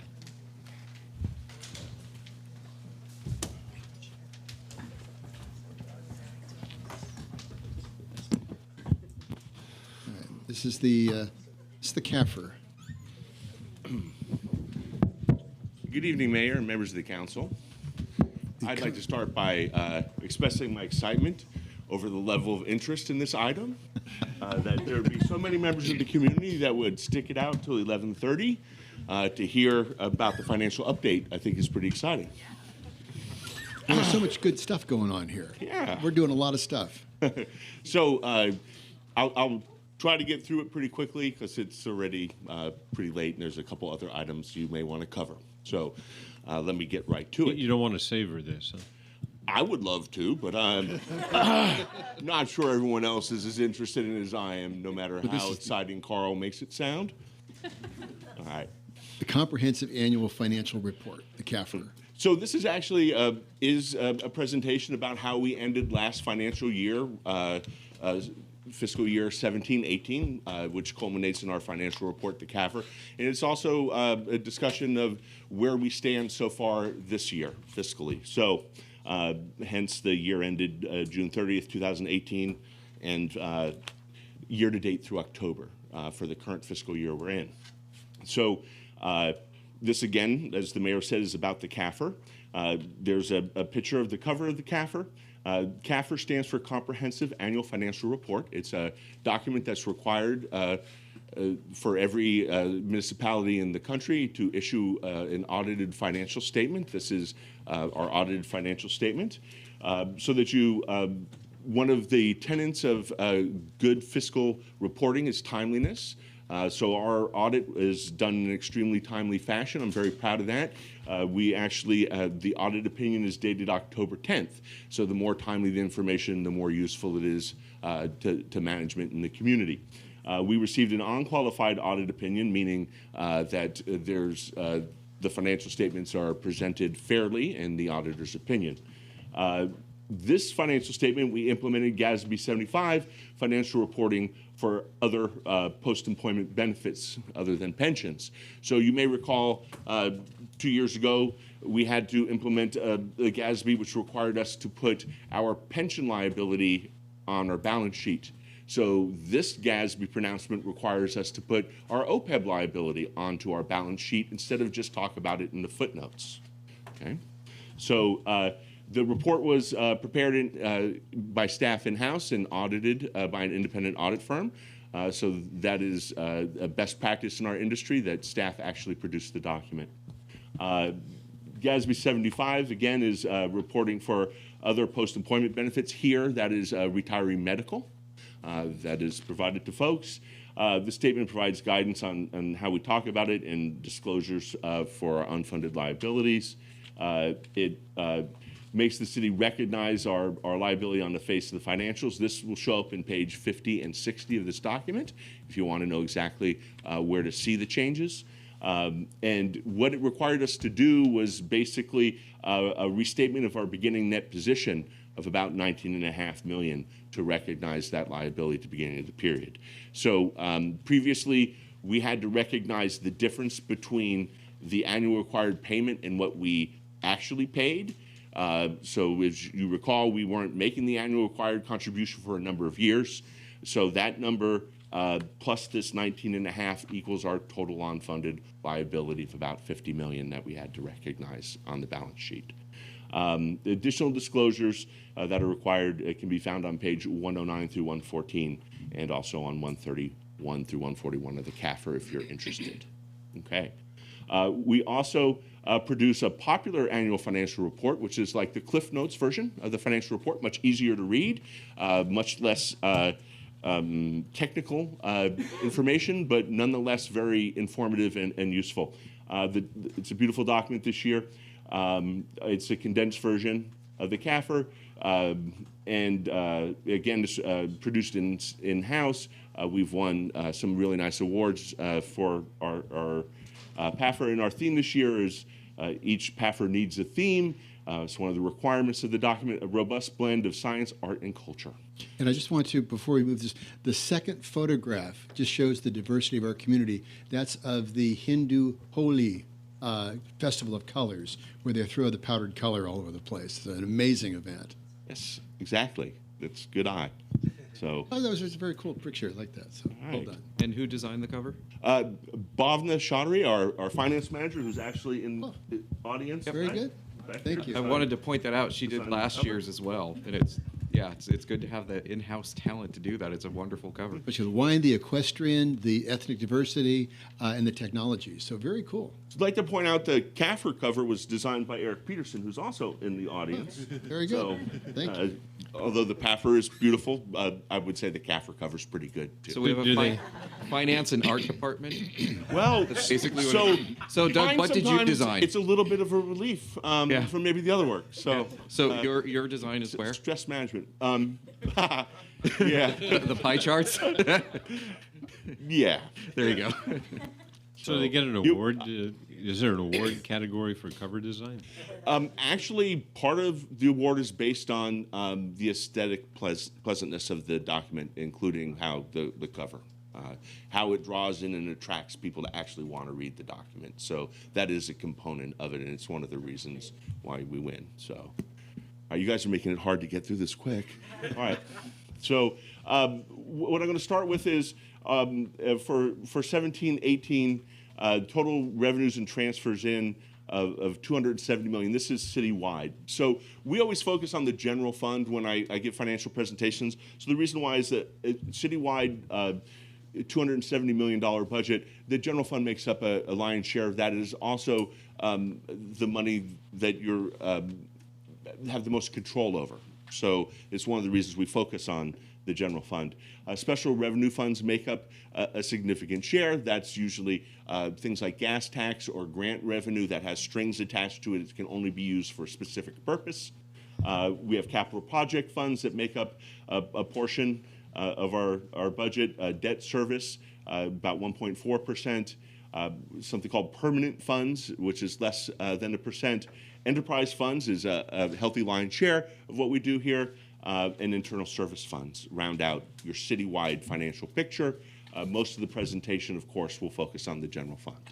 That's where your discretionary spending happens. Okay, so we're going to talk first about the 2017-18 audited financial results. Revenues and transfers in, a little bit less than 120 million. Expenditures and transfers out, less than your revenue, so that's good. The numeric depiction of that graph is here. We actually adopted a budget where we thought we'd have a surplus of almost $4 million. As it turns out, our surplus is close to $8.5 million. There's a couple reasons for that. We'll talk about it as I go through the presentation. But some important items to note is here our revenue was pretty much right on target. Okay, we'll talk about the subcomponents of revenue in a little bit, but it's really our expenditures were under budget, which caused a majority of the difference between what we thought would happen and what actually happened. Some of this is due to the way that we account for capital projects and the salaries of our engineering department that we're now capitalizing as part of the projects like we should be. And so the expense sort of gets reduced and you capitalize that as part of the value of the asset. So you're charging FTEs to CIPs? Not just charging them there, but capitalizing it as a cost of implementing the project. Yes. Yeah. Okay. Which we hadn't been doing in the past. So for general fund uses, it was about 105 million. So if that wasn't clear on the previous slide, about $105 million of uses. So you're going to see those are personnel-related supplies and services or capital improvement. Personnel-related makes up a majority of our expenses.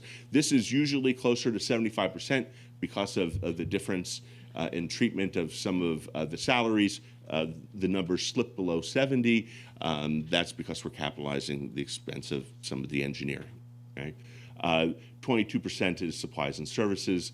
Capital improvement is about 2%, and then transfers out of about 7%. Transfers out is for debt service, is for things like Horizon and maybe some of the other funds that aren't pulling their weight that the general fund needs to support.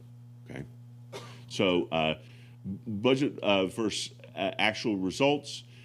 So On personnel, your budget was about 45 million. We came in about a little bit more than 40 million. Supplemental, the budget was 30. We came in at almost 30. Supplies and services, we thought we'd spend about 25. We really spent about 23. Okay. Capital outlay was, I'd have to go back and look at the numbers, about $2 million, and we spent close to that.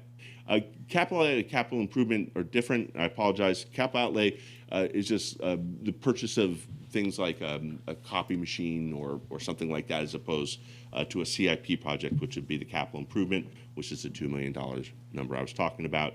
We spent most of it. And then we had transfers budgeted about $5 million, and they came in slightly higher. Okay. So the reason that transfers were slightly higher, excuse me, it had to do with us moving out the costs associated with the FEMA damage to the storm drain enterprise fund, so the stormwater enterprise fund. So just we had budgeted for it and planned for it in the general fund, and we ended up properly accounting for it in a different place. So transfers were a little bit higher. General fund uses, broken down a little bit more detail. You'll see that the change, we would have been almost right on target with personnel services, but we ended up capitalizing a little bit more than $2.2 million of engineering costs. So our supplemental personnel, which is, again, employment-related costs that are not pay, we were pretty close to accurate on budget. Supplies and services, we came in about $2 million under budget.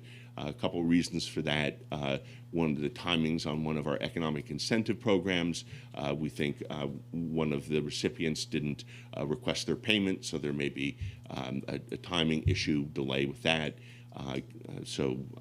And then there was a couple of contract services that didn't come to fruition. So capital improvement, was pretty much on target, and again, transfers was a little bit above because of moving out the storm damage related expenses to a account where we can account for it all for FEMA purposes. So general fund sources by category, property tax makes up about 29% of your general fund, sales tax about 29%. So equal shares here. The two vie for the top spot on a regular basis, but they're about dead even this year. Other taxes make up 15%. So one of the important things to take away from this is, hey, taxes make up a huge portion of your discretionary spending. So the way that you're allowed to provide services like library services and public safety is because of taxes. Makes up the lion's share. If you're interested in what other taxes are, franchise taxes, such as on PG&E or Comcast or AT&T, the city gets a franchise fee. Business license tax, transient occupancy, and real property transfer are all in those categories. The other item is other, and makes up a fairly significant portion. So the detail of other are charges for current services. These are things like permits and other items where somebody's coming in to receive a service and they pay the city for that. There's intergovernmental. This is like motor vehicle in lieu fees. That's not actually a tax, but it's an intergovernmental revenue that we receive, and that makes up actually a lion's share of that category. Quick question, Yes. Not to delay things, but our TOT tax, that is purely discretionary. There's no strings attached to our TOT tax as it must be spent for X, Y, and Z. That is correct. TOT is discretionary. Okay, great, thank you. Use of money and property makes up about 3% of that 27.5. Use of money and property is obviously interest on your treasury, rental income on various properties you may own that have businesses or other items located on paying us rent. And then licenses and permits make up about 3% of that, and then transfers in. So those are your main revenue categories for your general fund. All right. So our budgeted versus actual results for 17-18. So you may notice the numbers here are slightly, well, hold on, wrong direction. Apologize. So this is our, excuse me, results for just the revenue piece. You'll see property tax came in fairly strong. Again, the real estate market's doing really well. There's a bunch of new construction that helped contribute to this, and a very minor portion of the return of market value is still a piece of this, made up about 100,000 of the overage. Sales tax is under 1.8 million. This wasn't bad estimating. The state, as they frequently will do, like to play financial games with us. They changed their accounting method for sales tax. So you may recall that something called the triple flip went away. We were getting sales tax, and we were getting sales tax in lieu, which was really property tax.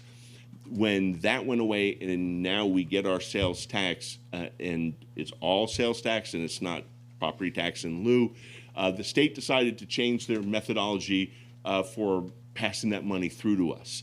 Conveniently, what it did was result in an underpayment of us for sales tax we actually earned in 17-18 that we're not actually going to receive until this year.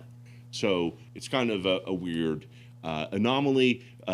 If they had done a little bit better job of implementing the change in their program, we would have been closer to being on budget. So we'll actually see slightly higher sales tax next year because of it. So, and that's, again, a one-time anomaly blip that you won't be able to count on regularly in the future, of about $2 million. And then other revenue, we're pretty on target with there. Transfers in, we're over about $600,000. This had to do with the cleanup of a piece of property that was should have been recorded in the general fund when the redevelopment agency dissolved, and so we moved it there this year. It resulted in an overage in the transfer in by moving that property into the general fund where it was properly supposed to be. So that's how we ended the year, about on budget, about $270,000 over. Okay. So this is just an idea to give you, over time, your general fund revenue over the past 15 years, 17 years. So we're doing pretty good. All right, your property tax revenue over that same time period. Remember, largest revenue sources: property tax, sales tax, and then basically development-related income. Some of the taxes we get, like TOT and business license, are development-related. So we view property taxes a lagging financial indicator, and so you'll see it's doing pretty good, even when there's a recession, like back in the .com time. It sort of flattens, not like the huge recession we had where it actually dipped, but we're doing pretty good in property tax and expect to into the future. Sales tax, again, it's flattening a bit, and a lot of that has to do with how the state accounted for it. This number would have been a little bit taller here. The green portion of this is the triple flip, where we were getting in lieu sales tax. That stopped in 15-16, so 17-18, 16-17, 17-18 does not include triple flip. So that's the reason for the green. The last most important piece of our revenue structure is development-related revenues. So those are transient occupancy, business license, permits, plan check fees, inspection, connection fees. So there's your transient occupancy tax over the time period, business license tax, permits, plan check inspection fees, connection fees, and impact fees. So this is what we call a leading economic indicator. Usually you can tell where the economy's heading based on this data. The other two are lagging indicators that you sort of, after there's a downturn, upturn, you see the change in your revenues afterwards. So you see it's real interesting piece here. We were really worried that we're heading into a recession. And of course, this is when the federal government changed a couple of their fiscal policies, right? They cut taxes and increased spending quite a bit. The impact of that is it's prolonging the period of economic growth that we're in, which is nice, and you can see the impact that had on our revenues, pretty significant going forward. So that's good news. Historical general fund reserves. So you guys have what we call non-spendable. These are general fund balance that are related to maybe inter-fund loans. If you're owed money from another fund, the general fund had to make up some shortfall somewhere, and we expect someday it'll get paid back, or inventory you might own, or something like that, prepaid insurance. Those are all assets that are non-spendable in your fund balance because they're not liquid at all. Right, so you guys have a fund balance policy that says, hey, you're going to have a committed reserve of 15% in the event that there's a major catastrophe. You'll notice that grows slightly as our budgeted expenditures increase. Okay, then you have an assigned fund balance. This is more of an economic uncertainty. You'll see a big jump between 14, 15, 15, 16. You guys raised the assigned reserve level from 11.5 to 13.5. So that accounts for the jump in that time period. We also have unassigned reserve of 1.5%. So again, that grows slightly as your budget grows. This is infrastructure. So we really didn't have infrastructure reserve there. That color is actually a zero number, but it lays the color on top. We actually started saving money for infrastructure repair and replacement or asset management in 15-16 at about $2 million a clip. Okay, so that reserve has grown over time.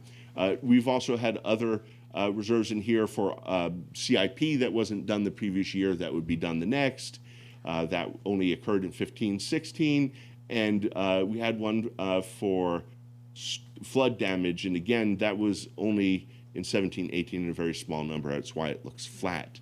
So interestingly, your unassigned fund balance or excess unassigned has grown pretty well.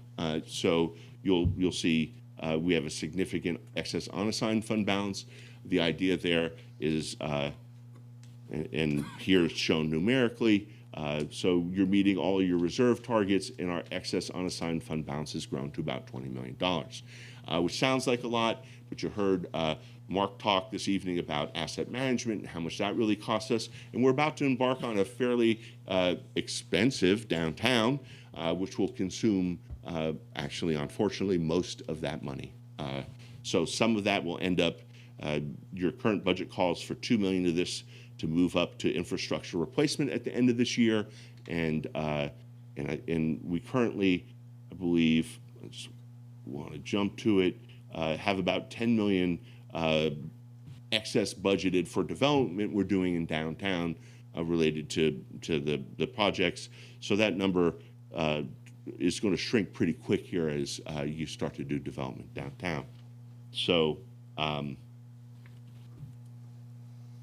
So let's talk about the year that we're in now, unless you have any questions about last year. All right. So this is just a comparison of the budget. Last year's budget said, hey, we'd probably make a little bit of money in 17, 18. 18, 19s we're expecting to deficit spend. We had saved up money, your excess unassigned fund balance, with the anticipation we'd be doing storm drain work, storm damage work, and spend money on downtown. So the budget contemplated us deficit spending, which we had saved for, to the tune of about $5 million. Okay, so this is your current budget, and that number's actually $10 million. So there are a couple of projects that either weren't finished last year that we reappropriated into this year, about $1 million for a decorative wall, and most of the rest of the increase in CIP, which is the significant change here, almost nothing else changed, has to do with Livermore Village infrastructure in downtown. Okay, so we're actually expecting to spend quite a bit of your $20 million that you have in excess unassigned just this year. Okay, so how are we doing actually for this year? For revenues, so this covers the period through October, so this is 1/3 of your fiscal year. Our revenues are coming in about 17%. I have a little more information about that. That's not alarming. Our revenue doesn't come in steady streams, so I wouldn't expect to be at 33% of our revenue. But our operating expenditures are under 33%, same with our CIP and transfers out. So this is about where you would expect your budget to be. So a deeper look at operating expenses. So right now we have 7.5 payrolls in our ledger out of 26. So even though this is for a third of your year, we're only at about 28.8% of payroll. And so our number's pretty on target for what we're expecting. And everything else pretty much falls in line. There's nothing here out of line with what we were anticipating.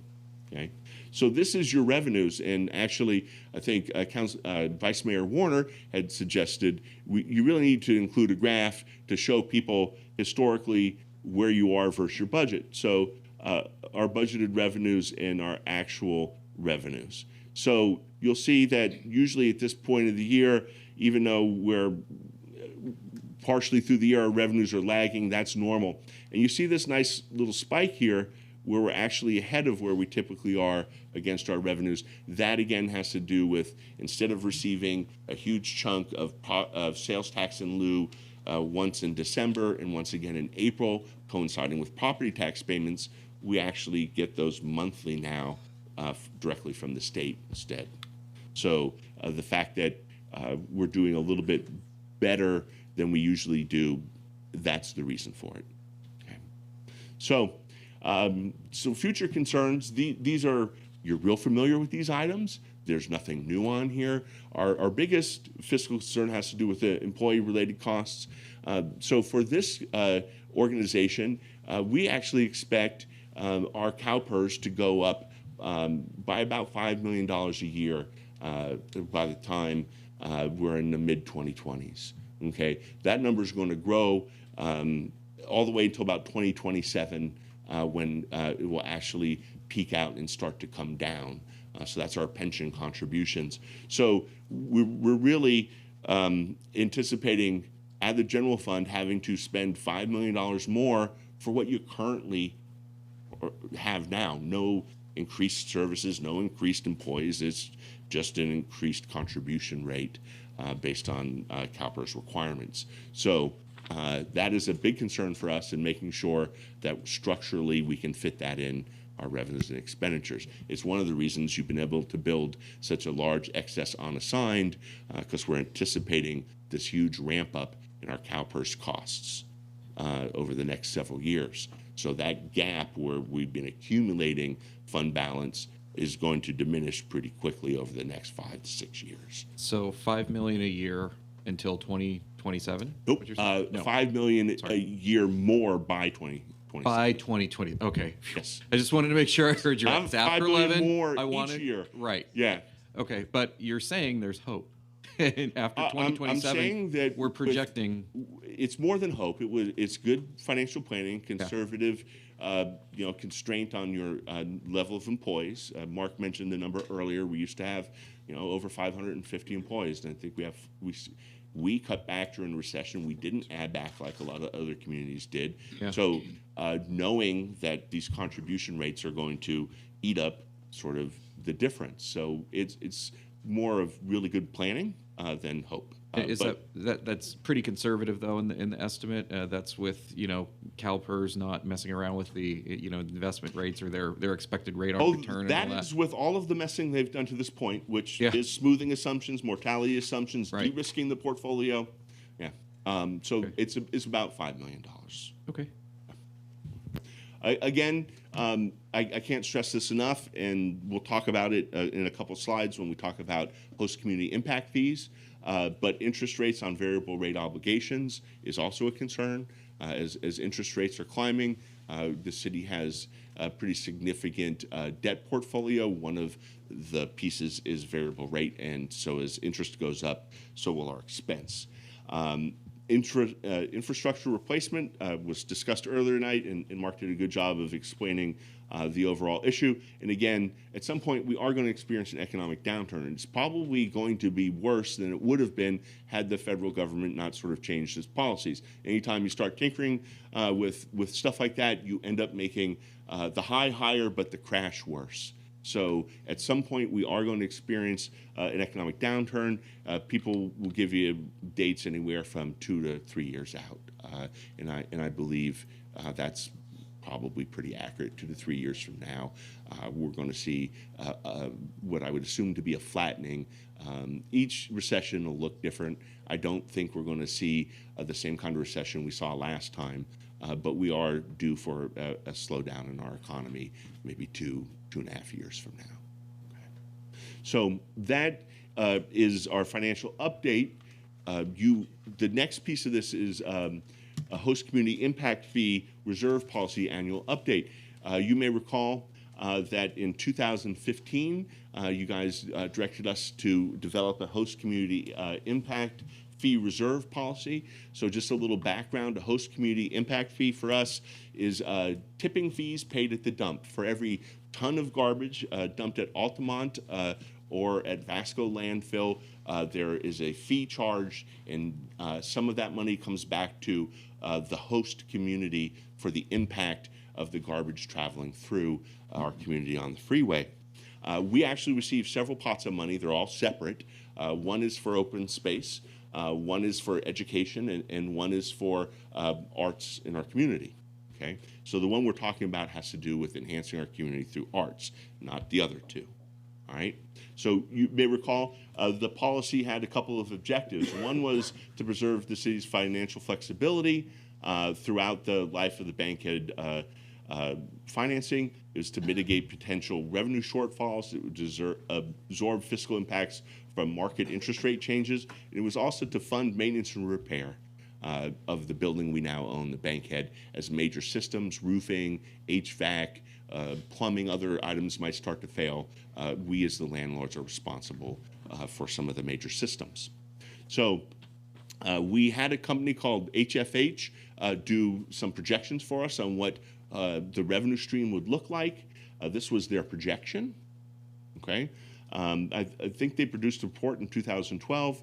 So these are the actuals to date. So their projections have been pretty good. You know, our actuals were a little bit under their projection, but now we're actually beating their projection a little bit. I think a bit of that has to do with the continued level of construction and development that's going on, and the garbage that ends up at the dump as a result of that. So we're doing a bit better on the revenue end of things. So, of course, one of the things is that doesn't presume an economic downturn. That shows that the continued growth of the economy and the continued growth of construction debris. So there's that doesn't presume a recession. So I do think that they had some talk about downturns, and those were part of the study. So the answer is that average number is truly an average number. So right now, if you say that we are essentially not in a recession, we should be above the line. Then in a couple of years, we should be below that line. But that is that's the trend. That's their long-term trend line. So the good news is the red line's doing just what we would hoped it would do, which is at this point in the economy, we should be above that trend line. 24 to 36 months from now, we should be slightly below, and I'm hoping only slightly. Like we were in the beginning. Yep. So this is what interest rates have done. So you may recall at the time we issued the debt, interest rates were fairly low. Okay. So part of our concern was that wasn't always going to be the case. So, you know, it's nice that we have increased revenues, but the debt that bought the bankhead is variable rate, and so as interest rates climb, so does the expense associated. Okay, so that gives you an idea of what's happening on the expense side of the equation. All right, estimated replacement costs. So one of the things to remember is, hey, the building was several years into its life when we bought it. So there was some deferred maintenance. So there's a catch-up component of what we believe should be saved versus the average annual amount you should be setting aside in order to replace systems there. And because no money had been set aside for the beginning life of the building, there's a catch-up component, and we decided to spread that over 10 years. Okay, so the idea here is we're in year 4 of this, that our cumulative fund balance in our HCIF fund, if it's $777,600, we're in exactly where we thought we should be in really good shape. And as it turns out, our actual fund balance is $700,000. So we're right on where we thought we'd be. It's a little bit under. So this is actually not looking that bad to me. The fact that we have a $700,000 fund balance is a little bit less than our target, but it's not bad. And at some point when the catch-up drops off here, we should probably be able to make up ground on this pretty quickly. So it's all functioning the way we anticipated. I'm required to give you this report annually as part of the policy. So every year when you get your CAFR report, you'll also receive this information, and we'll update it each year. So at that, I'm done. If you guys have questions, I'm here to answer. Questions? Just a quick question on the HCIF, and maybe I've asked this before in previous years. Again, after 11 o'clock, you never know what's going to happen. But the HCIF, it's dedicated to arts programs. Yes. That's the restriction. So if the Springtown plan included like an outdoor amphitheater, could it be used for that kind of purpose? I mean, aside from the current balance, I'm talking in the 15 years, if you've caught up and you have an excess, are you able to use it for other arts purposes? Specifically, here's what I'm getting at. Trying to figure out something in the North Livermore area, because you do talk about the impacts of the hauling along 580, but if you live on the Vasco area, if you're in Springtown or in the Altamont Creek area like myself, we do deal with smells occasionally. We do deal with the guy driving up Vasco and the garbage spreading throughout town. And I know that the tipping fees also pay for the cleanup there on Vasco, but I'm trying to think of ways that, any kind of excess in revenues could be directed more towards the neighborhoods that are more heavily impacted. So I don't know if that's kind of a 15-year, look on the fund, if there is a chance of it, having an excess over what's needed for the bankhead. So essentially, at this point, we do not anticipate that there will be excess funds. As we move into the middle years, the years between essentially year 10 and year 20, we expect a number of the major systems to actually have to go through their replacement at that time. And unfortunately, while this is great, in other words, to say it's exactly $108,000 a year, that's not how it works. And so if we had sort of several bad things happen at once, which is, let's say we had increasing interest rates in the later part of an economic cycle, then paired with an economic slowdown, and then essentially a swipe of those replacements there.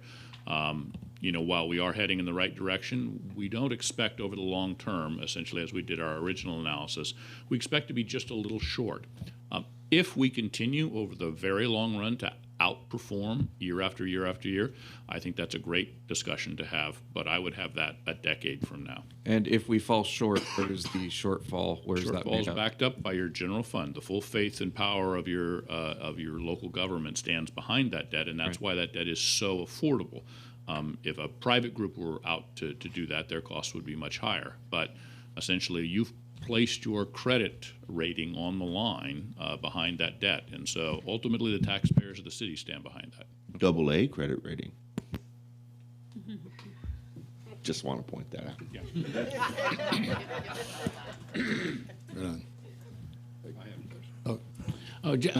Mine was less a question than just I know what goes into creating a CAFR, and I'm always impressed that you're able to deliver it with such enthusiasm at this time of night, and the future looks bright for us, knowing what we know, and to be honest about the coming pitfalls that may occur in the next 2 or 3 years. It's good to know and good to prepare, but the comprehensive amount of gathering, you and your staff are to be commended every single year for putting one of these together. I am one of the few, I guess, that really likes looking at them. So I approach them in detail, and I love the amount of work that goes into it. So thank you for that, Doug. Thank you very much. Any comments, questions?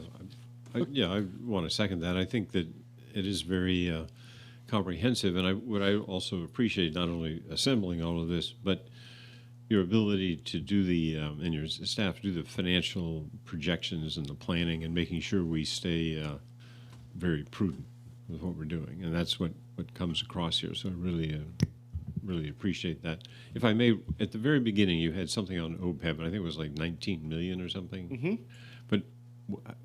But I missed exactly what is that the. How does that compare to that 109 we started with? So when you told us to fix OPEB, our liability was about 109 million.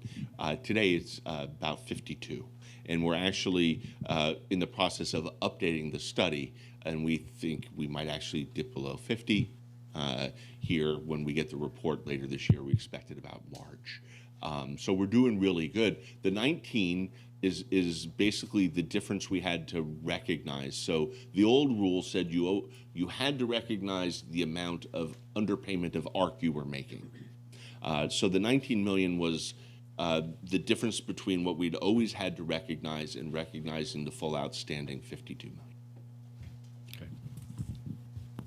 Councilor Spadowski? And I'd like to third all the positive comments, but also add, as I do every year, I'm a huge fan of the PAFR. And I assume we post it separately online, and I should just go online and download the PDF every year. But what I typically do is I cut it from the agenda packet, and I have it handy, because what I will do is email it to residents that have a question about how does the city operate, and it's just such a wonderful tool to spread. In particular, again, with the artwork on the cover. I mean, I don't think you can do any better than that. Maybe add a few cats, because that's, popular with people. Cat meme here or there. But no, it's just, people read it and it's like, wow, I can actually understand this. Because we take a look at the CAFR every year, and we're used to seeing them, and it's intimidating to some people when they're getting involved in local government, just getting through that document. But the PAFR, that's just you pass it on to somebody, and they go, okay, this explains a lot. What, we only get that much from sales tax? You see the dollars split the way it is, and it's an eye opener on many levels. So thank you very much for producing that. I think it should be a requirement of all cities to do a PAFR. But I believe it's optional. It is optional, and I'm actually very proud of the document. Yeah. I think it is a beautiful design, and each year we put a lot of effort into it. So I appreciate it. Well, we just came through the discussion on the sidewalks, so why don't you just get the money from somewhere else? And people love people say they want small government, and we're a very efficient organization here, but people really love the benefits that big government provides, because you can take large quantities of money and shift them between programs. But because we are so efficiently operated, we don't have large quantities of cash, and the CAFR really does a great job of explaining where all that goes. So it's a great job. I do have a comment card for 6.03, Carl Wente, who's leaving. Oh, he's coming back? Yes, he's got his copy. I really ought to hire him as a publicist or something. I'd just like to, Mr. Mayor, council, staff, my name is Carl Wente. I live just outside of the city. I just want to heap on the praise for you and your team. Bafana, I got that wrong every time, and Wakas, Jennifer, Eric, Amy, Lori. I think some of y'all are here. But I just want the volume of work that does go into this to provide insight into what's going on. Some people are crazy enough to want to go through this and read this and enjoy it. I'm very much with you, Mr. Mayor, that the financial viability of all of it, this little downtown is just a piece of the pie, right? And we spent a lot of time on it. But financial sustainability, viability of the city for the future generations is of the utmost import to me personally, and I know a lot of people I talk to. So again, to you and your staff, thank you so much for the work that goes into it. And there's a lot of pie charts in here. And I apologize for any name I got wrong. Please apologize to them personally. Great, thank you very much. Okay, I'm going to close the comment period and bring it back to the council. Let's see here. So at this point, do I have any comments or questions further on that, or do I have a? I hadn't said anything, but I just wanted to thank Mr. Alessio, and please, again, like my colleagues up here, I think you ought to thank every person in your staff that has helped put this together, because it's a beautiful document and so nicely done. And appreciate all the time and the effort you've put into this. Thank you very much. I appreciate that. And the enthusiasm. That's what's really appreciated, is the enthusiasm behind it. Most awesome item on the agenda tonight. Just saying. Well, and when you figure that money, people get excited about the money, and this is a great document to follow all of that. So, do I have a motion to adopt the resolution to accept the reports? I'll move to accept the CAFR. Moved by Councilmember Coomber, seconded by Vice Mayor Werner. Any discussion on the motion? All in favor? Aye. Passed unanimously. Very good. Thank you very much. Okay, 6.04. You want to take a 5-minute? Okay. Can we do that? City Attorney, 5-minute? Yes. Okay, 5-minute break. And we're coming back. We are back once again to the part 3 of the November 26th Livermore City Council meeting. We're back on item 6.04. This is the certification of the referendum petitions against portions of the resolution number 2018-154. This was the downtown specific plan amendments that were voted on and passed unanimously by the council on September 10th. This year. And Mr. Stewart. Actually, Mr. Mayor, please the council, I'll take the lead on making the initial presentation for you this evening. Okay. And then I'll turn it over to Paul Spence to do some wrap up. To begin, what you have before you today is a referendum. Now, it's important to understand that a referendum is an opportunity to power by the voters to approve or reject or challenge a legislative act taken by the city council. That's different than an initiative, which actually proposes an independent act. So that's where we started today. To qualify, the referendum petition must be submitted to the city clerk within 30 days of the legislative act to be challenged, and must ultimately contain signatures by more than at least 10% of the registered voters in the city of Livermore to qualify. Now, for this particular item, as you mentioned, back on September 10th, the City Council adopted Resolution 2018-154, which approved amendments to the specific plan. And in fact, it amended a number of chapters, chapters 1, 2, 3, 4, 5, 7, 8, 10, and 11. So several sections were amended by that specific plan amendment. Say that's 3 times fast. A referendum petition was submitted to the city clerk's office within a timely manner by October 11th, 2018. The city clerk performed her initial review, which is a technical review to make sure it complied with all the requirements in the elections code, and had officially at that point at least enough signatures to pass the required amount of 10%. Based on her analysis at that time, there was 8,888 signatures attached that she could actually read the signatures. That referendum was then forwarded on to the Alameda County Registrar of Voters to evaluate the signatures and determine if they were indeed valid. The Alameda County Registrar of Voters certified today that they were able to determine there were 8,113 unverified signatures for them to count. Now, after they reviewed those, they determined that there were actually 6,461 verified signatures attached to the referendum, which indeed did qualify and only needed 5,079 to attach. Now, what is the effect of that action? Now, as a matter of law, well, let's start off with what the referendum did. The referendum did not challenge the entire specific plan amendment.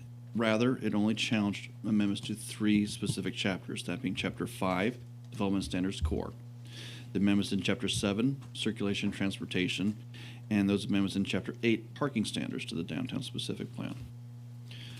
Now that that has qualified as of 4:20 this afternoon, the effective date for the amendments in those 3 chapters is suspended by operation of law. The council is then directed by the Elections Code to reconsider the amendments in those particular chapters. Now, what does that mean? It means the council is faced with a proposition of 1, adopting a resolution to amend to repeal the amendments in those 3 chapters, or 2, sending it to a vote of the people. You know, the vote will be whether those 3 amendments in those 3 sections should be approved.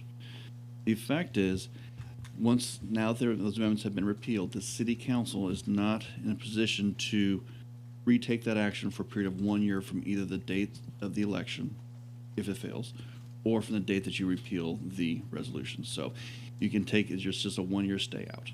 So, what it does do, if it were to be repealed, if the council were to adopt a resolution to repeal the amendments in those 3 sections, again, you could not take that action for another year. However, you would return to the status quo of what the downtown specific plan stated prior to those amendments in September. So you return to what it was previously.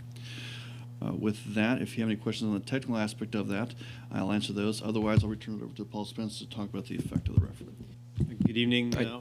Sorry, Paul. I did have a technical question. So if we chose to go to a vote of the people, what's the time frame for doing that? Are there restrictions? Do we have X number of days to go for the vote? Do you wait until 2020? What's the stipulation there? The Elections Code says you cannot call for the election any sooner than 88 days from now. So the dates that you have available to you would be the March date, the March 2019, November 2019, and then November 2020, and then March 2020 and November 2020.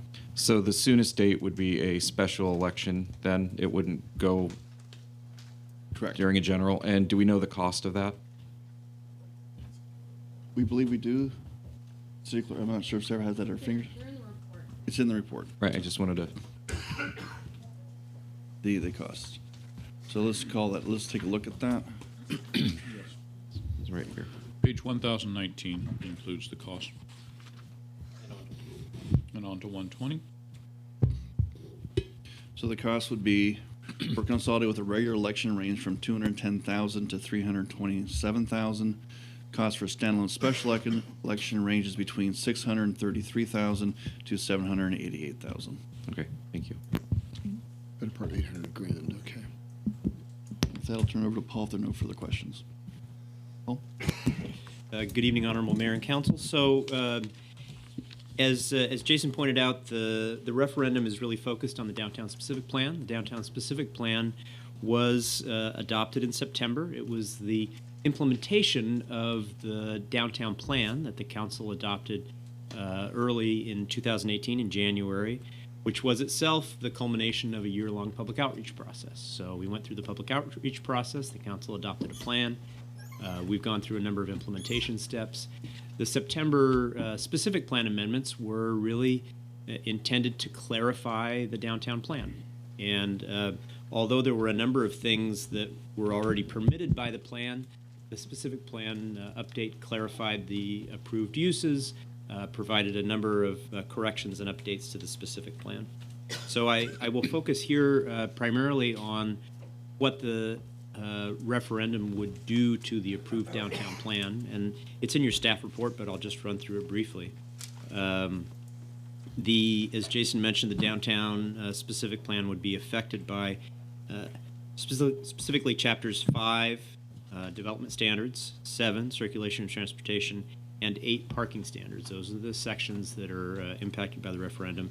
Staff has gone through and done a thorough evaluation of the uses from the downtown plan, and the vast majority of the uses, including Stockman's Park, the commercial uses, the Black Box Theater and the Science and Society Center, the L Street Garage, and the residential uses are all permitted and would be largely unimpacted by the changes of going back to the old plan, which is essentially what the referendum would do.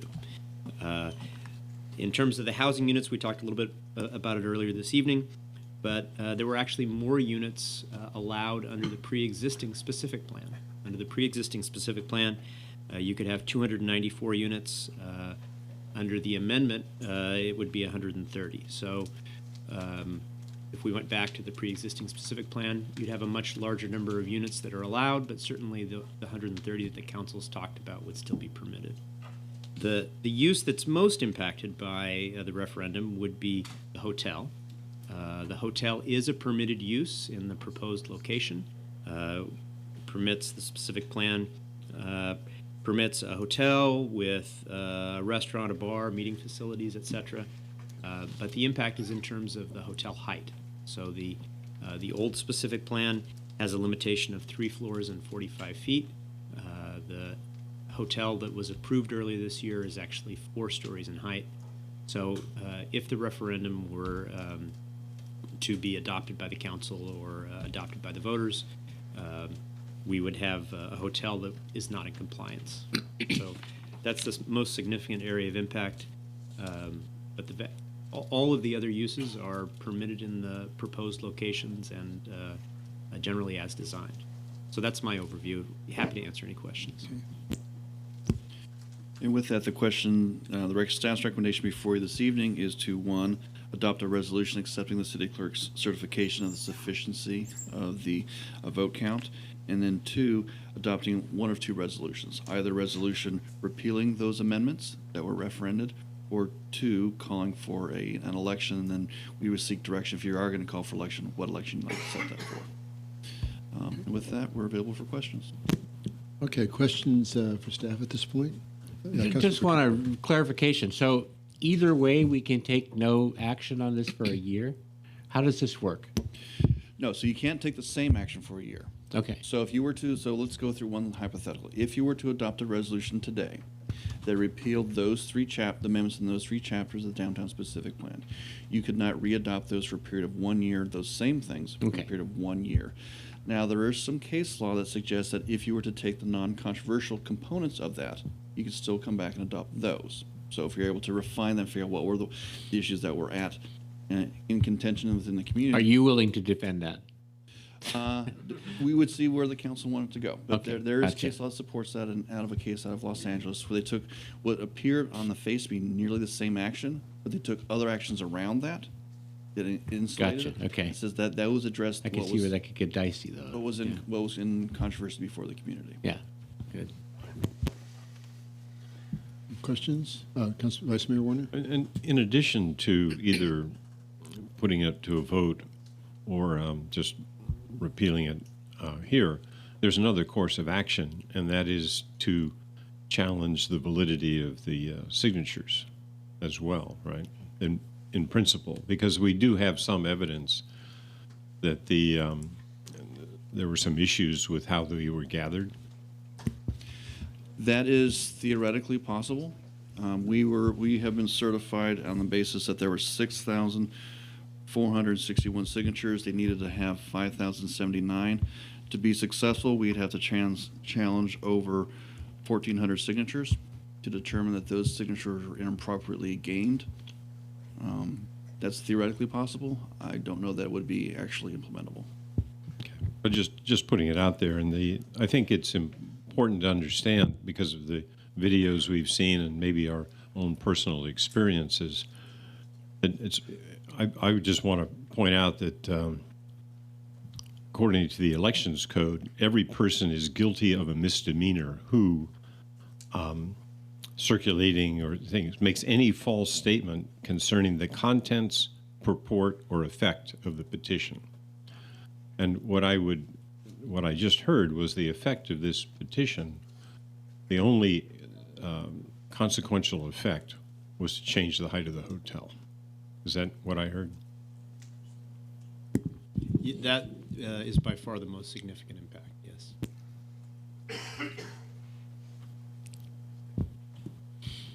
The question I have, did the referendum have any effect on the location of the hotel, whether it went on the east or west side of South Livermore Avenue? No, it did not. Okay, so it did not affect the hotel location. Right. It essentially takes us back to the pre-existing specific plan, and a hotel was allowed at the location where it's proposed. And this is more of an academic exercise, but on September 10th, the council voted to remove the provision from the downtown plan that allowed the 10-story regional theater. What was the effect on the regional theater from the referendum? A bit mixed, actually. There are some locations where that chapter would be rescinded and the references to the regional theater are taken out. Other chapters that were unaffected where that reference would remain. So that is one of those categories where you might be able to do a cleanup if the council considered that that wasn't the main area. Okay, so the referendum took it out in some places. No, but the council action took it out in some places, but the referendum put it back in others. That is correct. Okay. All right. But it did not affect the location of the hotel. Correct. Or the location of the housing. Right. Okay, that was not part of it. Okay, thank you. Any other questions for the staff at this point? Okay, open the public hearing. Actually, public comment, excuse me. Okay, so got about a dozen speakers. Jan Brevant, Asa Strout, David Kent. Jan Brevant, oh, there she goes.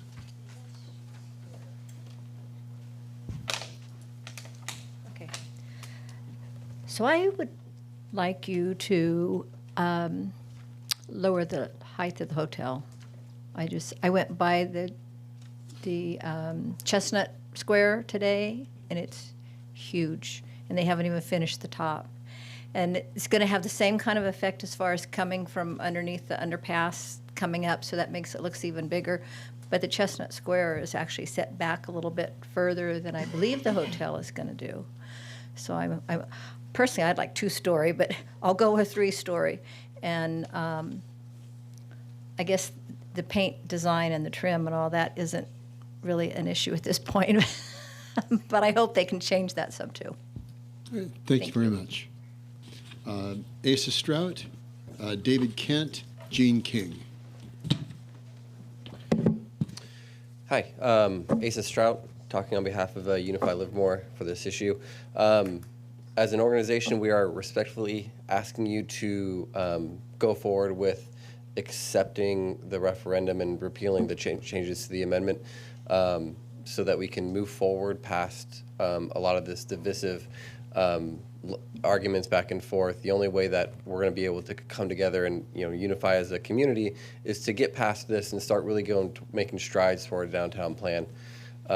This would allow us to not have to wait 88 days in order for us to just hold a special election, which would just spend $600,000 or $700,000 that we really don't have just to throw out a special election.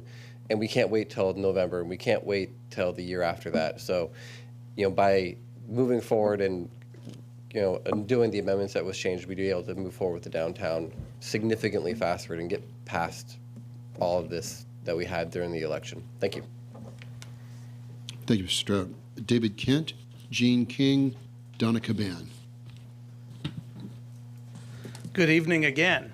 Well, it's about 3 hours past my bedtime, so I will try to be coherent. Actually, it's good morning. It's so Yeah. late, it's early. It is, yeah. Usually this is my first travel into the restroom, but that's enough detail there. But one of the options in front of you is to call for a special election. And I would have to ask the question, why have another election? We just had an election. It was, as far as the council was concerned, it was a single issue election. Now, that's not to say that it was the only issue, and that issue was the downtown plan. That's not to say this is the only issue the city faces, because we've just heard tonight about pensions and sidewalks and the homeless. But Friends of Livermore chose to make the council election a single issue election on the city plan. The independent endorsed or attacked candidates solely on their position on the downtown. From the moment you guys made the decision of where to locate the hotel, the Friends of Livermore group started running attack ads on the incumbents who voted in favor of that decision, and they never let up. I mean, now I don't know what the final tally will be, and eventually all the spending will have to be accounted for. But we're talking about $500,000, $600,000 spent in order to influence this election. Yet the election results came in, and less than 15% of the people of Livermore, the voters, opposed the downtown plan. Less than 15%. And that was despite a campaign of misinformation. There were articles written saying that 84 housing units satisfied the obligations. Well, what about the $3 or $5 million shortfall that was discussed tonight in the obligation? Why wasn't that reported on? Why wasn't that discussed? So even in petition gatherers out making all these false statements, you've heard them, you've seen the tapes, that were falsely decrying what was happening downtown. These false statements. Now already they've thrown out nearly 2,500 fraudulent signatures. You could probably dig in more, but what's the point? We know people were told the wrong things, yet still the voters voted, and less than 15% disagree with the plan. So at this point, I would say, why don't you do what is necessary to keep moving forward? And if there is other land, as people suggest, to build housing on, then the city should build that housing because we need it. But I'm sort of very tired of these attacks on infill housing. Those are attacks on the urban growth boundary. If you do not support infill housing, you do not support the urban growth boundary. And future generations who have no place to live may not support the urban growth boundary the way we do. So again, I would urge you to move forward. There's no need for a special election. Thank you, Mr. Kent. Jean King, Donna Caban, Doug Mann. Good evening, Jean King. I ask you to put this on the ballot. I ask you to give the citizens a chance to voice their opinions. Don't do an end around of the people by adopting the elements of the old plan. Let's put it on a ballot and find out for sure what all of the citizens of Livermore feel about the downtown plan. Thank you. Thank you. Donna Caban, Doug Mann, Mary Ann Brent.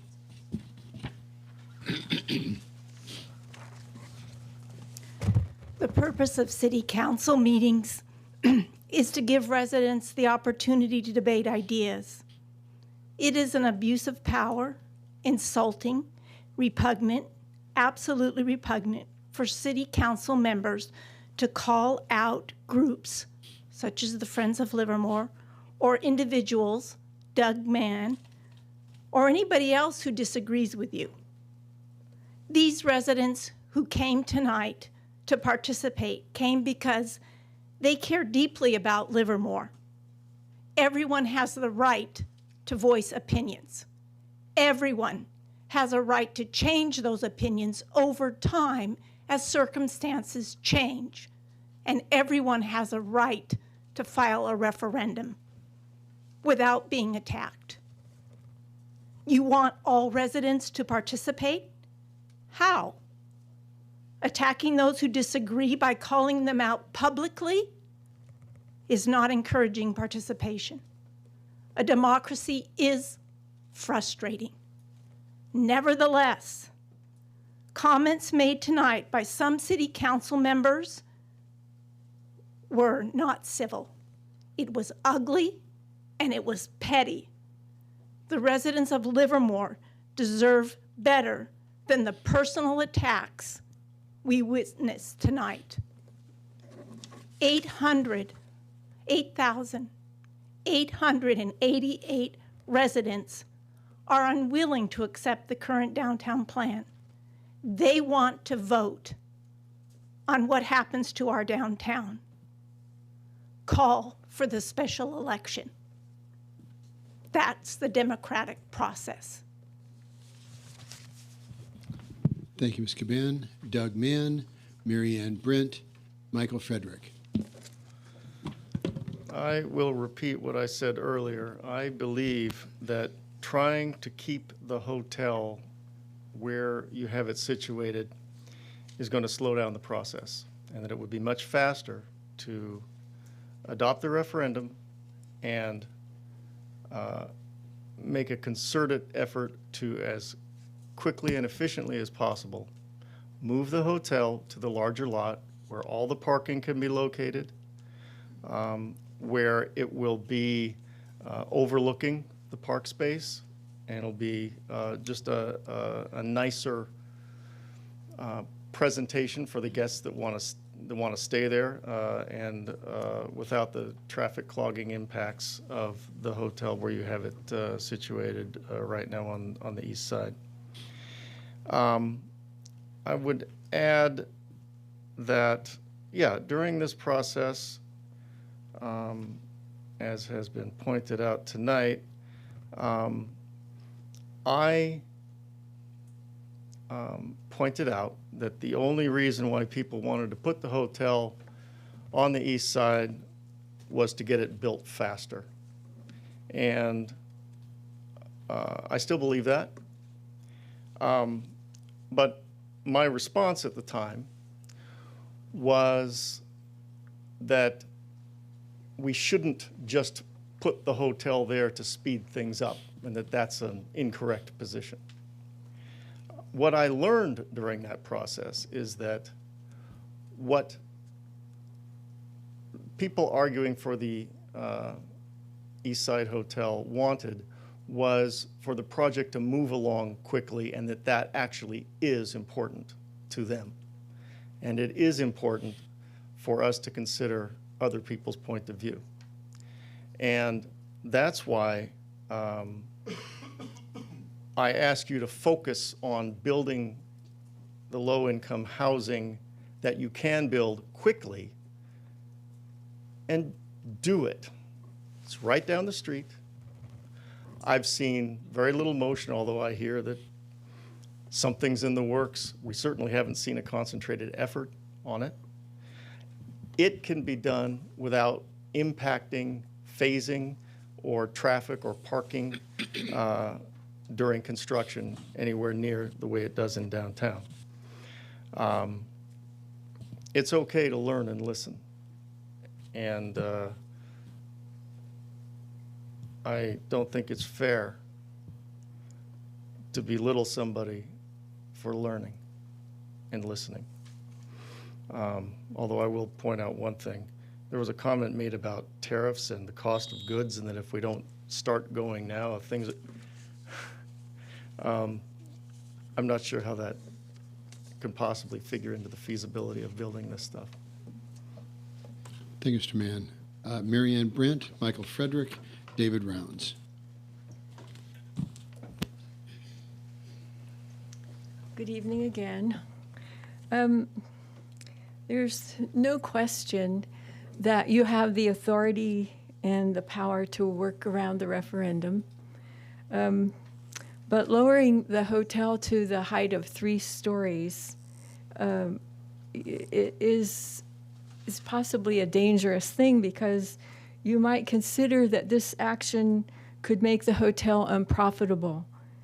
How can it possibly make a profit with its small, narrow size and lack of amenities?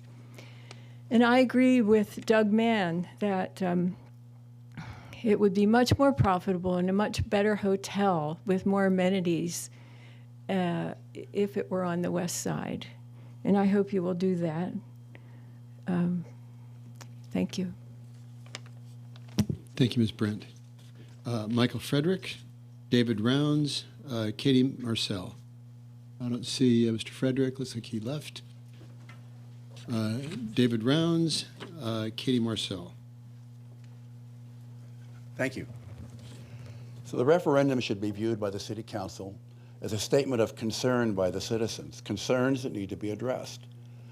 Instead, some on the council view the referendum as something to figure out how to ignore and work around. I don't remember that language in the Constitution, that an elected body's job is to ignore and work around the will of the people. The mayor has publicly stated that the city should just accept the referendum, rescind the zoning, and then just wait a year and pass the zoning again. The vice mayor shares your beliefs.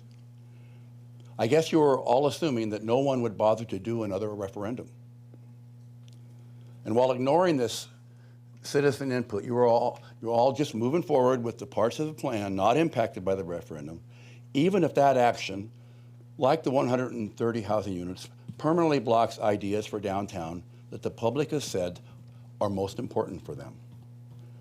Why are you doing this? I have to believe that it's because the Friends of Livermore Committee sponsored the referendum. And yes, I'm with the Friends of Livermore Committee. Apparently that's important to know.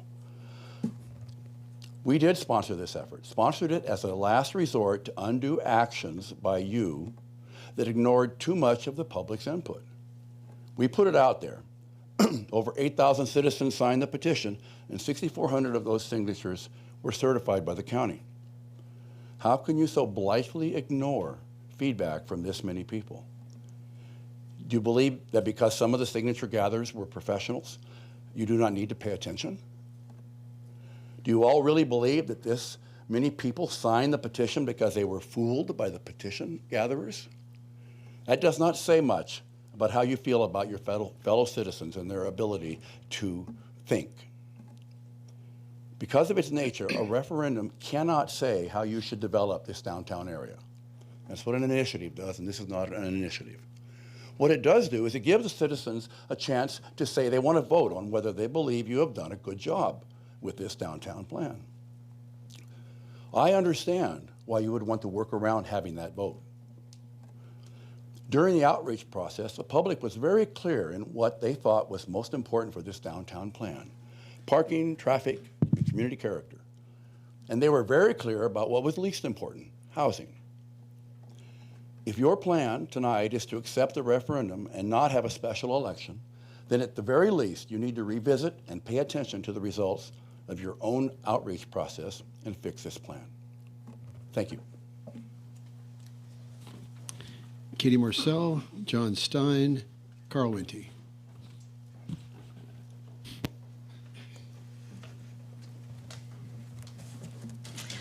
Hi, Honorable Mayor, Council, staff. First of all, we didn't get a chance to say congratulations, Mayor Marchand and Councilman Werner, on your reelection.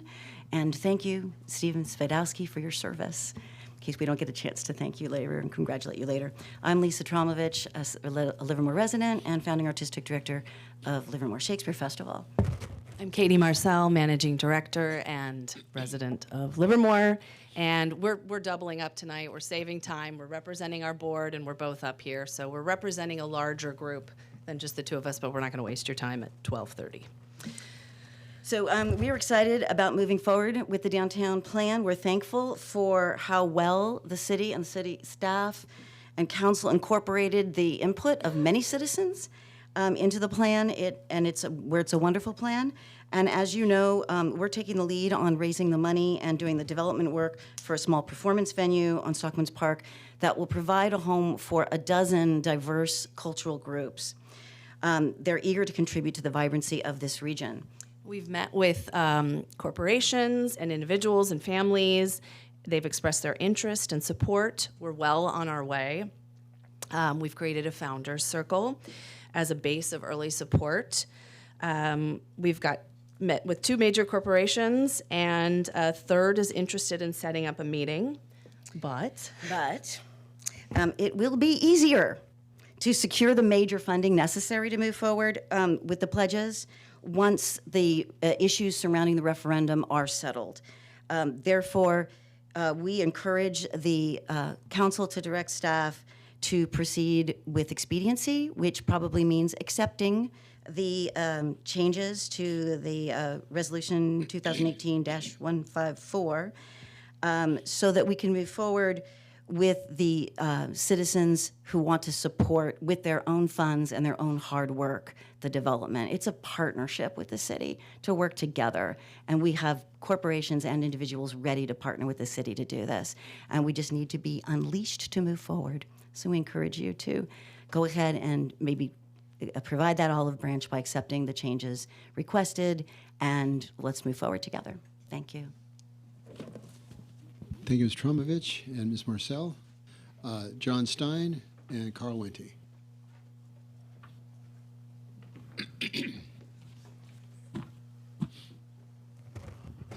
John Stein, 1334 Cathy Court. I would urge that you place the issue before the voters. I believe in the wisdom of the crowd. I think a lot of the people signed not because they had any strong feelings one way or another, but merely they were told it would only put it on the ballot.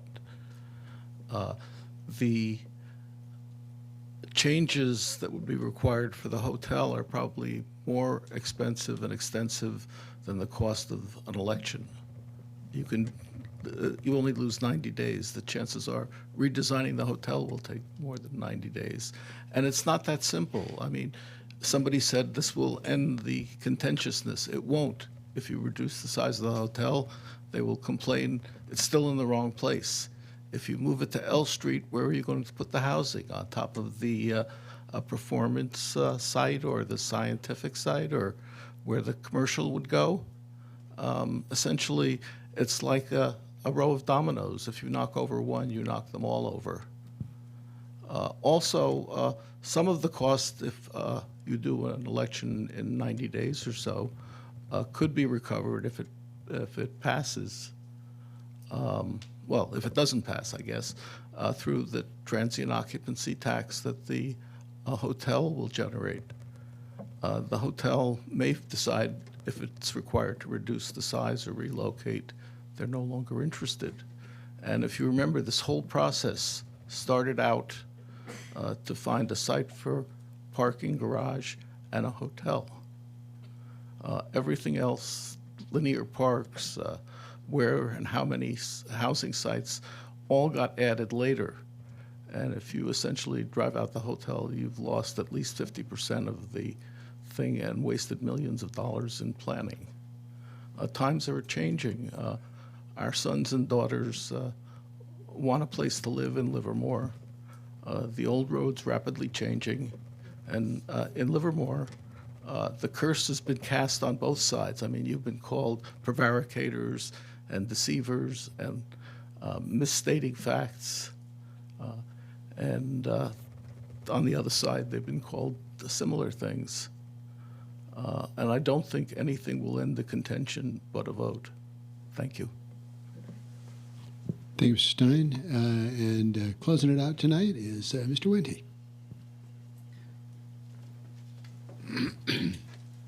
Honorable Mayor, Council, good morning. I mean, the referendum, like, is this about the good job of the plan, which was a process. It was a long time coming where there was balancing the multiple priorities. Like, is this referendum about the good job of the plan, or is this referendum about whether y'all did a good job of actually redlining chapters 5, 7, and 8? How many people actually read through all of those red line and what it really implies? Like, let's stick with the will of the people here, right? The will of the people have spoken, right? There are a well-funded fringe minority that don't like it. Do you want us to put Bart back in, coming in, or is that acceptable to come out? The 10-story, the peak of the theater, the Bankhead's awesome, and it's what we need. Like, they say that's dead, but like the 420 housing units we want to put back in. No Central Park no Stockman's Park. It's just, it doesn't totally make sense. And then to say that like it's insulting and repugnant, residents of Livermore deserve better. We do deserve better, right? Just keep this going. Like, we don't want to throw the rule of law away. Like, the California Constitution lays this out and it's there. But rescind, send it back, put the language in that makes it all work based on what the people have overwhelmingly said. So now for those that are saying the Founding Fathers would be rolling over in their graves, the Founding Fathers would be rolling over in their graves that the California state constitution would allow referendums or initiatives. They would roll over in their graves. The three pieces of government, right? The judicial, the legislative, and the executive, set up as separate ones. We are a democratic republic. We are not a pure democracy. Pure democracies become inherently evil because 50.00001% can repress 49.9s there, right? We are not a pure democracy, and pure democracies are not good. The Founding Fathers would roll over in their grave that the California state constitution allows for this to happen. But alas, we're here, so be it. So go back and do a better job of redlining, because apparently the redlining wasn't good enough. We didn't like what it was. Like, let's keep this thing moving forward. The people have spoken. I mean, the election, like, I'm glad you all are back, coming back to finish the job, to keep going. Shown great leadership. Again, Steve, miss ya. But like, let's keep it going. This process was there. I mean, day one on that committee, I had no idea what I was walking into. You weren't there on the first day, but you were there as the chair. And then coming in and seeing how this process works and where we are. Like, let's be better than this. Let's move on. Let's keep this moving forward. So send it back, re-redline, make it come within line of what this is. The people don't want to stagnate anymore. Everyone's pretty unified on that, right? Thanks for what you do. And thank you, Mr. Wente. Okay, I'm closing the public comment and bringing it back to the council. Anyone want to take first stab at it? I think. Whatever. I've got so many places to go. What the referendum has done to me is make me wish it were 2020 and I could go fishing again. People I considered friends have called me names and letters and things like that, and I find it repugnant because I try to deal with people very honestly, very face to face. Anybody can walk up to me on the street and say that, and I've got people telling me, something we're doing up here is negating the meaning of the Constitution. Well, sorry, there are other laws in between here in Livermore and the Constitution of the United States are volumes of law that cover all kinds of places. And lest we get into that discussion somewhere in a coffee shop, we plan on being there for a few hours. I don't see a difference in net result whether we take a vote tonight to rescind what we did on September 10th and taking a vote of the public, which will cost the city $750,000, that in my world, that's a lot of money. So I don't know if anybody else doesn't feel like spending $750,000 for an unnecessary vote, which we could achieve that same net result tonight. There's no change. There's no difference. And I'm not willing to go out there and I don't know. It's tiring. I wish it were 2020, December, and I was home sharpening hooks. Well, for some of us, December 10th will be home, or 11th will be home sharpening hooks, watching council meetings on TV 30, laughing all the way. Ha ha ha ha. Yeah. It's pretty much, the end result for both groups is the same. We heard everybody, the vast majority of people talk tonight, either adopt it or send it to the vote of the people, hoping they adopt what was proposed. So either way, the end result's the same, again, except for the money. So we either vote, and those who are proposing to put it to a vote are hoping for the action that is the exact same as us adopting the resolution tonight. So I think everybody's in agreement with what they want. It's just how to get there. So I would support, of course, the first action, adopting the resolution, accepting the city clerk's recommendation. But I would support adopting the resolution, repealing the amendments, and fully complying with the referendum. Okay. Is that a motion? Not at this point. Not just yet? There Okay. might be other counter. I don't know. Well, I doubt if it's counter. My reaction is similar to Councilmember Coomer's and Spadowski's. And first of all, there is no practical difference in the outcome, whether we waste $750,000 on an election or we repeal it tonight. No practical difference. So why waste it? I think, though, I want to get back to the other aspect here that is very important, is what is, when we talk about it, what is it? It is, as Mr. Wendy pointed out, a change in the redlining. We undo some redlining. That's all it is. It isn't what it was purportedly claimed by various proponents. No, in no way. And if I go back to Mr. Rounds, he said, do you think the people were fooled? And he implied, no, they weren't. So what that means to me is that the script that he wrote for the paid signature gatherers pointed out very clearly that the only real effect of this was to lower the height of the hotel. It didn't change the location. And in fact, it more than doubled the amount of allowed housing downtown. So I'm sure that's what the script said, because the voters were not fooled, because that's all this thing does. So I see no practical benefit of an election. I see no benefit of allowing more contentiousness around misleading facts. I think we should be done with it, and we can move forward. And personally, I'll say, the more I think about it, I'm happy with the 3-story hotel. Mr. McCarley?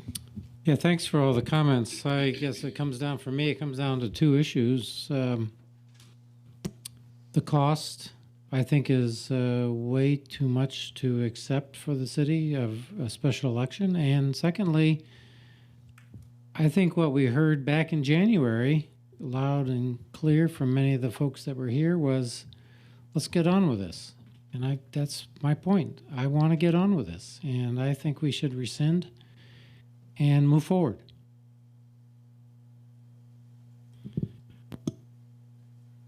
I appreciate the comments that we heard tonight. There were folks that still cling to the idea that we need to move the hotel. That wasn't part of the referendum. People are saying that we should move the housing. Well, that wasn't part of the referendum. And tonight we're dealing with the referendum. And I have to agree with Councilmember Spadowski that if people vote to if we put the referendum on the ballot and they vote that down, the real effect is shortening the hotel. And we can do that tonight and accomplish the same thing and save the city $750,000. We get to the same place. So I don't see why this.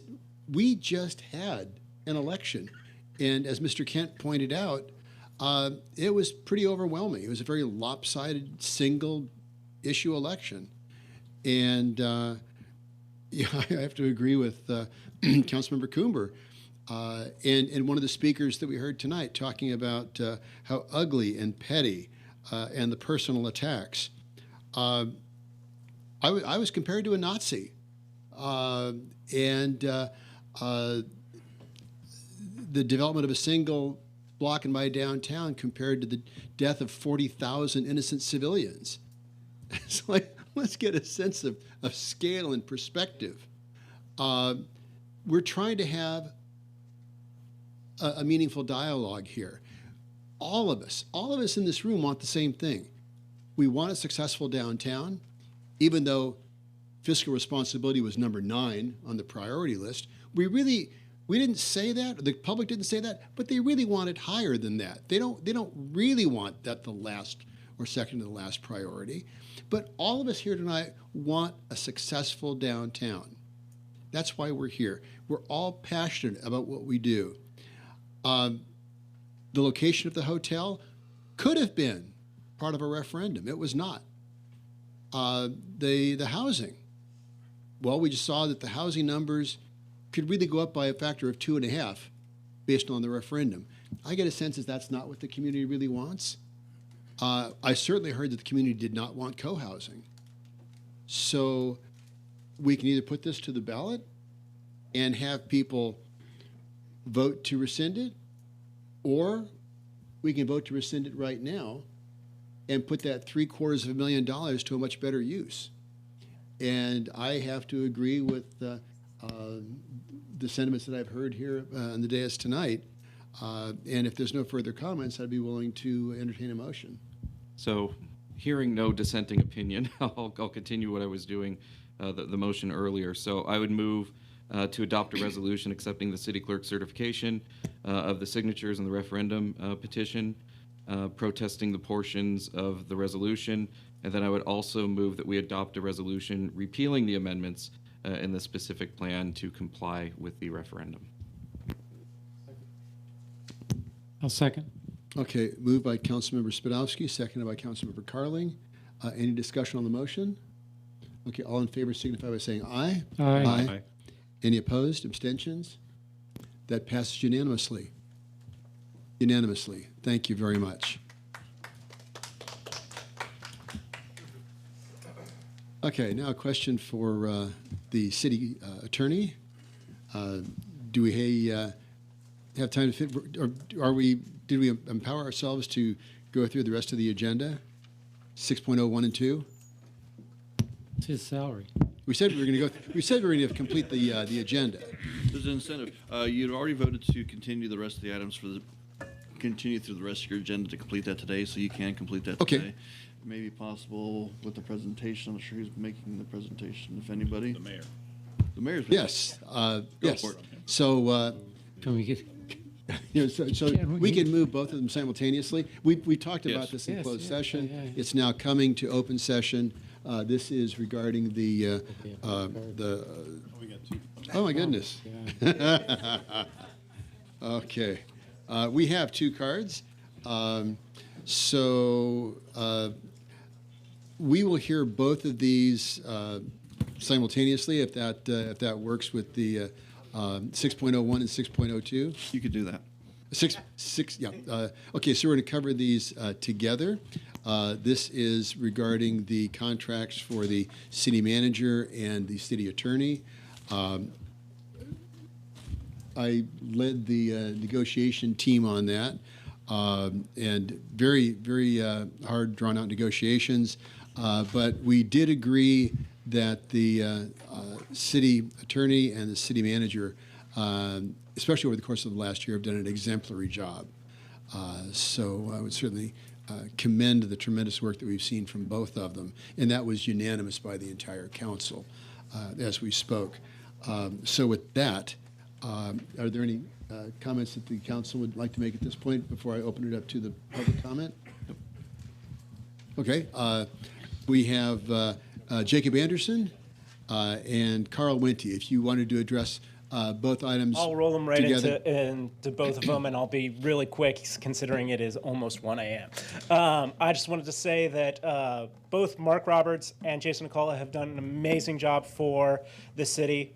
Prime example, Mark took all of that sidewalk debate from public comments and what you guys said and summed it up and put it together in a few sentences.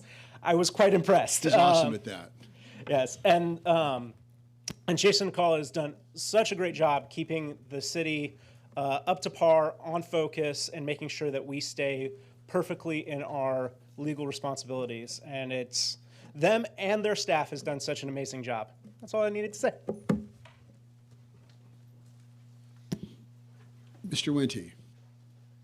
Honorable Mayor and Council, good morning. First, I'd like to speak on item 6.01. Mr. Roberts, I think you're doing a good job. Now I'd like to speak on item 6.02. Mr. Alcala, I think you're doing a good job. There go the hands, yes. Okay, very good. Okay, so I'm going to bring it back, closing the public comment period, bring it back to the council. Comments from the council. I agree with Mr. Wente. I agree with Mr. Carling. Okay, I think we're all in agreement. Well, I just want to say, I've worked with you guys for a lot of years. I'm really impressed and very glad that you're part of the city, and really appreciate it. And I think that the package that we're talking about is well deserved. All right, so with that, I've already had my comments. I will entertain a motion for 6.01 and 6.02. I'll so move 601 and 2. Also second. Okay, motion made by Vice Mayor Warner, seconded by Councilmember Spadowski. All in favor? Aye. Aye. Any opposed, abstentions? It passes unanimously. Okay, very good. We can carry the, does anyone have matters that they'd like to initiate tonight? We can do the report outs next time around. Unfortunately, I do have matters initiated. I don't think there are going to be, there will be a matters initiated chance for me on the 10th. So Probably not. This is my last. There won't be. But we're going to swap. Yeah, the, because we rotate out. So, we do. but I don't think we close the council with matters initiated on the 10th. Go ahead Because and make it you tonight. guys just Keep you it simple. boot me out the door and then Go ahead. bring in the new one. So I've been accumulating a list of 12 matters initiated over the last year. Thank you No. very much on that. So two, right? The two that I feel that are important. One, just very quickly, I'll be brief. In regards to architectural review during our development process, I think the city should consider creating an architectural review committee. So not an architectural review board with formal approval process, but And again, Jason's going to have to figure this out, how we can do it. But maybe you have 2 architects dedicated to this committee and 1 at-large resident that would meet with staff prior to Planning Commission to provide architectural comments on projects for the Planning Commission to consider at the time. So maybe at a staff review level, I know it still have to be an open meeting, but I've noticed that at least on the Planning Commission, it's always been kind of delaying, not delaying the meetings, but to go into the architectural detail at that level, I think it should be done prior to the Planning Commission. We used to have an architectural review committee of, I don't know how many people, it was like 5 or 7, and that was gone. But this is kind of a more informal group that can meet to provide architectural comments prior Where's the to. design review? Yeah, it was design review. So this is more of a committee level, committee of 3, you know, to just provide general comments on architecture on projects before it reaches planning commission. Like an advisory body? An advisory body. Why do you think that would shorten the discussion? Well, right now, we do have 1 architect on the planning commission. Right. And you can discuss it later. I'm just throwing that out there. If you feel that it's worthy of discussion at a future council meeting where I'm not here. Is he still talking? Yeah, I'm still talking. So if I get 2 more head nods, I'll stop. Okay. How's that? Okay, great. I can hold people hostage at this hour. Anyway. The other item would be related to partnering with nonprofits that receive public funding, either in terms of subsidies or direct funding or any kind of partnership. In particular, when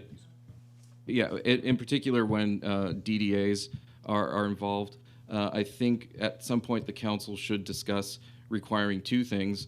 1, having open public meetings of their boards, whether that's every meeting or 1 or 2 a year, that's up for the council to discuss, and again, for Jason to figure out what we can do. And also for the boards with such agreements with the city to have term limits. So just discuss it. You guys do what you want with it. I wanted to throw that out there. Okay, And I'm good with that. say that's it for my matters. Sure.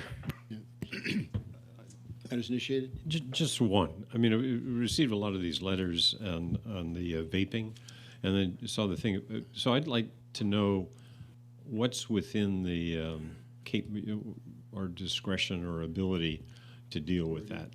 What's within the authority of the city? Yeah, what do we have? Because we got letters saying that some cities were able to ban the flavored ones, and so what is it that we can do reasonably through the city council to deal with vaping? And then there's further on as to how can we best partner with the park district and the school district. But what powers do we have to address the issue?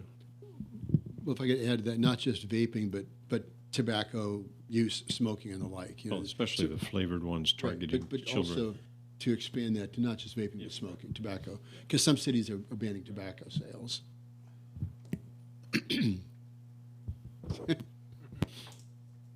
Okay, any other matters initiated?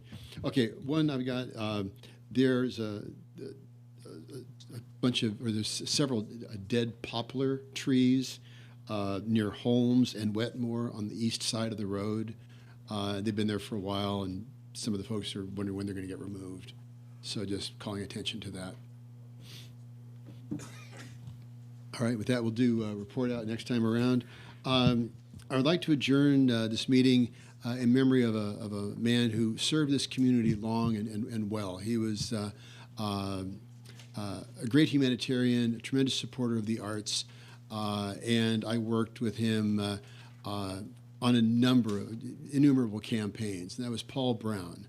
And Paul Brown passed away. We had a wonderful memorial for him at the Bothwell Arts Center, which was very appropriate because he was a tremendous supporter of the arts for years. And he was on the Livermore Cultural Arts Council with me, and the arts community is a poorer place because Paul is no longer with us. But the legacy that he brings, he was a founding member of the Friends of Bankhead and Bothwell, but a tremendous force for the arts here in Livermore. So I'd like to adjourn this meeting in memory in honor of Paul Brown. Thank you.